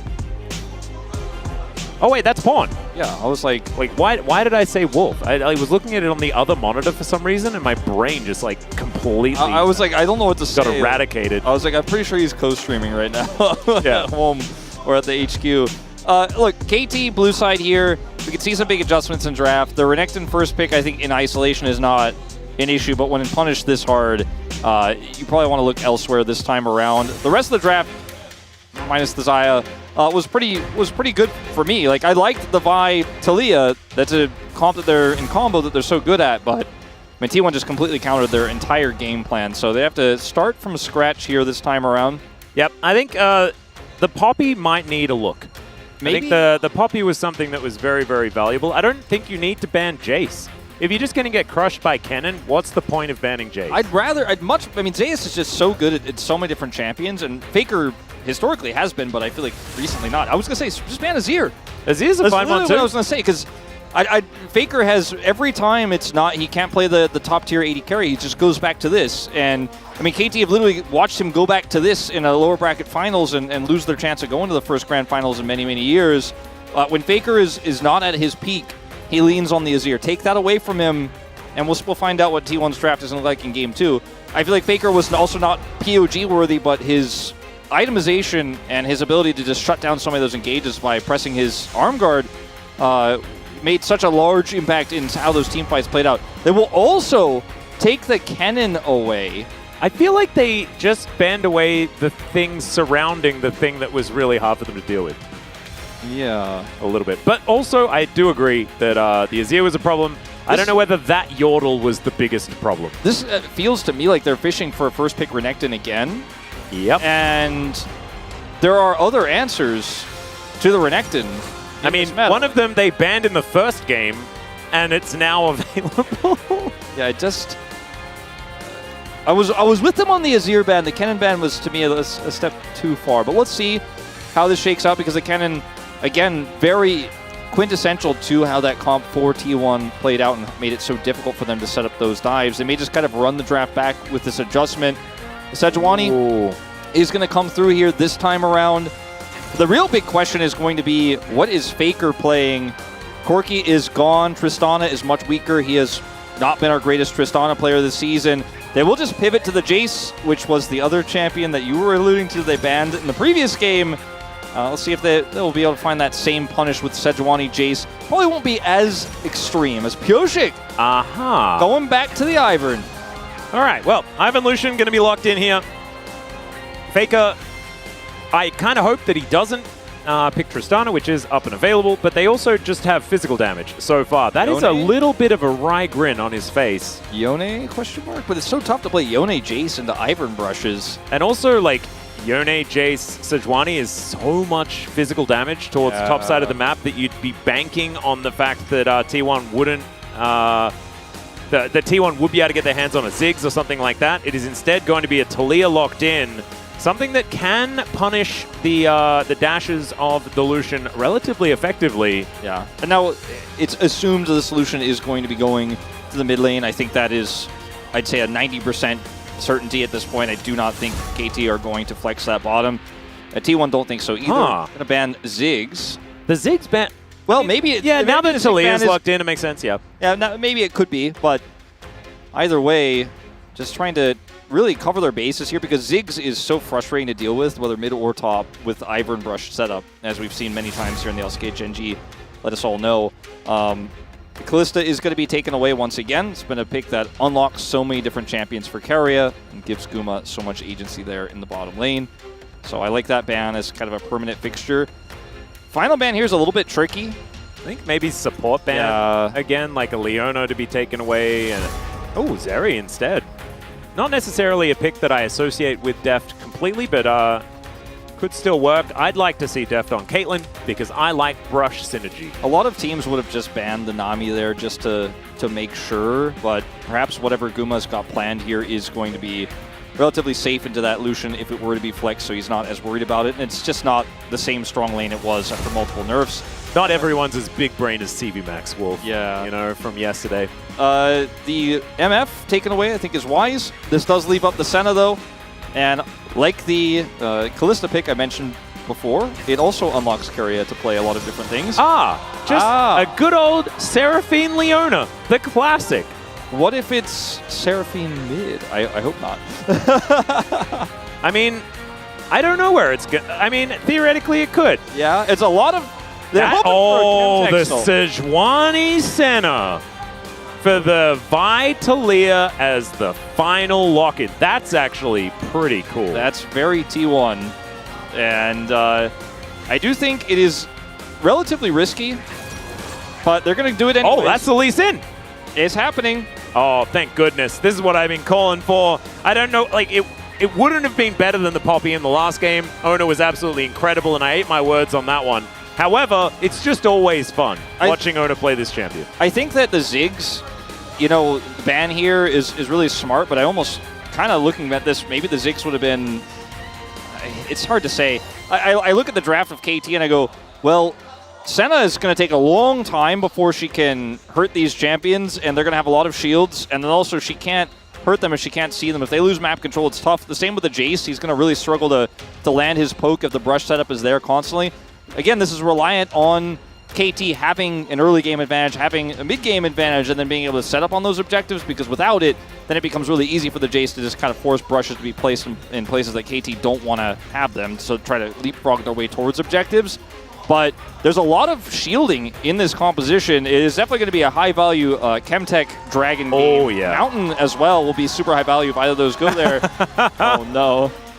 We're just trying to remember the fact that it could happen. Well, this time it's a near unanimous for KT, and so far not looking great for them. Much better draft here, in my opinion, though, in Game 2. With all these shields, the Lucian and the Renekton are going to be tough to deal with, but it does rely on so much of the setup. Here, great T1 draft. Cool flex of the Sejuani into the support role. We'll see what Keria can get done. Yep, I'm very interested to see whether KT can bounce back after a tough loss. Let's jump into the Rift for game number 2.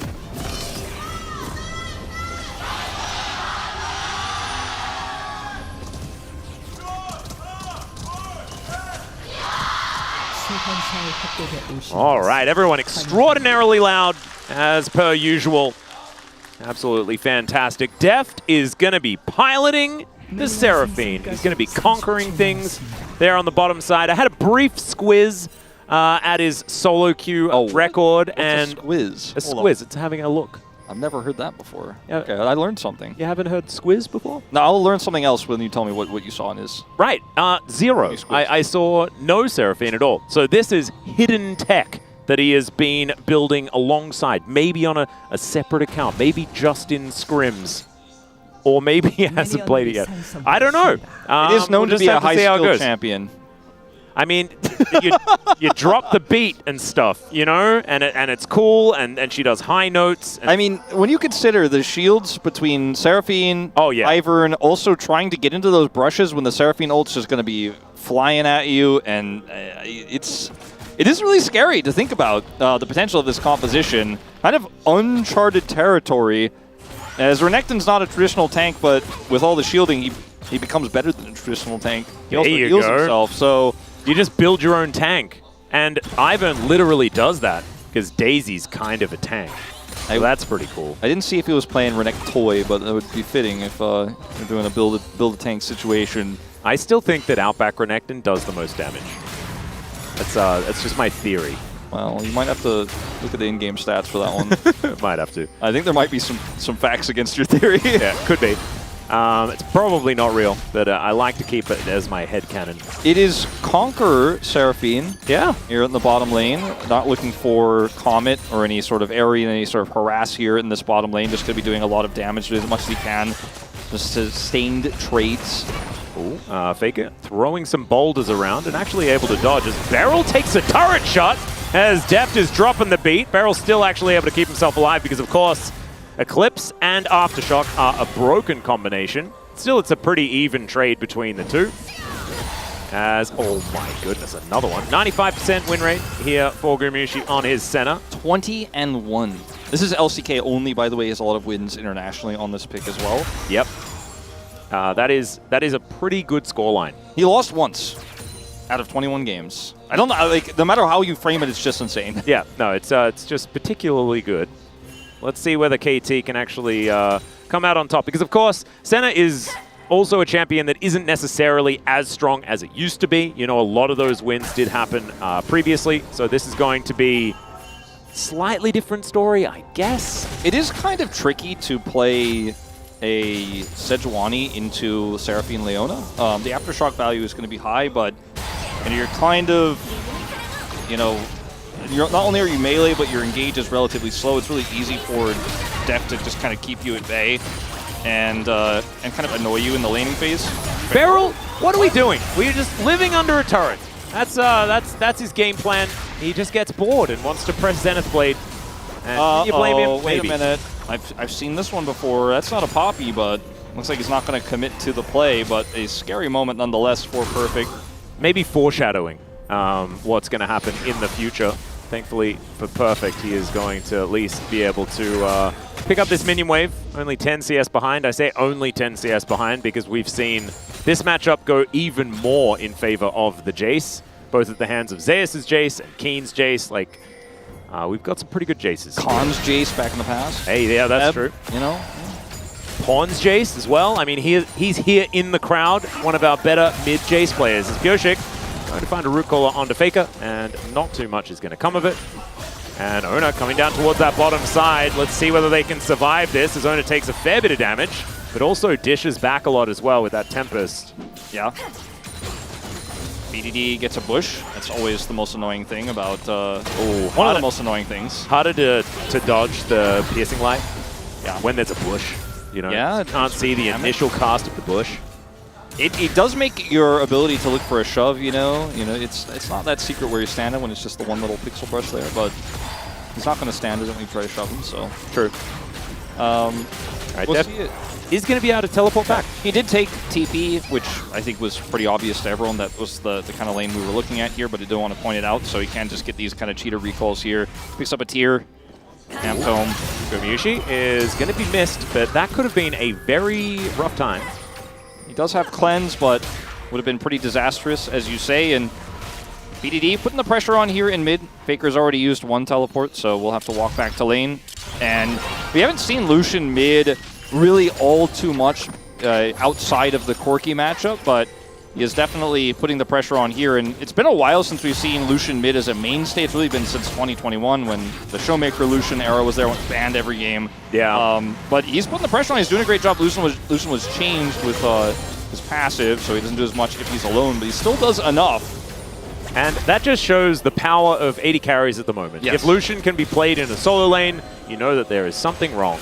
As Bioshik's going to come on over, I don't know whether he's going to be able to stop Ona here, but he at least gets information that it is happening. BDD on the recall means that's just not quite going to be a thing that they can contest.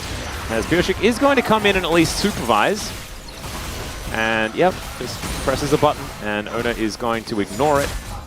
He made his feet cold, and then he kept killing the yeah. frogs. Well, Ona is going to look for him. Root Caller does come down, and there is the Weaver's Wall. Flash out from Pyosik, but Faker follows him immediately. Now BDD is going to turn up, and there's the culling.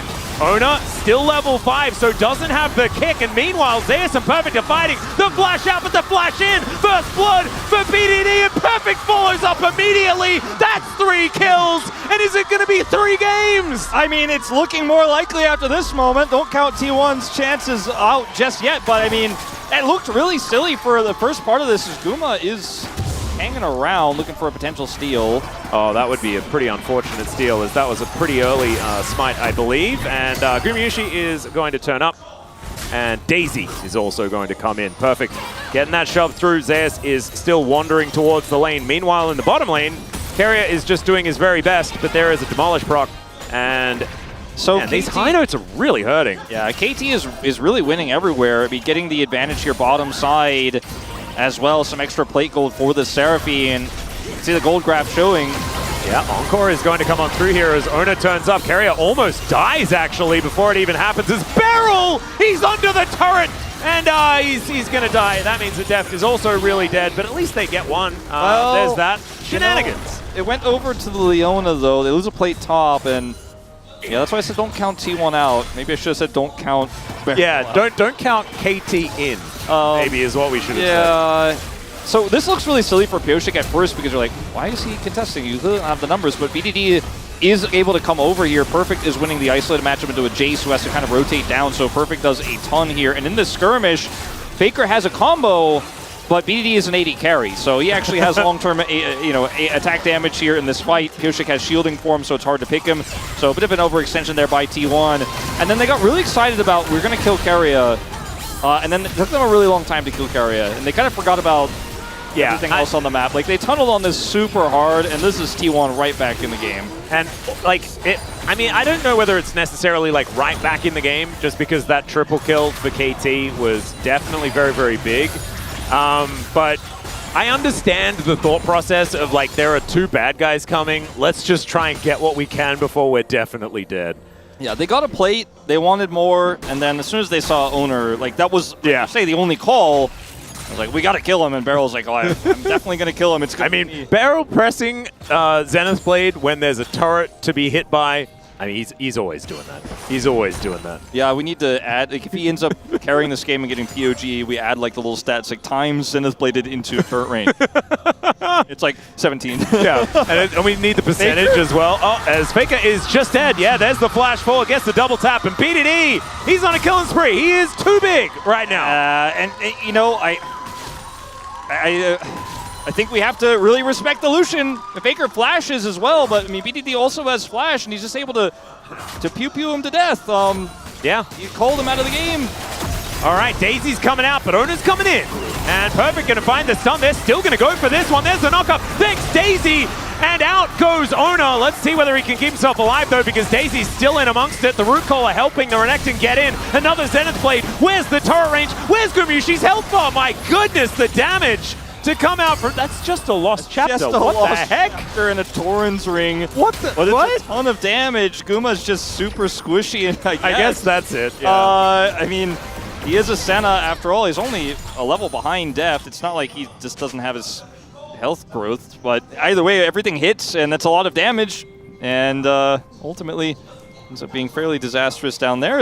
Watch this solo kill as he just dashes in before the rocks can be placed. It's just a really proactive play by BDD. He's just like, I get in before you set the rocks, you're dead. You got to respect my lead that I have. Yeah. They were the girls from our picture-in-picture before. As another Encore going to come in as Keria is going to get solar flared as well. There's a Zenith Blade from Keria one more time. Sorry, from Beryl one more time as Faker is once again fighting. Box is going to come on through. He's playing with fire here as Ona comes on over, but Pyosik in perfect position. Sonic Wave not going to find the mark. And now T1 trying to rotate more friends over here to try and help out the mid lane. There's the Weaver's Wall as BDD. He's got the Trigger Seed shield. He just turns around and kills Faker. There's the kick flash as Pyosik is going to flash to get back out once again as Ona. One more turret shot and he's going to die, but that's not going to come on through. And now Deft is going to need to turn up. There is going to be the kill onto Zeus. And now Perfect comes in at the same time. Gumayushi, oh dear. Let's see whether he can get himself out of this one. Perfect is going to have a slice and or dice coming up relatively soon. His flash is also only a couple of seconds away. The flash comes through from Gumayushi though. That is going to send them out of there. Somebody check those AP ratios on the Seraphine. This is a little out of control. BDD gets the shield, trades back the kill, so very proactive here from T1, but it ends up backfiring as, I mean, it turns out they opted into this, by the way, but playing the Sejuani into the Seraphine is not very fun, especially when there's a Leona to just kind of bully the cow, or pig, rather. Poor. Yeah. He got there in the end, but... Poor Bristle. Owner is in trouble. Oh, this is live. Okay, yeah, Daisy's going to get another knock-up as Perfect comes on in. That is going to be the kickback, and that should be enough to disengage. But he has to get the heck out of here. That is going to be a Hextech Drake to be taken here by KT. First Dragon in 12.5 minutes. Is a pretty late Dragon, but it's only, I guess, 12.5 minutes into the game. Feels like we've had a lot of stuff happen. Yeah, BDD does have teleport. See if he wants to commit to trying to defend some plates here. Topside has taken the grubs here also by T1. Very greedy. It's going to take Ivern a million years to get that Dragon, but... yeah, very true. All right, Perfect is just flashing forward. This guy is angry. And now Gumayushi completely out of mana, but did manage to throw down the Dawning Shadow at least. Should be able to walk this one off. So greedy what T1 did there, and they get punished again. I feel like we've had 2 games in a row where it's one team just trying to do too much when they're not allowed to, and it's happened now on both sides. Yeah, I mean, I will credit T1 a lot for the way they played around that draft in game 1, but this time trying to cross map when they don't really have that big of a numbers advantage, a little bit rough. No two ways about it. It's 2,000 gold deficit for T1 now. Chemtech Dragon, by the way, extremely relevant. Even that one solo Dragon for this double shield composition here that has been cooked up by KT. So I think they will definitely be grouping for that one. As it's a Leona, you know, you can't punish her. You're looking for the grubs here, but just respect this composition, respect its damage output. The Senna is going to offer very little in return at this stage of the game. So you don't even really have the numbers advantage you think you do in that moment. I'm kind of loving what is happening here with this KT draft, though. This Seraphine working out very, very well. Blackfire Torch is now done. And Deft, we'll see whether he does the double burn as well. Might just be a whole lot of burn for the Seraphine. I mean, the tier doesn't have to necessarily be made into the Seraphs because it's just going to give you extra mana for harassment in lane. Feels very good. Very cost-efficient item. Seraphine's not balanced around farming. Beryl, this is actually one of the first times I've seen Beryl play without the Iron Solari Leona skin. He's been very, very adamant about picking that skin. He does have a skin that he got with Damwon, but this time I think just trying to match the Seraphine vibes there on the bottom side. I think he just doesn't, he's not a big self-promo guy. No. He lets his gameplay speak for itself. And he's a bit of a skin synergy in the bottom lane kind of guy as well. We have seen that he has picked matching skins in the past. Blackfire Torch is going to make this Seraphine have less fun. The Seraphine will have more fun. The Sejuani will have less fun. Yeah. And she wasn't having a lot of fun before, but it'll be very annoying to deal with all of that burn damage in this lane. And so constantly there's this hole where Guma has been roaming, but he hasn't been able to get much done. He's 3 levels down on depth. Obviously, that's how this works, right? But it means he's very squishy. So even the Seraphine damage, which isn't bursty, by nature feels bursty into him. And he's very vulnerable in this composition against the Renekton, against the Lucian burst as well. So it's very difficult for Guma to play the game, and if you don't get map control, you can't really do much with Jace here either, going towards objectives because of the Ivern brushes we talked a lot about in draft. He may have overstepped. Well, the minion wave is coming to him now, so there's no real reason for him to step too far. Not going to head towards the brush now, and is just going to look for a back angle. Ona biding his time, but for what is the question as T1 they are going to be able to take this turret on the bottom side of the map, and that is first turret blood, I believe. Yeah, it is. So bit of an extra inroad of money. Definitely a huge win for the somewhat starved fasting Senna here. A little bit unfortunate that KT weren't able to actually patch that one up, because Rift Herald, I don't know whether it's worth it I think if they can get the mid turret with the Rift Herald, it will definitely feel very valuable for the solution, and they can try to utilize it when this Drake spawns as well to use that as kind of a double whammy, look for a charge there, and then have that prio set up the brushes. So I think it is very valuable. Senna uses gold, relatively well. It's still going to be useful that they got that turret, but it opens up a hole in the bottom map that KT aren't that interested in. I still think it's a huge win for T1 and a bit of a mistake by KT, but at least they have the Herald in return as BDD once again in danger. Gets a control ward in there, though. That is value. And Ona, I believe, was actually spotted. When we saw it from BDD's perspective, it was just the Jace, but I don't think he's going to go for too much, and you can see just going to wait for that minion wave to come on over as Snare is going to connect. Gumayusi, almost tagged by the Zenith Blade. When you look at the gold, considering the lead KT had earlier, T1 have really shored that up. I mean, yeah, this is with a fasting Senna, as Guma, speaking of. Yeah, speaking of fasting Senna, he's going to take a lot of damage here, as once again, I mean, the passive from Seraphine actually just BDD really is doing a whole bunch of work. Is okay, yeah.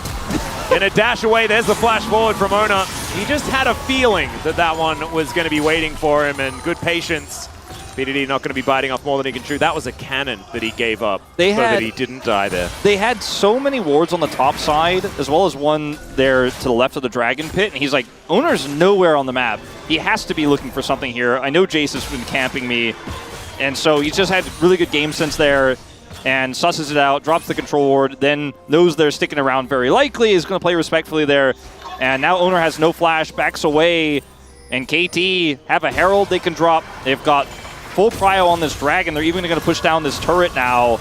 Yeah, and I think actually because they managed to stave off that gank, they're able to get this turret, or at least most of the turret, most of it. Immediately rewarded for BDD's defensive play. Now maybe immediately punished. Let's just see how this one's going to go as the teleport in. BDD looking for Gumayusi, has to flash. Double TPs means that now T1 find themselves a little bit late to their own party, and it's going to be the outer turret taken. KT now grouped up, ready to go for this Dragon as well. Yeah, I mean, I don't know if I'd be starting that Dragon if I were you, Guma. KT are taking control. Oh, perfect. He wants more. Strybreaker going to come on through there as he's doing a lot of damage. And this Renekton, way less anemic than the other one. Yeah, he's been fed. This is going to be a TP top for Zeus. They're going to try to push mid at the same time. There's the flash forward as Faker's going to get interrupted. No riding on the wall for you, sir. And the Solar Flare is going to find the sweet spot. That is an interruption, but BDD is just going to zap him down. And Faker finds himself 0 and 4, unfortunately. And KT, they're going to put Perfect in the bottom lane. He's going to take down that inner turret. And it's just like they took off the clothes from the last game and replaced them. T1 is basically trying to do so much here. They're not okay. It should still be the turret. Yeah, you can keep talking so about anyway, the other thing. I feel like the KT are just not going to fall prey to T1 being like, I get something cross map. They're just not going to let them have anything. BDD? Yeah, he's going to be in a whole host of trouble. The Dawning Shadow is even going to help out, and the turret loses interest in stopping T1 here. So KT will be able to answer with a Dragon. They finally got him. Yeah. Infernal Soul as well this game. That's an exciting one. This Dragon, I feel like, might be one of the highest value single Drakes we have ever seen in the LCK with the double shields. But, I mean, as T1 are saying, we're going to give the Dragon, you're going to take Dragon, we'll get mid-turret. KT are like, no, we kill you, and then we'll get the Dragon. At least they're able to, because Zeus had already set up the teleport topside, killed that top turret, have the pressure here where Owner is able to come in and take him out for the first time after like 3 previous attempts by Zeus and Owner. They will kill BDD. But at the end of the day, Soul Point is the next Dragon here for KT. The gold lead isn't that massive, but it just doesn't seem like T1 have been coordinated enough to deal with these Ivern brushes. But all it will take is one single crushing team fight for T1 to get them into the driver's seat and then stop the Ivern setups on these objectives. And it's just going to have to be a little bit tighter play as KT are not just going to be simply out-macroed by T1. They've been able to match them at every turn. Yeah, I like that they are still staying very proactive, right? Still getting around this map, trying to take down objective after objective, find these opportunities. The more they can group up and utilize the Ivern and the shields, the more value they're going to get. As, okay, Beryl could find himself in a rough spot, but he's going in! There's a turret! He has a Zenith Blade, and he's getting under there, and he's surviving, for goodness sake! That was way too long to be alive, as now Death will finally turn up. Speeds himself through here. Perfect is now going to find his entranceway, but KT have already lost one. Seismic Shove is going to knock back the Renekton, and he could be the next little pickup here as they take down the turret. Perfect is going to be alive. He's much less squishy than he was in game number 1. Has another Seismic Shove. This time, he is definitely dead. The Encore! And Deft is able to help take down Ona. Gumayusi follows immediately as Deft... I mean, the Seraphine is doing ridiculous work. He does die. T1 win the fight. But I'm still very impressed with this Seraphine. Yeah, no, it was very good charm and a good setup with the abilities, but maybe don't chase to the choke. Yeah, no, it was like the decision making was really dumb, but it was impressive that like what happened. The right? choke point was the barrel that the fish jumped in. That KT were the fish, they jumped into the barrel, and Zeus he was like, well, I'm firing at it. You know the saying goes. Barrel is like, this is an experiment. I've got Redemption, I've got Seraphine shields, I've got Ivern shields, I've got Eclipse. Let's see. Yeah. Let's see. Well, the experiment was interesting, but it was a failure. And then Perfect tries to help turn this one around. Deft goes does for the same thing. Yeah, Deft goes for the flash charm play here. Guma has cleanse. And yes, you end up getting 2 kills here, but Faker and Zeus just layering the damage through. And yes, you've got some shields there, Deft, but unfortunately, maybe went a bit too far. A lot of lethality damage here, so when the shield is gone, so is his health bar, as it turns out. And Zeus can also build the world's most high-value Serpent's Fang in the history of League of Legends. And he there it is. There it is. Okay, good. So all right, we figured it out. Yep. That is probably the best item choice that you could buy. I would even say that Gumayusi should have built it first. And Faker could also buy one. I think Ona should get one, and Keria should get one as well. Everyone has one, and then everything's going to be fine. I think just the Jace for now is fine. But maybe Senna later. We will have to wait and see, but we have Kisun from the Pog Lab, so he can actually he can have the science for us, right? Yeah. He can tell us whether just one is going to be enough. I feel like this game, KT are no longer fully in control. I mean, they have... It's not even 1,000 gold to lead. Exactly. And T1 are rapidly getting back into their territory, right? They've eliminated a lot of KT's oppressive map control. The Jace has gotten value. I think KT kind of dove head first into a bad play there topside. Now, they do have Baron control here now, and this is just enough to actually set up some brushes and say, you can't contest this. I don't think they're going to start it. They do have a lot of damage, but not enough. And they are just going to set up some vision, but that could have been a way to force T1 into a really awkward fight, but otherwise T1 are like, cool, we're going to get more control of the bottom side of the map where that Drake is spawning, which is a little bit more relevant at this stage of the game. And I do prefer T1's position here. Let's see what KT do to try to contest this Dragon. Yeah, that's the big damage. Yeah, Def kind of pre-shield that one. Def does do a fair bit of damage, but yeah, he also takes about 1 million from Zeus, and he's not actually able to shield it. I think they wish it was a Mountain Soul. Yeah, I really am looking forward so much to the Serpent Fang value and how much it is actually going to be able to do. Zeus already doing the most damage in the game right now, actually quite surprising considering the fact that BDD does have 5 kills so far and has been very involved in this one. In this jungle that supposedly belongs to KT, but the toggle here is showing a different story. Yeah. Tri-Brush Ward is going to be important, but you can see Ono looking for an opportunity. I don't think he's going to be able to steal away this Drake. That is going to be the sole point picked up by KT. Now, the Weaver's Wall comes in. Glacial Prison is used. And KT are going to take the Drake and then look for a flash play onto Ona. That is a miss, though, unfortunately. There is now Perfect looks for the pickoff, and Senna is just dead. Seismic Shove used defensively. That is decent peel, but now the culling comes in. The Redemption layered on top. The teleport flank angle, and there is the Encore. Zeus going to be taken out. Deft is answered, though. Keria going down very low, and KT, they still have their 80 carry because it's BDD. Yeah, you know what? It's kind of like accidental funnellution, okay? Yeah. All the gold. Oh my goodness, and then it finally worked. He's got double shields. He's having a good time.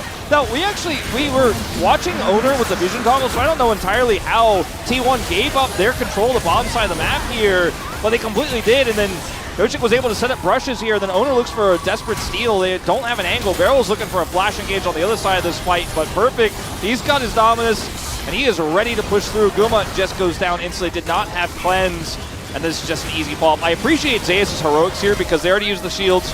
The Redemption comes down. Deft has to be shielded a second time. He's got enough shields to actually just then take out the Jace, and there's no Guma, so that's just the end of the fight because Faker can't really damage them. He's a stun bot in this game, unfortunately for him. The knock-up bot, whatever way you want to put it. Oh god, okay, so now we have a cool hat for Deft. So the Seraphine, this is a lot of damage. This is not the classic where you're just building Moonstone and Harrier and you've got all of those, all of the healing and the shielding It's and everything's AP great. Seraphine, yeah. It is just damage, and it is working like a dream.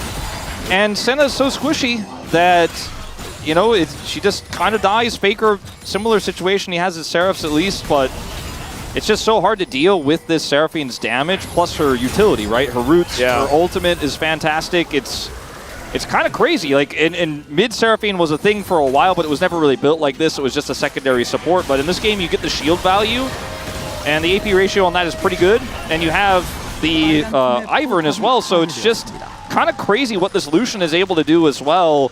And even the Renekton is difficult to kill, and Jace has the Serpent's Fang, but that's not an auto win button. You still have to, you know, break through the shield. It's more effective at it, but it's not going to be the insta win, and he tried his best in that last fight. T1 were pretty doomed in that situation. But I think if T1 can control space before an objective, then they can win fights. Unfortunately, they did not have any control. They had a flanking Lee Sin in that last one, and you know, maybe it's now too late for them to get control as the gold lead is spiked back up here for KT, but still remains to be seen. But I think it's not 100% over because T1, if they win one fight, could turn this one around.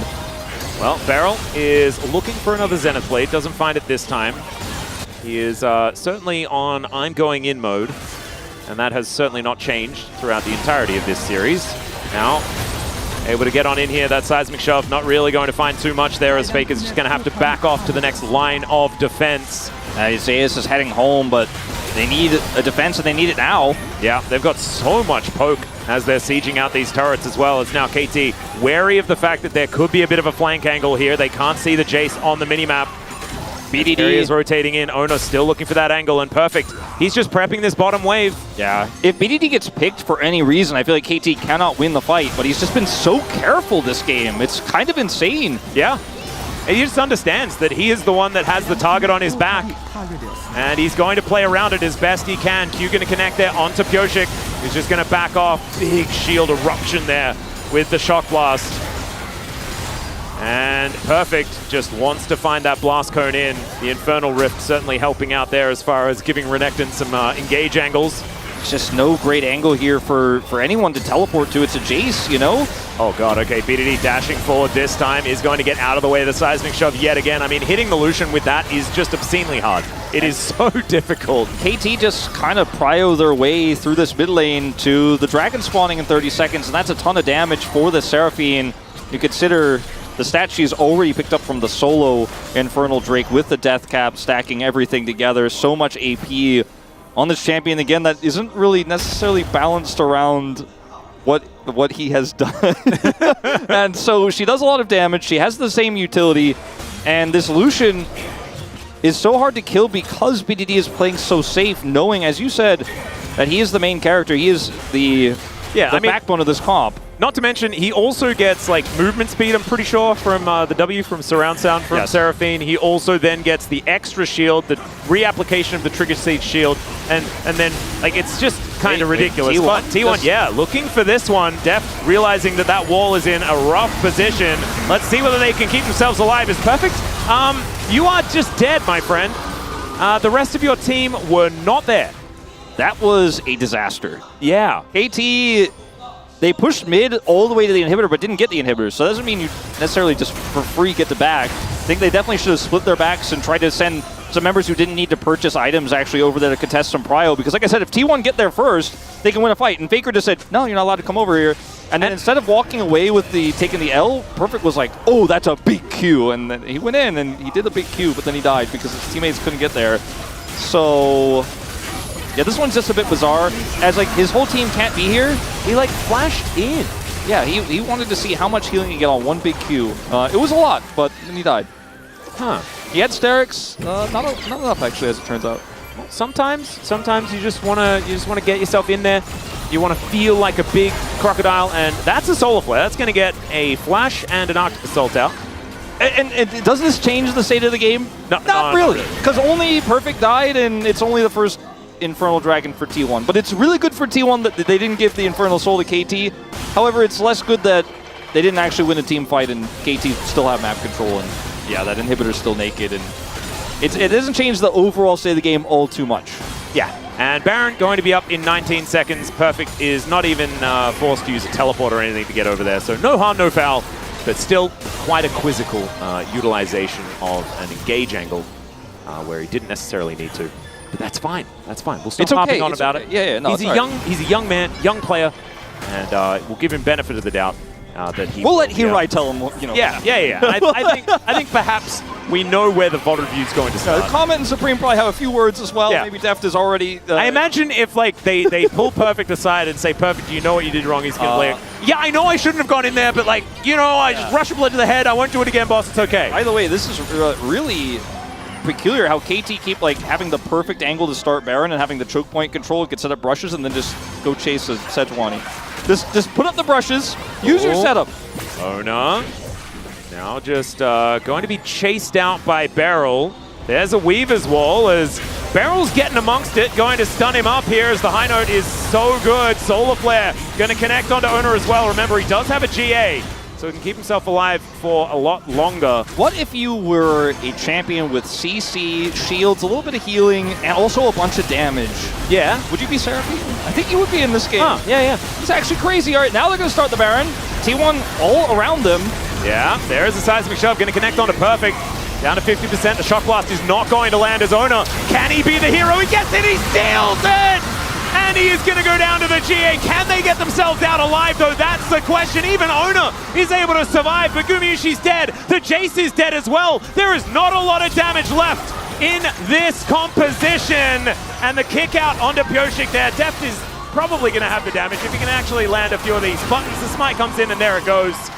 Surround sound means that he's just never going to be able to touch the Seraphine, and even though the Baron was picked up here by T1, it's likely that KT can still do some big damage to this base. I mean, Zeus, he did kill a lot of shields in that fight, but otherwise not able to do a whole lot. Faker alone to defend is going to be so difficult. Guma not really an 80 carry here. They have Baron buff minions. Oh, another Solar Flare. That really nailed the minion as Faker's going to go golden. Seismic Shove connected in the meantime. That looked pretty good, but Faker is still dead. And Daisy, she's just wandering around. Carrier going the wrong direction, throws an ulti to Narnia, and he will be taken down. It's BDD collecting his 8th of the game as Gumayushi slinks into the mist, but he might want to stay there as this game is over. KT roaring back into the series. It would not be a telecom war without 3 games. And I'm so glad that KT were able to turn it around and give us 3 in this one.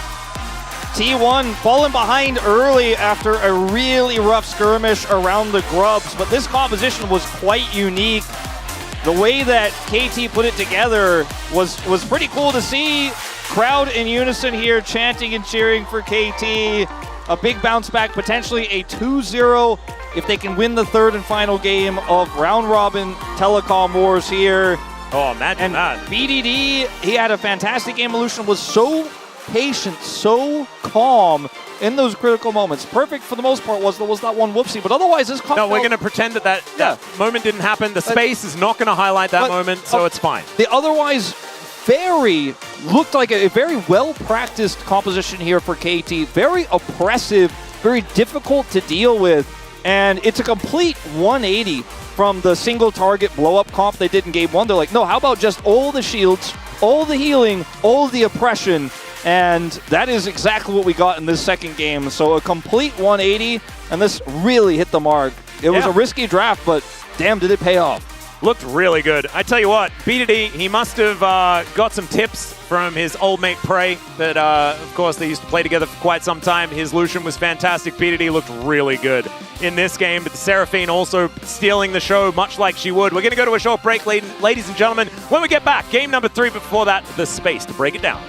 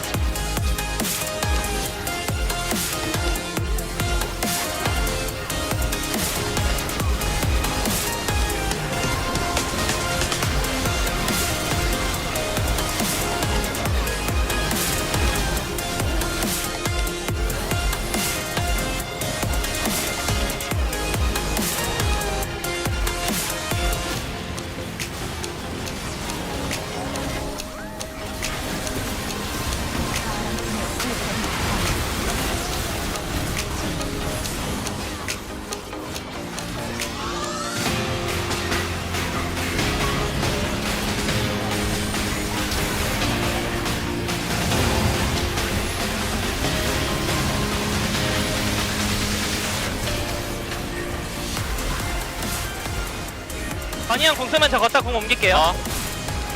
내가 W 켜줄게. 기다려봐. 그 연모 들어가. 여유로 와. W 줘봐. W 켜줄게. 살려. 살려봐줘. 라클 당했다 이거. 라클 당했어. 그럼 세주 잡아. 세주 잡아. 용 1분. 큐 맞췄어? 걸래? 저거. 끝낼만해. 제이스 노플. W 켜줄게. 나 실드 2초. 타워. 제이스 노플. 타워. 야, 들어오면 봐. 야, W 있어. 너무 못했다.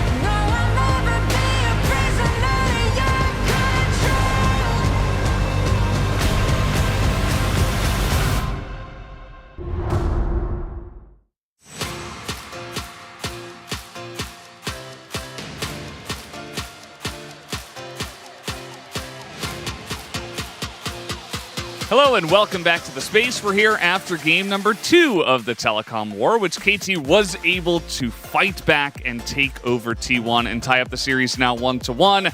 Guys, thoughts on game number 2? Bit of a different draft coming out from KT, obviously going in a different direction to what we typically have seen so far. And I think, you know, one of the issues I really have with T1's draft is this Lee Sin, because they flexed the Sejuani into the support role. Didn't see it have that much impact. And I think this could have been a great idea if they picked something like, for me, we've talked so much about how Brand works really, really well in these Death Ball comps, like where everyone wants to stack together, which you want to do with Seraphine and Ivern. You can just throw all your AoE, hit everyone, get massive value. They didn't end up going for that. They ended up going for the Lee Sin. Didn't really find success in the early game. And if you're diving into this composition as a Lee Sin, there's too much CC, there's too much shielding. You just don't really find purchase.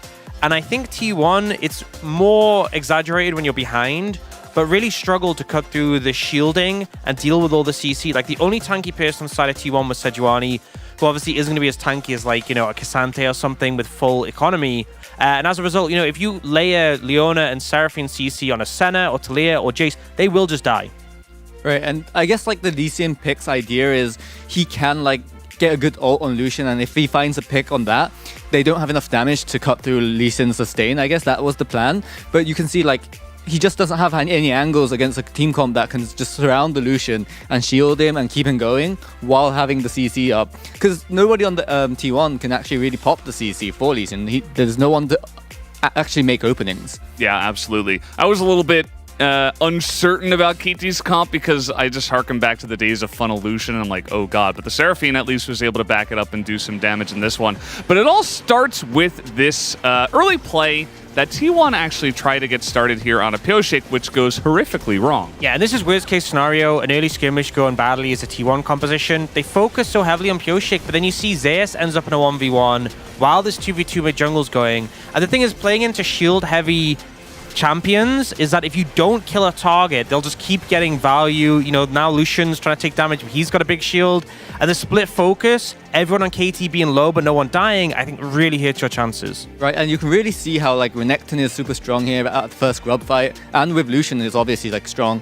They wanted to find the pick with Lee Sin's power and Talia ulting in, but it just wasn't fast enough, and Lucian got into the fight and just cleaned up. Yeah, he did so much in that early fight. And we can take a look at highlight 2 as well, which really solidified the lead in this one for the side of KT after this third Dragon take for them. This essentially just displays how the comp ends up functioning. You know, an attempt comes in from T1 to try and split them up, but all they get is Daisy.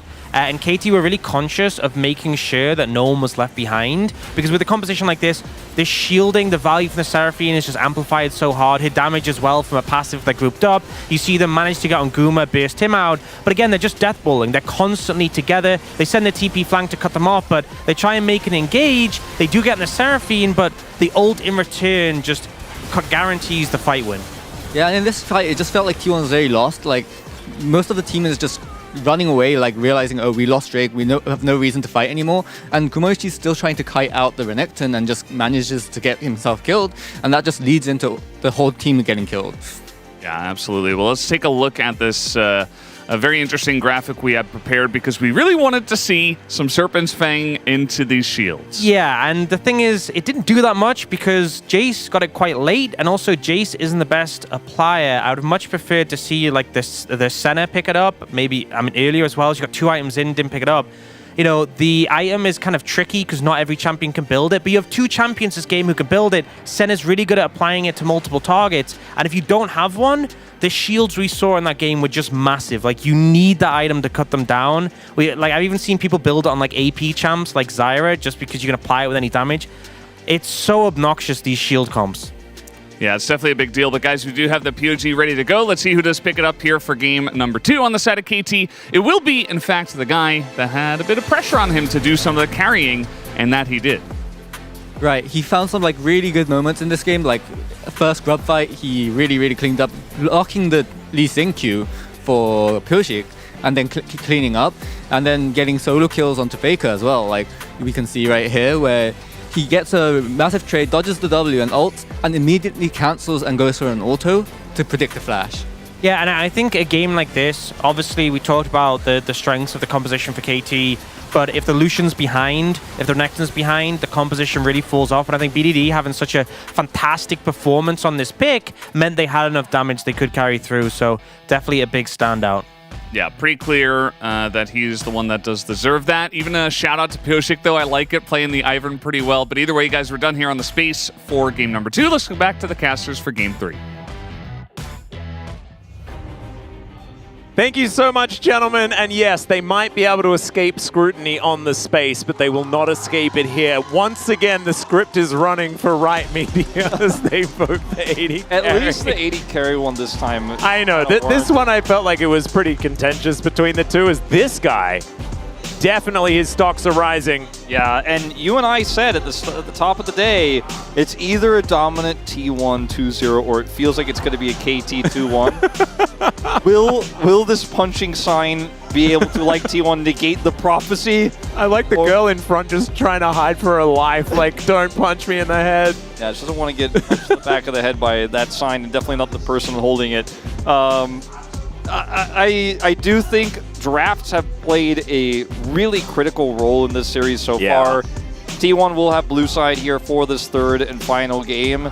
For the first time. The Lee Sin pick, while it was interesting, I do agree with the space. It just really doesn't hit the mark into this composition, and the Sejuani into Seraphine was really rough.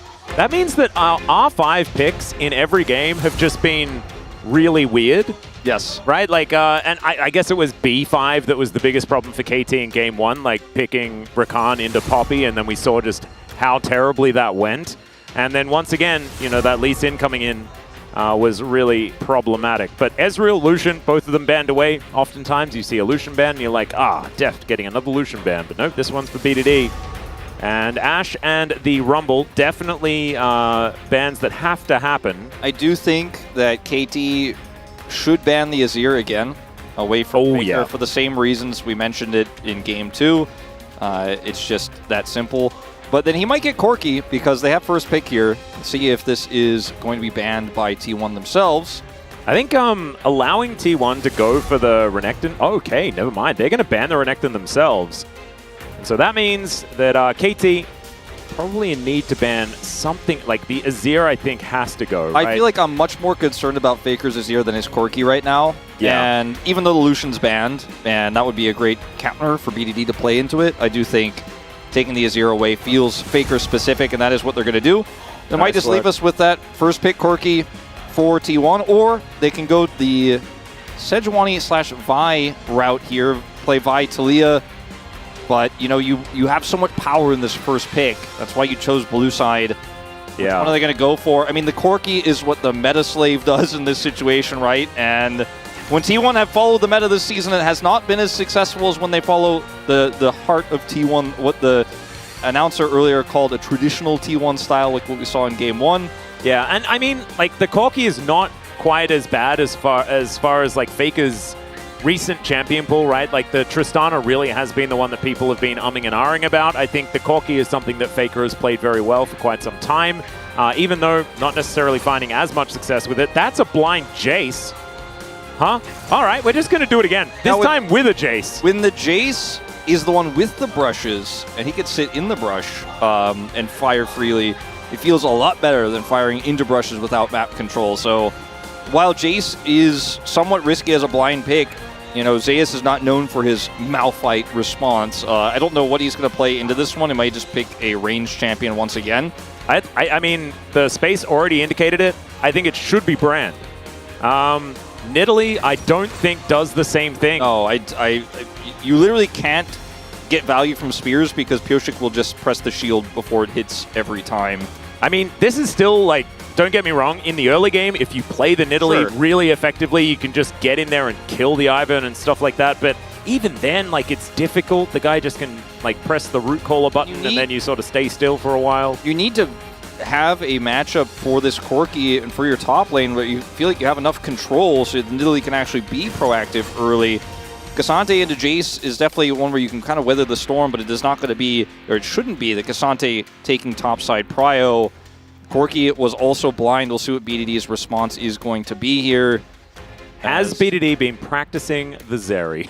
Because they could theoretically go for a mid Zeri angle. There's quite a few.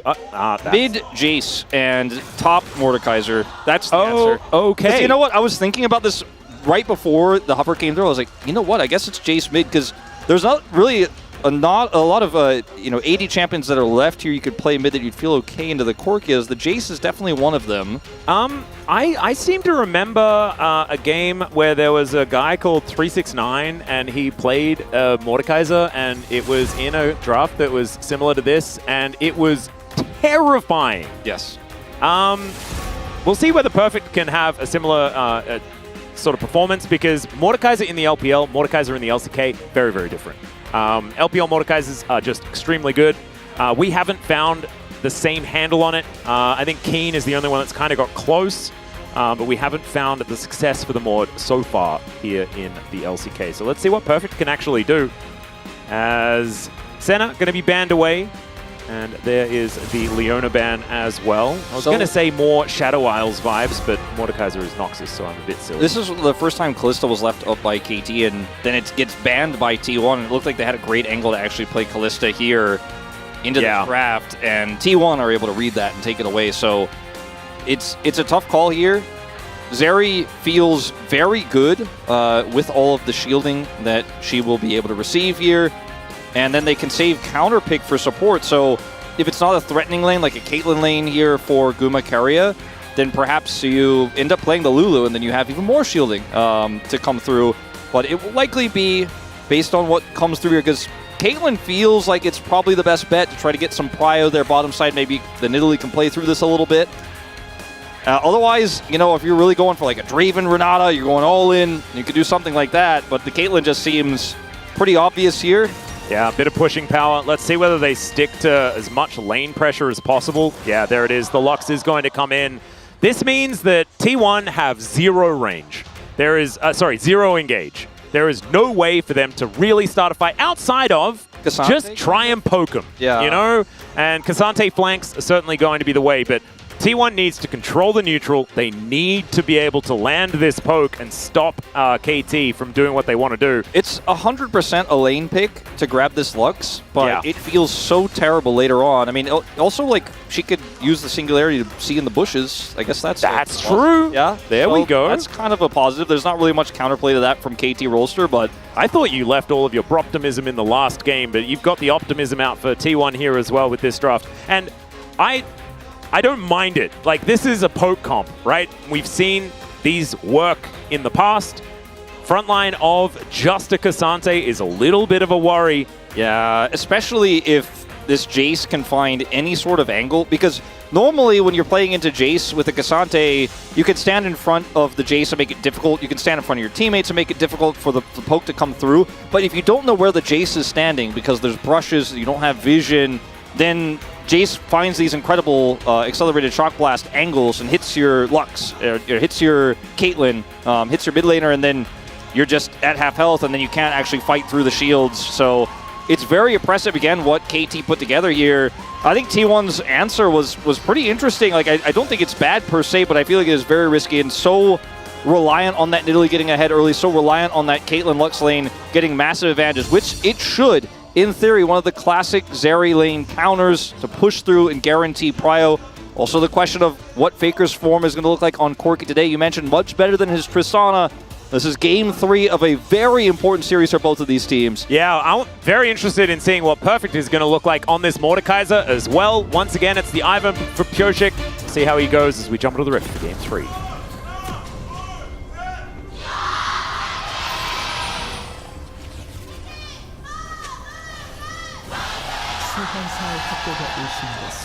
I feel like the T1 fan chants are extraordinarily loud, but you can hear the emotion and the desperation from KT fans every time, and it's fantastic. As BDD, he has played this Jace in the past, quite a few times actually. I think, you know, him and Showmaker, 2 examples of players that really do like it, Chovy as well.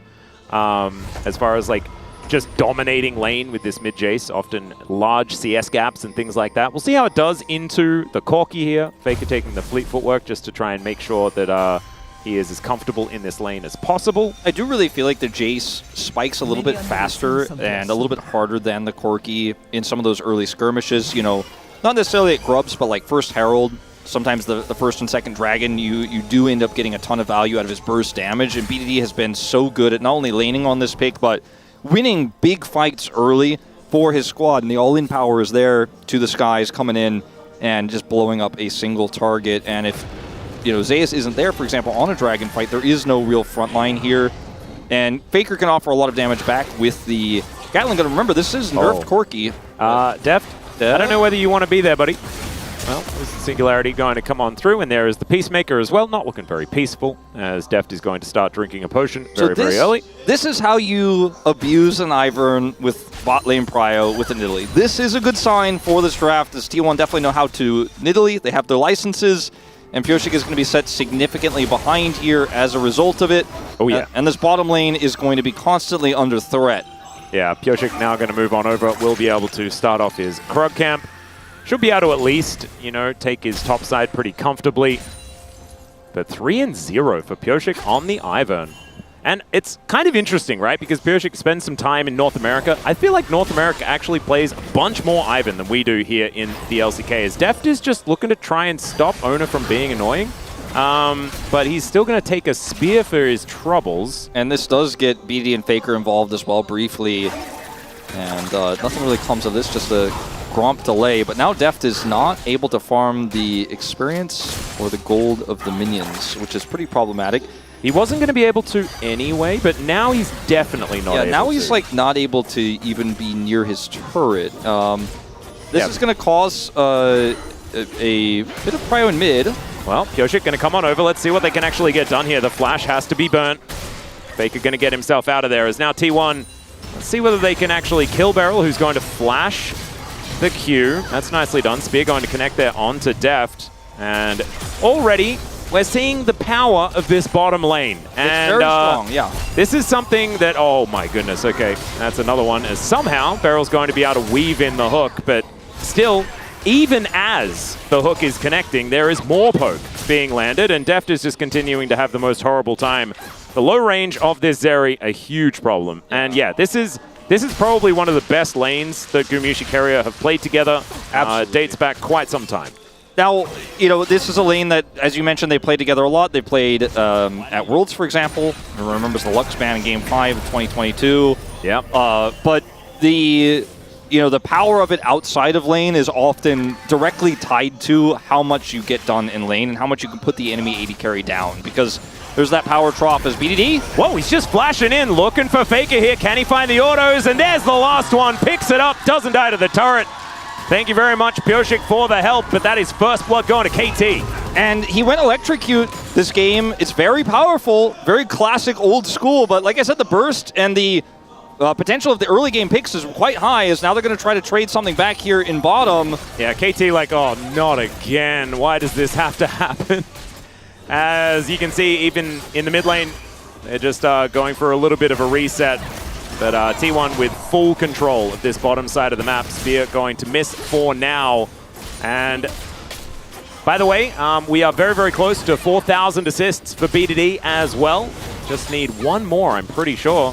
Yeah. So unfortunately, he got the kill for that first blood. So next one, gonna have to be an assist. Yeah, next time. Deft made it to level 3, guys. It's not that over. It's kind of over down here, but there are still other pressure points, including mid, which we already saw.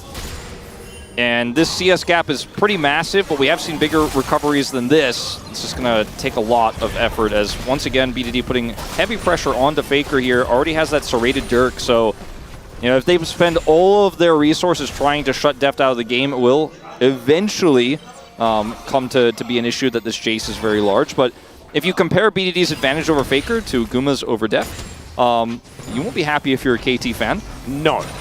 It's 18 to 50. It's kind of absurd. Owner going to move in, look for the spear onto BDD. Is Pyosik going to need to shield him? BDD just able to get the kill. Still, it's answered this time as the jungle is now facing off. Pyosik without too much firepower.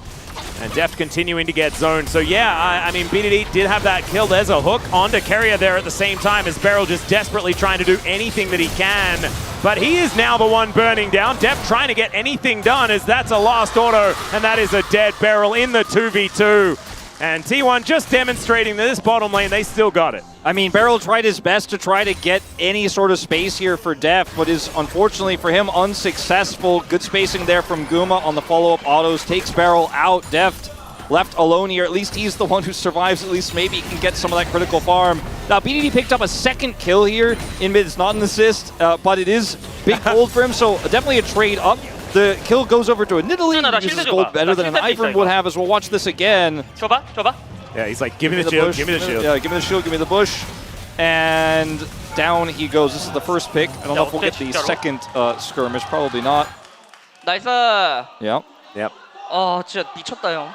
쉴드 한 번만 더. You're so good. You're insane, basically. And then this play, the shield this time not quite enough to stop the Nidalee from killing him. Yeah, BDD is human after all. And here on the bottom side of the map, yeah, Deft and Beryl continuing to have just a terrible time. Yeah, and I mean, okay. Oh, speaking of terrible times, to the skies is Faker. Yeah, hands off keyboard here. It's okay, they've got a backup AD carry in mid. It doesn't matter that this area isn't real. The Corki is starting to be less real all the time. Yeah, although the Corki does have a farm. Deft, unfortunately, not as lucky. Does not have a farm this game. He doesn't. He might need to call his old friend Chovy and see if he can get something from him. He's got a bunch of alpaca farms around the world, but yeah, he does. We need to get to New Zealand.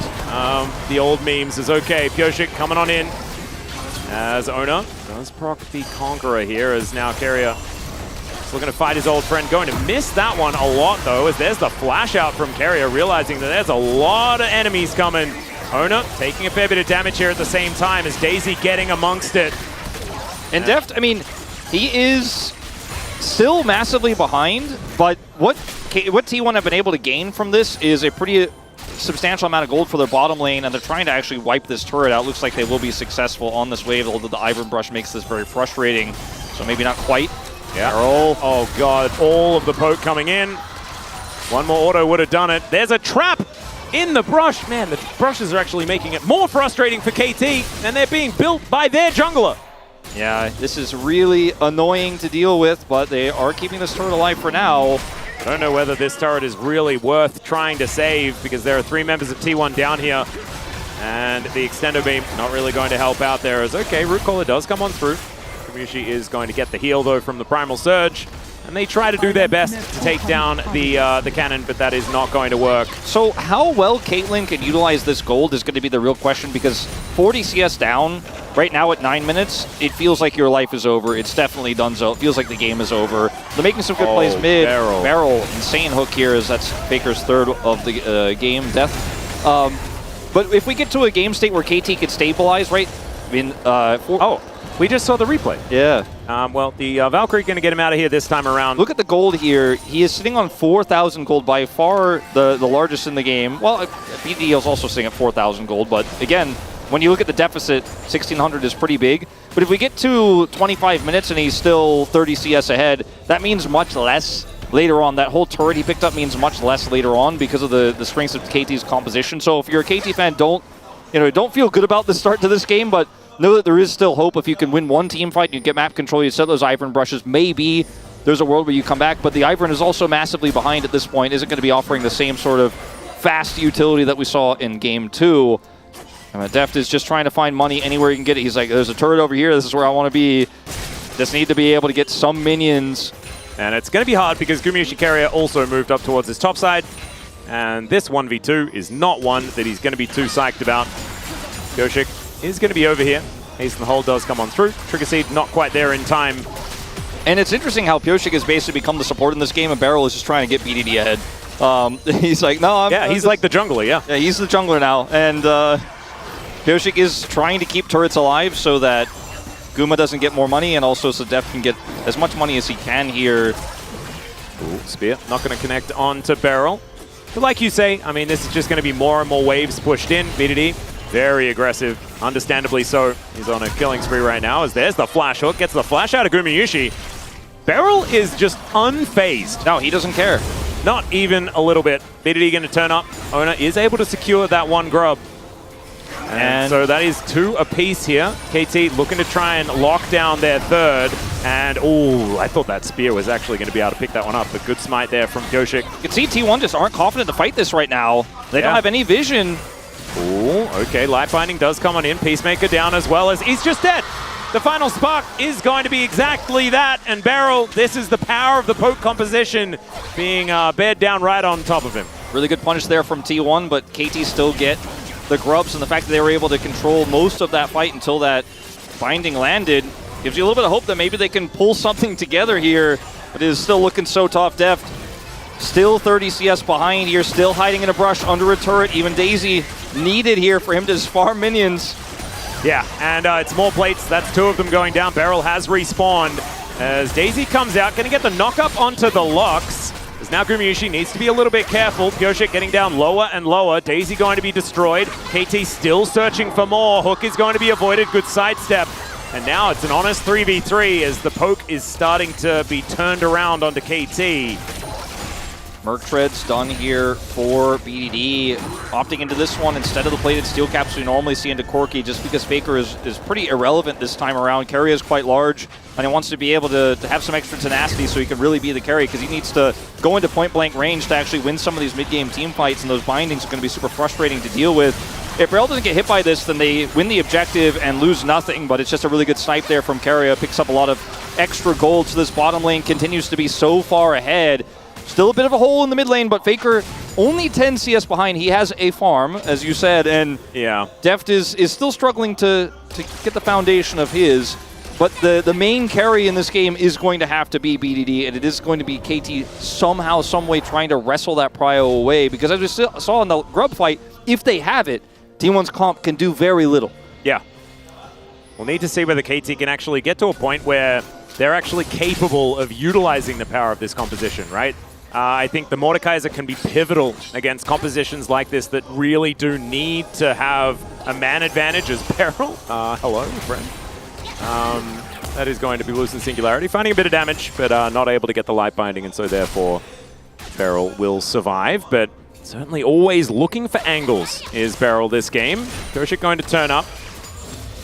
And Deft 91, so it's still 40 CS. So like you were talking about, I mean, this is about the deficit that it's been the entirety of the game. Extendo Beam coming forward. And Deft just doing his very best, this time underneath the turret doing okay. As the net not going to connect onto the Zeri and Ona. Now looking for BDD. I don't know about that one, as BDD is very scary. That Shock Blast, my god, the damage. That is a 3 kills Jace. You cannot be here as, okay, there is the flash away from the light binding. I don't think it was going to hit, but BDD did not want to take his chances. Big risk there from Owner, though. It did require a lot of help there. Still ends up getting away with his life, has the heal, and will be okay, but you could see the potential of what could have gone wrong there. Good flash from BDD. And we're starting part 2, this time on the Herald, but this time T1 a lot more control than they had the last. Yep, Ace and Hole going to come on through as there is the depth charge onto the Nidalee. He's burning, but so's Beryl, and there's Faker picking up his first kill. T1 now with a big advantage, but not necessarily in the health bars. Still, the Rift Herald should be secured here. And T1 just making this win lane, win game composition work for them. And the final spark was massive there as well, ripping through those health bars, making it so that there was no way KT could try to follow up and punish those low health bar champions on the side of T1. And that's the Herald going over. And T1's lead is just becoming so big at this point. Sure, it was a big ultimate from Deft, and yes, he has high damage output, but Guma's got an IE. They have a relatively farmed Lux as well. Does have Zazax in the inventory and completed, so that's some extra burst damage as well.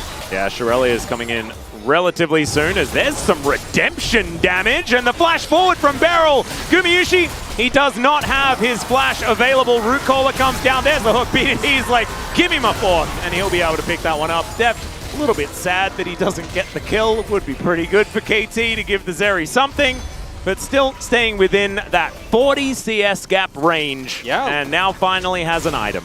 A little bit of shutdown gold there, and I mean, this is, unfortunately for KT, a bit of a bridge too far. Beryl's able to block the ace and the whole damage, and then they go straight in onto the Nidalee, but he flashes away. Beryl takes all that final spark damage, and unfortunately that is with a combo down for BDD. Not really much else they could do.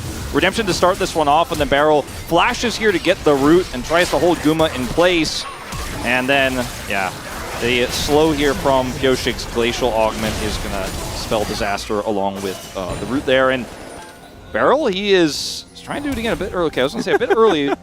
BDD needs a little bit more time. He doesn't have teleport just yet. Yeah, just having a bit of a Hex Flash time. So we had accidental Funnolution. We might be looking at accidental Funnel Jace in this game. I don't know if he's going to be able to get it done against all the Fed members of T1, but he's trying. I think Griffin actually tried that one too. Oh, back in the day. It also definitely didn't work. But look, it's just, you know, sometimes finally it needs to get some redemption.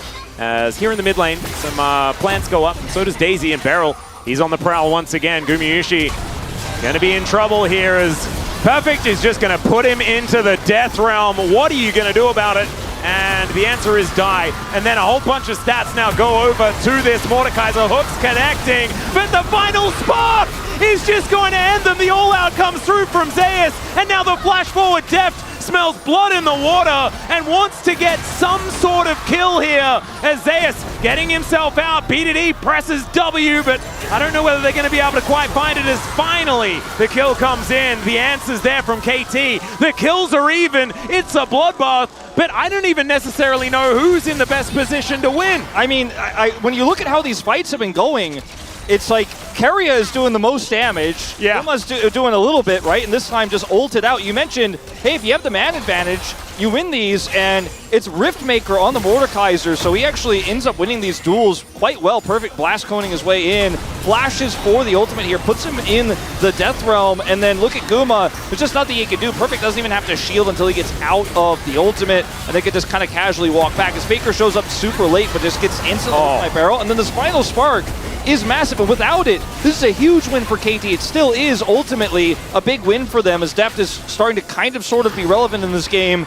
I don't know if we should watch the whole thing, but anyway, they end up killing Zeus here as well.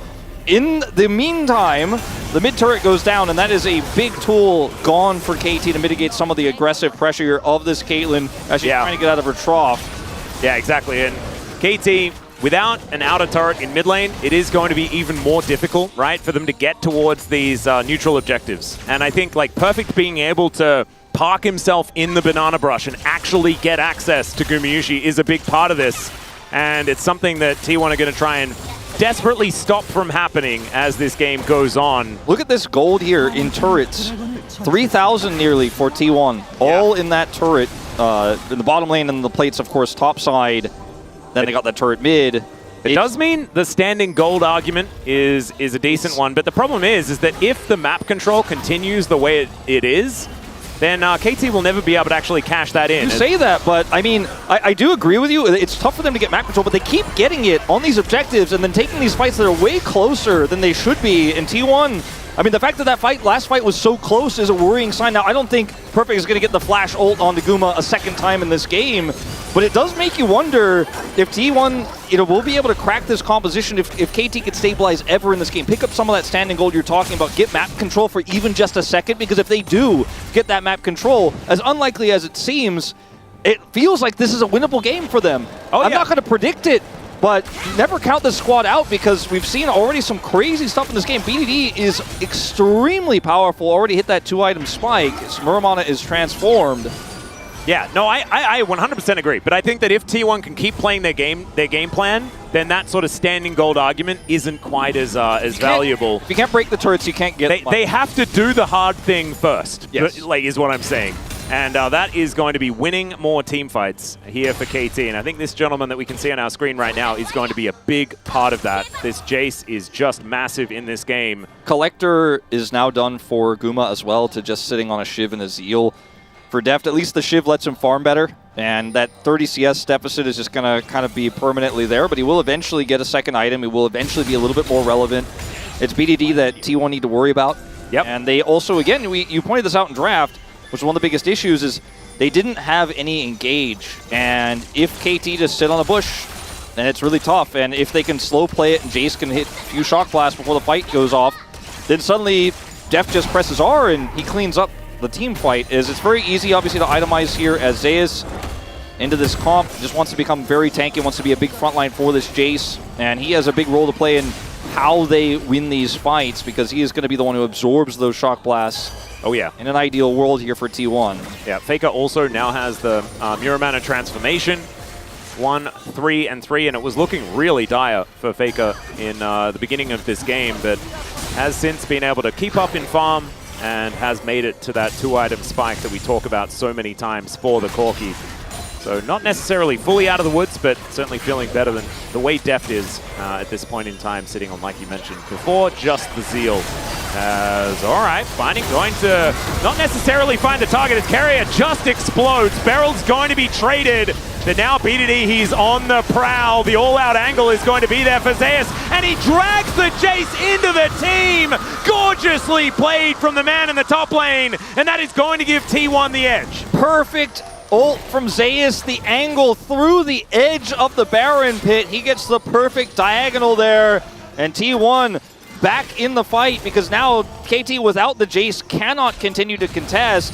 And after Carrier got caught there, it looked like maybe this was a winnable team fight for KT, but it's Zeus who shows up the perfect time. Flash out from BDD, but it's not enough to save him as he's yoinked across the wall there, abducted. That is so much money as well. I think he was sitting on another bounty. So it's exactly the person that KT didn't want dying in that moment. Moonstone now completed for Pyoshik though. They're getting more and more items put together, but we credited them for a great composition. Great route here from Pyoshik, and then Barrel follows up on it. His life is traded, but also, you know, 4/5 of the health bar of owner is also gone. As watch this. A wraparound. Beautiful angle. So clean. So calm in the calms. Like, I would say a bit frantic, but very, very much like, you know, when you look at his play, his movement there, he knew the angle he could potentially find. He was able to find it. Pulls him out, and Runins is done for Deft. It is a very big spike for the Zeri. Yep. But again, it feels like miracles are required here. We keep seeing picks, we keep seeing punish because Carey has to go so far up to try to set up these bindings to then maybe allow for a blow up, allow for the spear to connect. Need to play a little bit more cautiously, I feel, because there's no role in which KT should be able to wrestle back control, but every fight has looked relatively close. Like Zeus' heroics are why they were able to actually trade up, or at least trade one back. I mean, with the shutdown, massive trade up for T1. I do still feel like it's going to be hard. Like, if you imagine T1's composition, like, trying to do a Baron, right? Like, KT have so much engage, so many of these angles to set up to try and answer, that it can be quite difficult as they are doing the Dragon. It's very easy to do Dragon when there's actually no one around. Infernal again.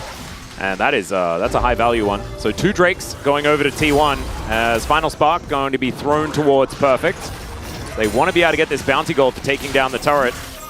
There's the ace in the hole, and Def takes half of his health bar. That hurts a lot. Yeah. Rapid Fire Cannon going to be the 3rd one here for Gumayushi. Definitely a huge spike for him once he has that. I feel like that's the moment where we're like, okay, he's well and truly out of the trough. He had a massive gold lead, but you still are Caitlyn, and it's still kind of awkward to play out the mid game. He was given the mid turret as well, so has been really playing quite well with the advantages he had. Did get ulted by Perfect that one time, but now once he has the RFC, he can just one-shot people basically, and he's going to be running around the map, and if he finds Deft is going to have a hard time winning that duel even with a barrier. Oh yeah. And we've seen this game seemingly be so much closer, I feel like, than it needed to be, and Perfect now has his 2nd item as well.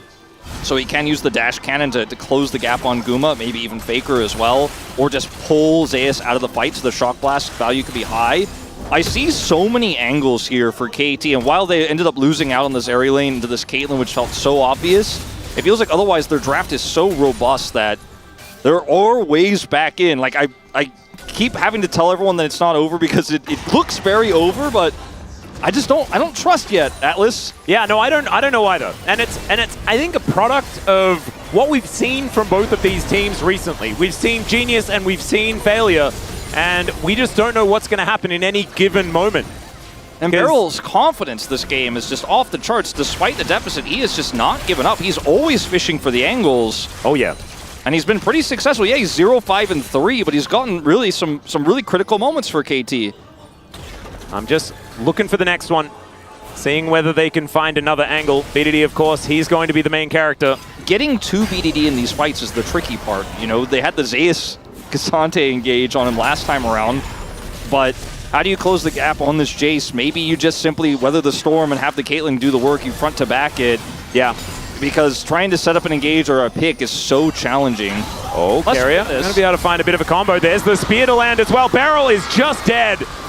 They find the pick, they set up the vision, and they're going to look for a Baron off the back end of it. Area has been so essential in finding these bindings to actually punish this aggressive positioning from Beryl. Well, there is going to be vision going into this Baron pit. Pioshik does have his flash available. Can he be the hero is the question. The answer is no. Zeus just said, get out of here. The Baron's going to be secured. Daisy's going to be taken down first. Pioshik is destroyed. And T1 just snowball the fight so beautifully. Yes, Perfect is able to kill a Lux, but I think Carrier did his job this game. Faker going to be able to lock down that kill. It's now 12-8. The gold lead is skyrocketing. And it's going to get even worse. I mean, the game is not going to end off of this Baron very likely unless KT make a big mistake, but I think it is essentially now over. You know, I was saying I wasn't sure, I wasn't feeling confident that they were going to be able to close this one out with no engage, no traditional engage, no pick potential unless Carrier finds the binding, but he keeps finding them. He found that one on the barrel. They get a Baron. KT absolutely get dunked on in the fight, and then Baron is up, and it's already 3,000 gold. The power play, 4,000 here with this turret going down in inner and top side. And now I feel like there is just too much of a lead. There is no way to come back for KT. This was certainly one of the picks of all time as they just press all the buttons on him. Owner tosses in the spear, ace in the hole. The ace in the hole was just there to celebrate, I think. And then when you see this, you're like, okay, well, maybe Pioshik gets in. No, Zeus actually says, no, I'm going to flash, push him out, then, you know, abduct him, and there's no jungle angle here. It's not going to happen. BD goes in on this Cassante, but there's so much follow-up damage from Guma. It looks like Zeus is actually two-shotting him, but it's Guma over the wall, just popping him. And yes, Perfect does get the flank and takes Carrier out, but his sacrifice was legendary, and it's probably what's going to win T1 this telecom war. Yep. Hook is going to miss here as T1 are just going to bear down on this inhibitor. Zeus says thanks for the gap close as Perfect's going to pull him in. That is Beryl dead for the 7th time this game. And KT just looking like there is absolutely nothing that they can do. We praised them for the draft, but things went so wrong in the early game. There was no way for them to utilize it in any way, shape, or form. Nexus turret's going down. T1 going to get some revenge against KT. They're going to move to 4th place in the LCK, and they're going to send KT to 7th with a victory here. Deft is trying to kite his way out of this one, but he's not going to be able to. He wanted to kite his way out of the early game. This is the way that he gets out of it, and it's by a defeat at the hands of T1. They're going to be able to take this one here in the telecom war today. I think teams forget about the Guma, Carrier, Caitlyn, Lux lane, and it comes through. They play through it, and it absolutely unlocks the Nidalee. There is just nothing that Pioshik can do. He loses his farm. He's trying to put brushes up so Deft can get minions, but then he's losing even more farm. Found himself way behind. Deft is out of the game, and even though BDD put on a masterclass of Jace, that alone with the draft and the brushes and the cool Mordekaiser is not going to be enough to stop what was a massive deficit in the bottom lane. You can't lane swap into a Caitlyn either. It's just not going to happen. There was almost no way they could have done this. Maybe it's not played as well by Carrier and Guma, but this team has built so many success stories with this composition. I was 8-1 here in the LCK alone. Massive, massive duo for them. And T1, they're back, right? They showed up in a big way. Yes, Game 2 was a little bit weird. Game 2 was a little bit of a funky draft, but I think the other 2 games really do convince you that, as Guma's saying here, T1 can find that consistency. They often stumble, but they usually get right back on the horse. Yeah, I think this Game 3 was just utter domination. I still think that some of the drafting tendencies, some of the things that we did see in this series as well, like the game number 1 was so beautifully crafted, right? But that's the classic T1 composition. KT then showed that they can sort of dissect it, but it was when T1 headed over to the blue side. KT didn't have the plan for that, and this just wasn't enough. Like Faker once again having a bit of a rough game up against BDD. Good early game. I think the early game from Perfect was kind of fine as well, but Beryl just getting chain picked off over and over again. And this T1 comp, if it has control of the map, you just win. Yeah. Because you can set up the vision, you can land the poke, and then you have a man advantage, you take objective. If you don't have that, it would have been an utter disaster, but Carrier really just managing to find the angles just enough throughout this mid-game. His ults, his picks, I mean, this one, unfortunately, was him trying to fish for just that and gets punished. And it was moments like these that made me feel like, okay, wow, I mean, Carrier is so squishy, BDD is so large, he has so much lethality, it's really tough. I thought perhaps maybe KT could stabilize and then get control, and then there would just be nothing T1 could do, but Zeus played so heroically as well into this composition, so confidently made all the right choices. I think there's a pretty good argument for Zeus to get POG, but I voted for Carrier because the bottom lane was half his doing, and then his picks in the mid to late game and his final sparks around big critical objectives, or why BD wasn't able to actually carry Deft back into a winning position. Such a good series though, Atlas. Yeah, and Telecom Wars, they just have a habit of delivering, right? That's just how it kind of goes. The last one, a little bit of a weird one, but this one was back and forth. Kind of thought that maybe it'd just be that 2-0 for T1 after what we saw in the first game. Thankfully, KT were able to give us the full 3-gamer, but this one honestly didn't really feel like KT were as in it as T1 were. They were the one playing the game, and KT were the one trying to figure out how they can also have a chance to play the game, and didn't quite discover that.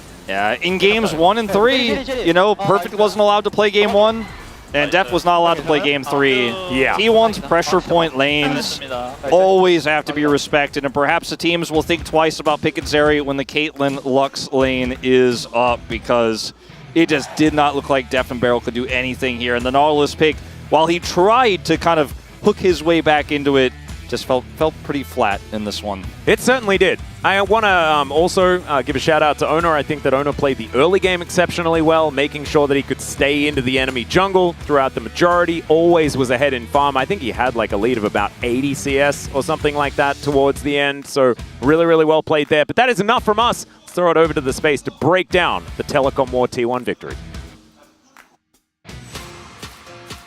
Thank you, Atlas and Wolf, for that awesome cast today. We are here on the space to break down the series, and yes, T1 did take it down this time around in the 2-1. It was pretty close. KT brought out some interesting drafting, but at the end of the day, T1 do reign supreme, and they will stay on the west side of the standings for now. Guys, thoughts on this game 3? I think T1 came in with a draft that feels very them in terms of like win lane, win game. And I actually think there were things I liked about the KT draft. You know, the Mordekaiser felt cool, considering that, you know, the Cassante obviously diving in can be such a menace. You can ult him to combat that. And also the Jace, which we've seen buff. They put a lot of attention towards getting that ahead. So, you know, I think the draft wasn't necessarily a big issue. The Nautilus, I thought, was really risky to pick into this. But I was like, it's okay. They'll lane swap. It'll be fine. They won't have to lane into the Caitlyn Lux. So I was like, you know, we'll see what they do.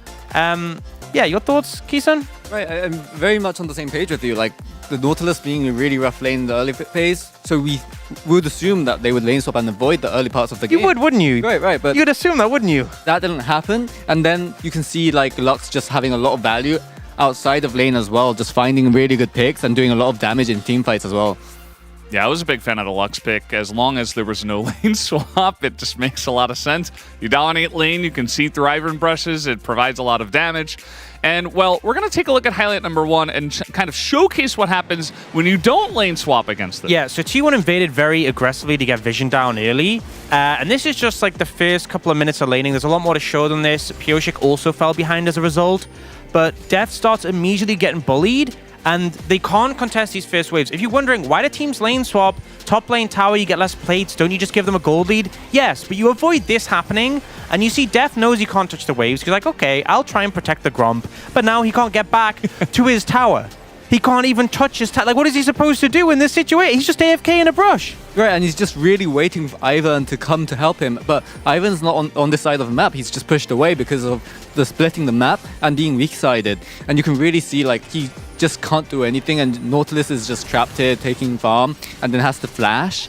And that's even less engaged power for when they do want to find a kill. Yeah, I mean, he's just getting nothing in this situation. Still level 1, getting trapped, getting binded, getting punished so much. The Ivan comes in but can't really do anything.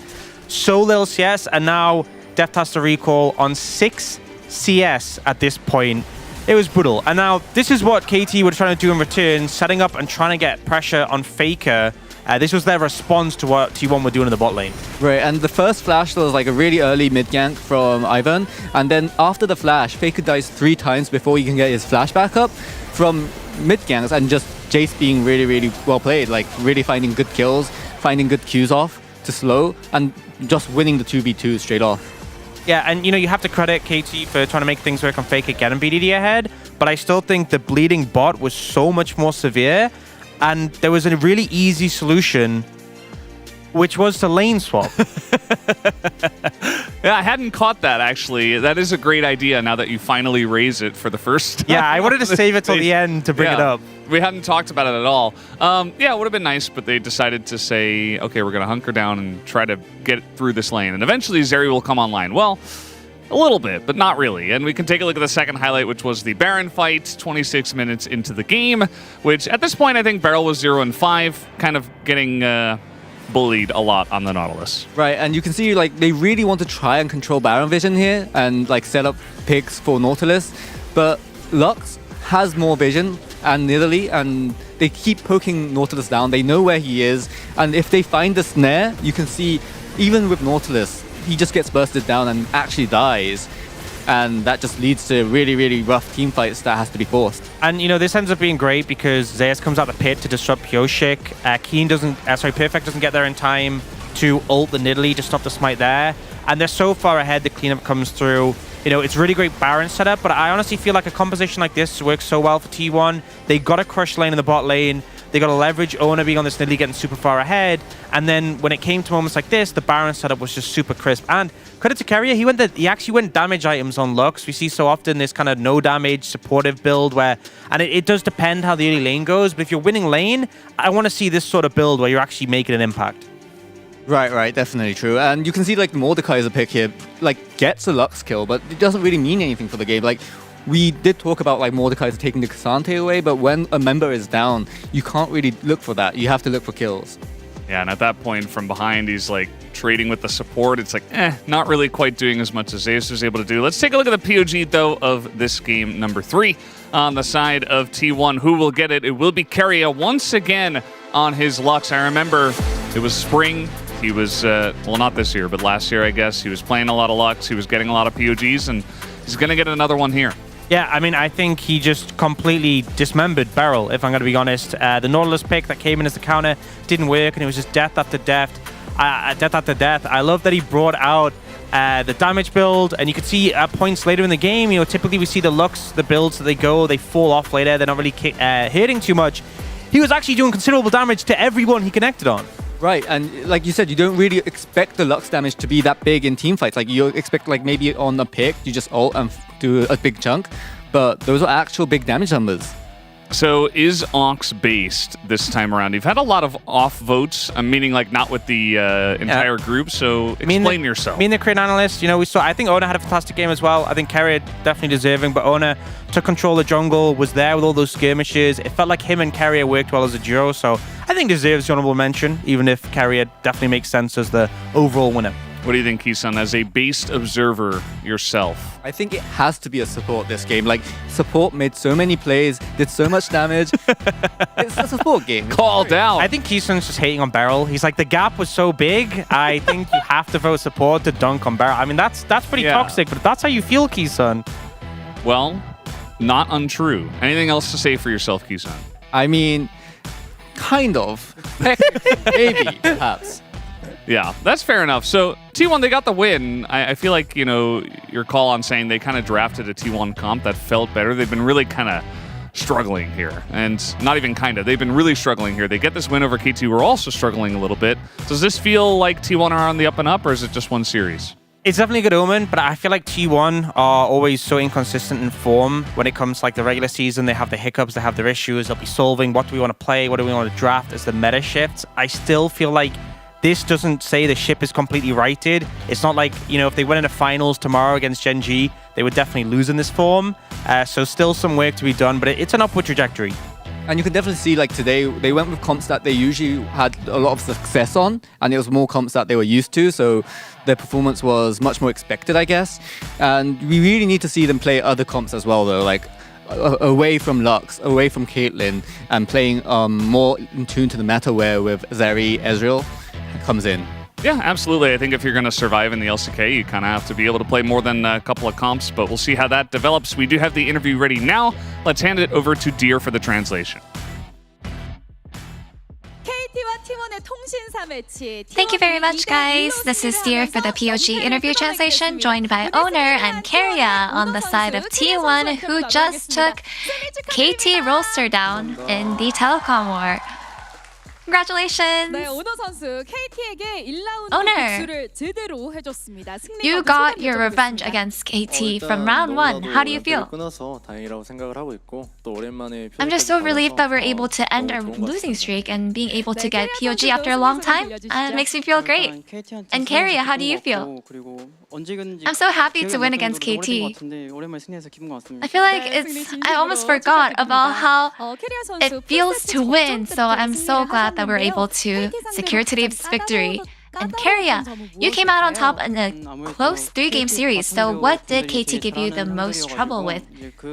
KT's bot duo happens to be very good at the game, and I think we just try to make sure that they don't get ahead and try to deny them as much as possible.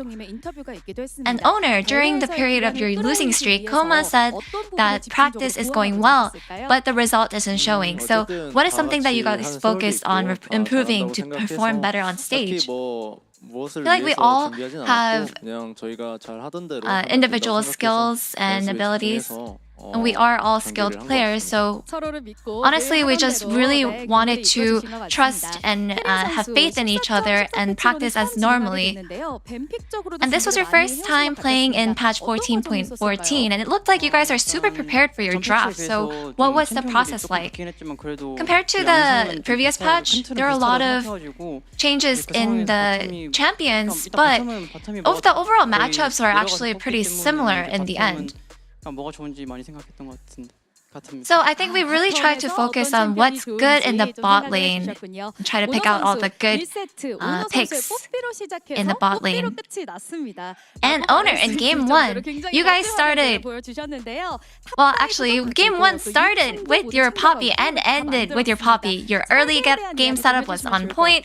You took care of all the top dives and took all the grubs. Walk us through how you set up. You know, this was a pick that we really wanted to set up so that we can get some early advantages.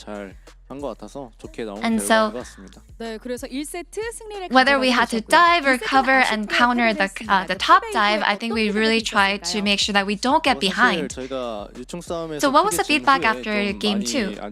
After the loss in the grub fight, I feel like it just really snowballed really fast. So instead of any specific feedback, we just really wanted to focus on winning Game 3 and just play better.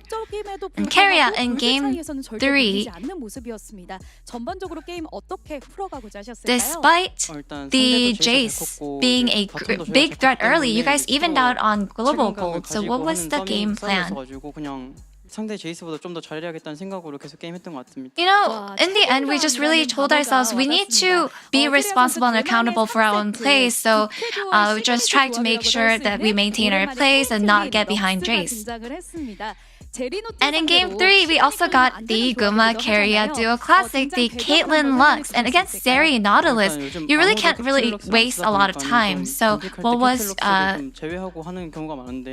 your game plan? I feel like...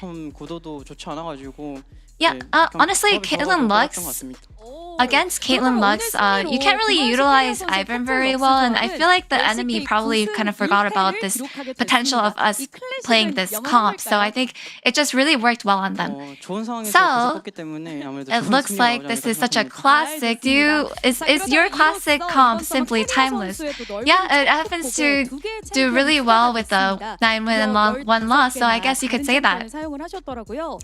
And Keria, you have added 2 more champions to your pool this summer. You've played 15 unique champions so far, so is there any more left? Honestly, I didn't really realize that I played that many different champions. So yeah, I don't know if there's any more left. But we're certainly looking forward to more unique picks. And Keria, it looks like we caught you be a little disappointed that it wasn't a unanimous POG vote with the 2 jungle votes. Well, first of all, just given that honestly Owner got 2 votes, although he did really well, but you know, I also was a little hopeful that it would be unanimous because I did play well. What are your thoughts, Owner? You know, Keria did expect that unanimous votes, so what a bummer that he didn't get that, but I'm sure he'll have another opportunity in the future to get that unanimous POG. Now that T1 has put an end to the losing streak, it's time to stack some wins. So what can the fans expect from you? Any shout out for them, Owner? Now that we ended the losing streak, we really want to put in our best and everything to start a winning streak. So thank you so much for your support. And Keria, now that we have put an end to the losing streak, I want to make sure that we start our winning streak and keep it up. Thank you so much for your support as well. And that's the end of the interview from Owner and Keria. And back to the space. Thank you.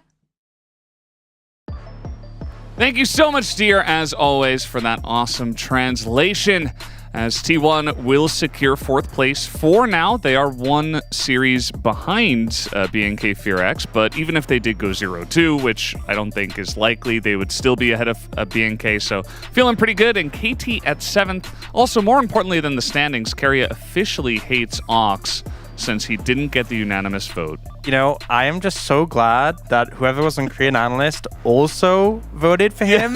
Because if it was just me, I would have felt so cold out there, so terrible. But, you know, Owner played well too. And Keria, I'm sure you'll get plenty more unanimous ones. And unanimously, I think I'm the GOAT of this week's predictions, is all I'm saying. You haven't gotten any wrong, and you were the only one here on the global side to predict T1. There was Helios as well on the Korean side, the only person to predict T1 over there. So, Ethan, what would you have predicted? I would have said for today, T1 would have won, but I did think it would be a 2-0, so slightly off there. Yeah. You did actually say that at the beginning of the day. You said T1 2-0, so we'll give it to you. And Ox gets his little birthday win. And you're the host. Me and Degon are just down at the bottom. Let's take a look at the matchups for tomorrow. Saturday Showdown, Hamalife Esports versus D plus Kia should be a banger. And then we do have Genji up against Kwangdong Freaks. Genji looking to continue with their series streak that they have going on, the longest in the LCK, 25 in a row, including the past seasons. Wow, that's a lot. And I think Kwangdong Freaks' big challenge to break that. But Hamalife Esports against D+. Hamalife Esports, I think, are favored in most people's opinions, but D+ always find a way to fight back. So Kisun, it's your last day here. How was your time on the space? It was great to have you. How was your experience? I had a lot of fun. It was definitely like a very new experience for me, as usually I'm observing behind the computers and being in front of the camera and talking with you guys is just very new. I was very happy to be here, and I guess I'll see you back in the observers from now on. Was there anything that you didn't expect that you sort of found out behind the curtain, you know, anything you experienced? Mostly just the toxicity from the space. Whoa! Or the scene. Whoa, we had Yeah. We're just really nice. Definitely not toxic at all. Not like Kuni told him that exactly. What about the vote difference with Jonah Strong? Do you feel like you and Jonah are not quite on the same page nowadays? Is there any strife between you two? Not really. I'd say like for the most part, for my couple of days here, I think our votes have mostly been in sync, so I haven't really noticed any. Has he ever said, I want to vote for this, and you've like wrestled him off, like, no, it has to be this, you know? I've had that before, yes, definitely. I have had times where I don't agree with his POG votes, and I just like quietly nod my head, like shake my head. Brendan has that sometimes where it's like, no, you can't vote for that, and he gets really mad. I'm like, this is why you don't have a vote. That's actually Atlas who does that, but us play-by-plays, we don't have a say in anything. We're just very sad. But that's going to do it for today. Thank you so much for watching. It was another great day of the LCK. Thank you so much, Keeson, once again for joining us. And Ox, I guess you were okay as well. And happy birthday as well, buddy. We'll see you next time here at the LCK. Have a good night.